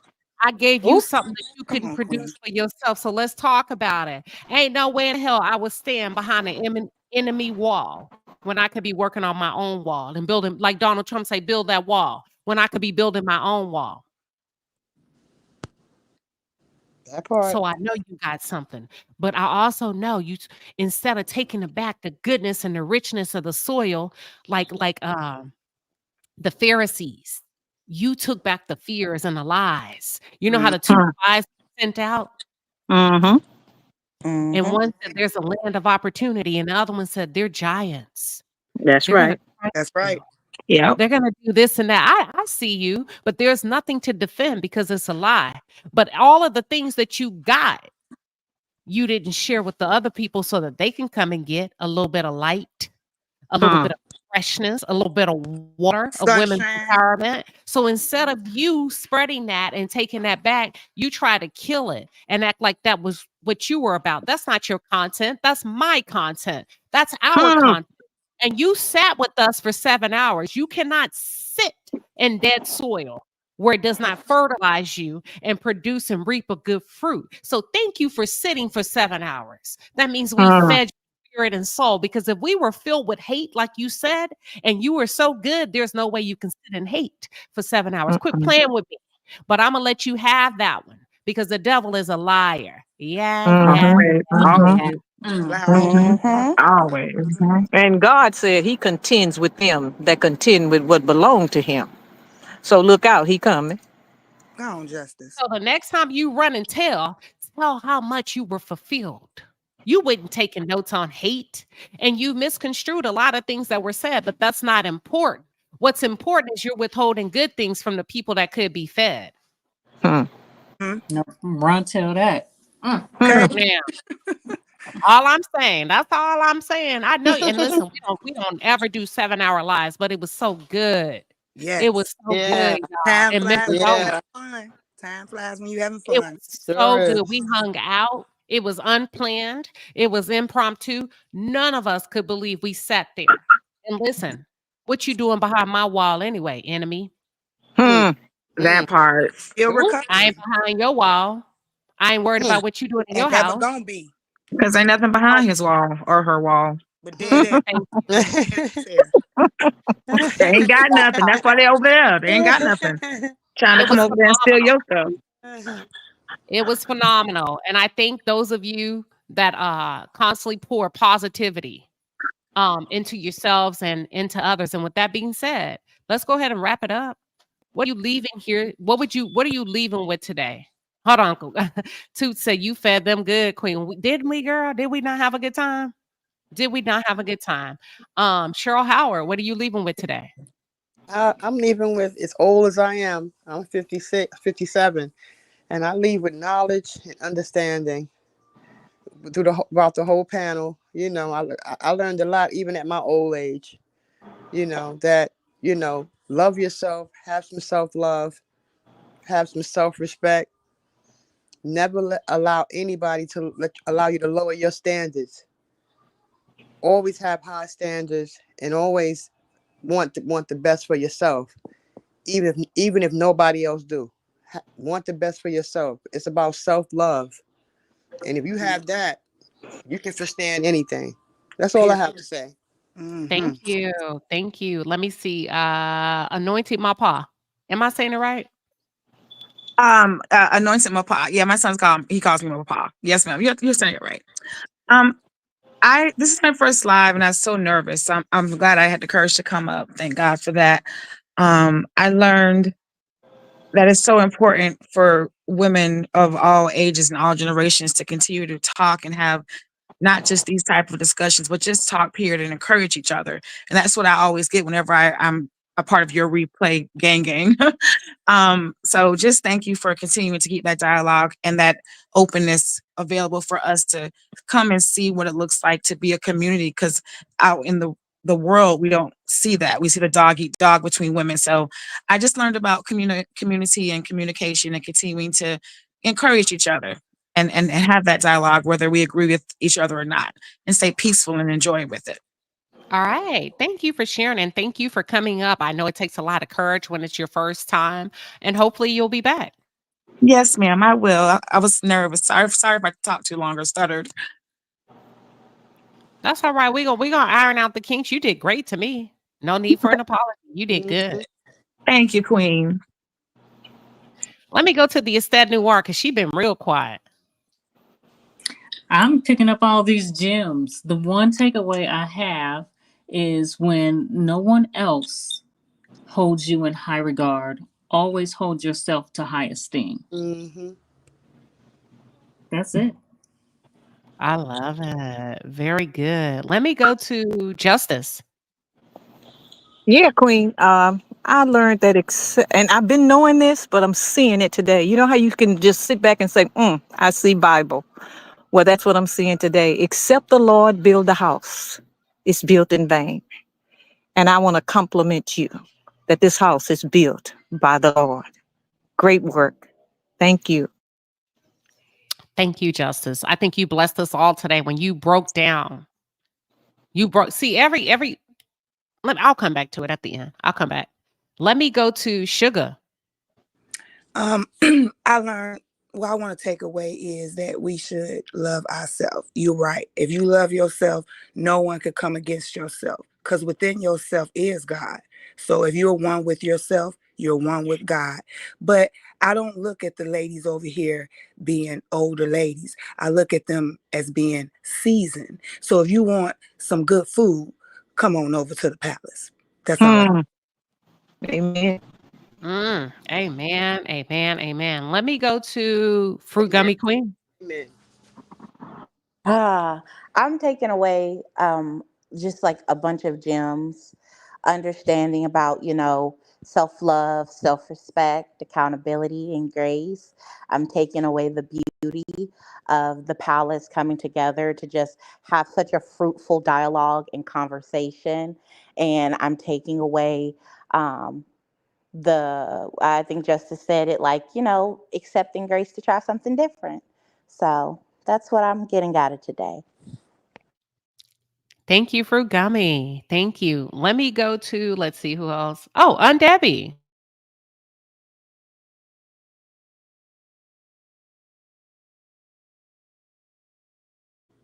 Aunt Debbie, do I have to come get you when we go down on Lakeshore Drive? Listen, my thoughts are this. Every time I come over here with you ladies, I get soul food for the soul. Hmm. Mm-hmm. I never stop learning. Always keep an open mind and just be at one with peace, living, loving, and just loving and being yourself. And that's what I take from this when coming over here. I love it here. I wouldn't want to be any other place. Soul food for the soul. And Yeah. thank you, Queen Sheba, for your platform. Thank you. Mm-hmm. Thank Yes, you, Aunt Aunt Debbie. Debbie. Yes. Thank you, everybody. This has been, we never know where the conversation is going to go. We always start with the ish on I said what I said Saturday. But one thing about the palace and the ladies and the men, we always end on a positive. We do. We try to do that. We've been doing that for quite some time. And I think we do a really good job of doing that. Um, what I want to leave or what I'm leaving with is keep learning, stay curious. I had a senior director that gave me my first start in product. Listen very closely. I had no product experience, but she said I was a natural. That means you can do it. Even though you've never done it formally with the title, you've been doing it. I had no formal experience, but she called me forth. And one thing she told me is stay curious. A lot of women have grown and they're in their 50s. They're no longer curious. They're no longer open minded. They're no longer, they think they know. They formulated an opinion. I'm going somewhere with this. And that's it. That's all. And they stay confined within the realms, even men too, right? Within the realms of what they think. Okay. And that's it. That's all. And there's a period. So they ultimately place themselves in a box. But what I love about what we're doing is we're curious. And you can tell from the diversity of the panel, the diversity of the ages, the wisdom, everything, the chat. More and more men are coming over here Mm-hmm. each and every day. That's how I know we're evolving. We're expanding beyond our comfort zone. Because when men show up to join the dialogue, now you're speaking a different language. So stay curious. Even when you don't like somebody, stay curious. Even when you don't believe in a thing, hear people out. Allow somebody to take you somewhere that you say, maybe, without the disrespect. Because some people think they can come and disrespect you and you remain curious. Now we're going to shut that part down. Because that's a different agenda. But I like how we remain curious, how we ask questions, how we show up for each other. And the fact that Justice can show up and hang out with us, and we was slanging all kind of curse words. Mm-hmm. Woman of the cloth. Listen, listen, we was slanging and banging all kind of curse words, and the woman, but see, you can tell when the water is clean. Mm-hmm. Okay, That's Mm-hmm. right. the Mm-hmm. woman of the cloth remained on the panel and fell in line with the conversation and didn't feel the need to take us a different route. That tells me a lot. And Mm-hmm. I think each and every one of you women that came up today to pour into the conversation, to add your wisdom and your thought leadership to the conversation. Frugami is right. We need more of it. Mm-hmm. Mm-hmm. Yes, ma'am. That's right. Frugami is right. We need more of it. But you know what I would say? Don't force it. Let it evolve organically. Mm-hmm. I agree. Yeah. Amen. I hear you. And with that being said, it's my birthday Monday. It's I'm your gonna put birthday. some It's your birthday. on. Happy And Happy Aunt Debbie, birthday. It's your birthday. yes. And Aunt Debbie's Amen. birthday tomorrow. And Aunt Debbie's birthday is tomorrow. So let me tell you all, listen, yes, I want a birthday gift. Listen, let me tell you something. Any other time I'm humble, I'm never humble when it comes to my birthday. And Aunt Debbie, you better not be humble neither. I am never humble when it comes to my birthday. So I'm gonna put on my community wall my Cash App. Yes, I am. Ain't no shame in my game when it comes to my birthday. And then I'm gonna save my birthday gift. And me and Aunt Debbie gonna party on the ship. Period. Point. So whatever I'm y'all give me, sending I'm now. splitting it in half, and I'm gonna put it on her cruise account, and I'm gonna put some on my cruise account. So we'll do Carnival gift cards or Cash App. That's it. That's all. I don't care if it's just like $10. We're gonna split it. She gonna get 5, I'm gonna get 5 when we go into the casino. Amen. And before you end, panel, you know what we got to do right now, okay? Clear your throats. Okay. Oh my God. On the count Yeah. of three. One On the count of three. and a 1 and a 2 and a scoobly doobly doo. Hit Oh it. my God. Happy Happy Happy birthday birthday birthday to to to you. you. you. Cha cha cha. Happy Happy birthday Happy birthday birthday to to to you. you. you. Cha cha Happy cha. birthday Birthday To To to you. ya. you. Hey, Happy happy Happy birthday. birthday birthday to to Happy, you. you. happy Happy birthday. Happy birthday. birthday. Queen, Love can you, I Queen say? Shiga. Can I sing Ever my diagnosed version? with any type of like mental illness or any type of diagnosis, any type of learning disability, anything like that? I have a crazy problem.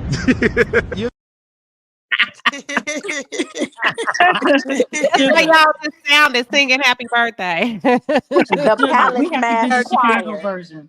But can I sing my version, Queen, just before I go, please? Yes. Now close your eyes and make a wish, make a wish. Hey, Think about it. hey, Up the candles, close your eyes and make a wish, make a wish. hey. Happy birthday, Aw. Queen. And happy birthday to Aunt Debbie. Don't forget she's the day Oh, she's happy birthday, Aunt tomorrow. Happy Debbie. birthday, Aunt Happy Debbie. Happy birthday, Aunt birthday, Debbie. Aunt Debbie. Debbie. Love you. You want to take that ride? Let me know. I'm in your city. Sugar. We have to sing the GCI version of Happy Birthday to Aunt Debbie. Okay. Yeah. Go ahead, start off. I'm trying to remember. Is today your birthday? Come on, Aunt Debbie, you know it. Yes, it Yes, it's is. my Yes, it birthday. is. Come on, baby. Yes, it is. Yes, it is. Go, instead. You don't know that song. No, it's the Play it on GCI. the radio. And how old are you on this day? I'm mm-mm. I'm mm-mm. That's how it goes. That's Oh how it my goes. God. And What what's you your doing sign? on this day? Right. And what's your All this. sign for the day? Scorpio, Scorpio. Yes. Hey, Hey, Hey. got hey. her too, Aunt Got it. Debbie. And happy birthday from Sugar and I. Happy birthday, Aunt Debbie. Happy birthday. Happy Love birthday. you. Thank you, ladies. Yeah, enjoy your day tomorrow. It's about you. Enjoy And your day. listen, I want y'all to come back on Monday and tell me happy birthday. You know how the social media said it's a joke. It said now if I told you if I tell you happy birthday today and you tell me, oh, it ain't until Monday, listen, that's all you get now. I'm not coming back on Monday. I'm not coming back on Monday. I ain't coming back. You better take happy birthday today. Listen. So everybody for tuning in. Thank you, Queen. Thank you. Thank you for having Thank us. you, Queen. Have Thank a Y'all you, great have a you, day, great ladies. everybody. Saturday. Have a great thank day. you. Thank you, everybody. Have a great Bye. day. Love You y'all. too. Bye. You're Bye. welcome. Bye Bye. bye. Blessings.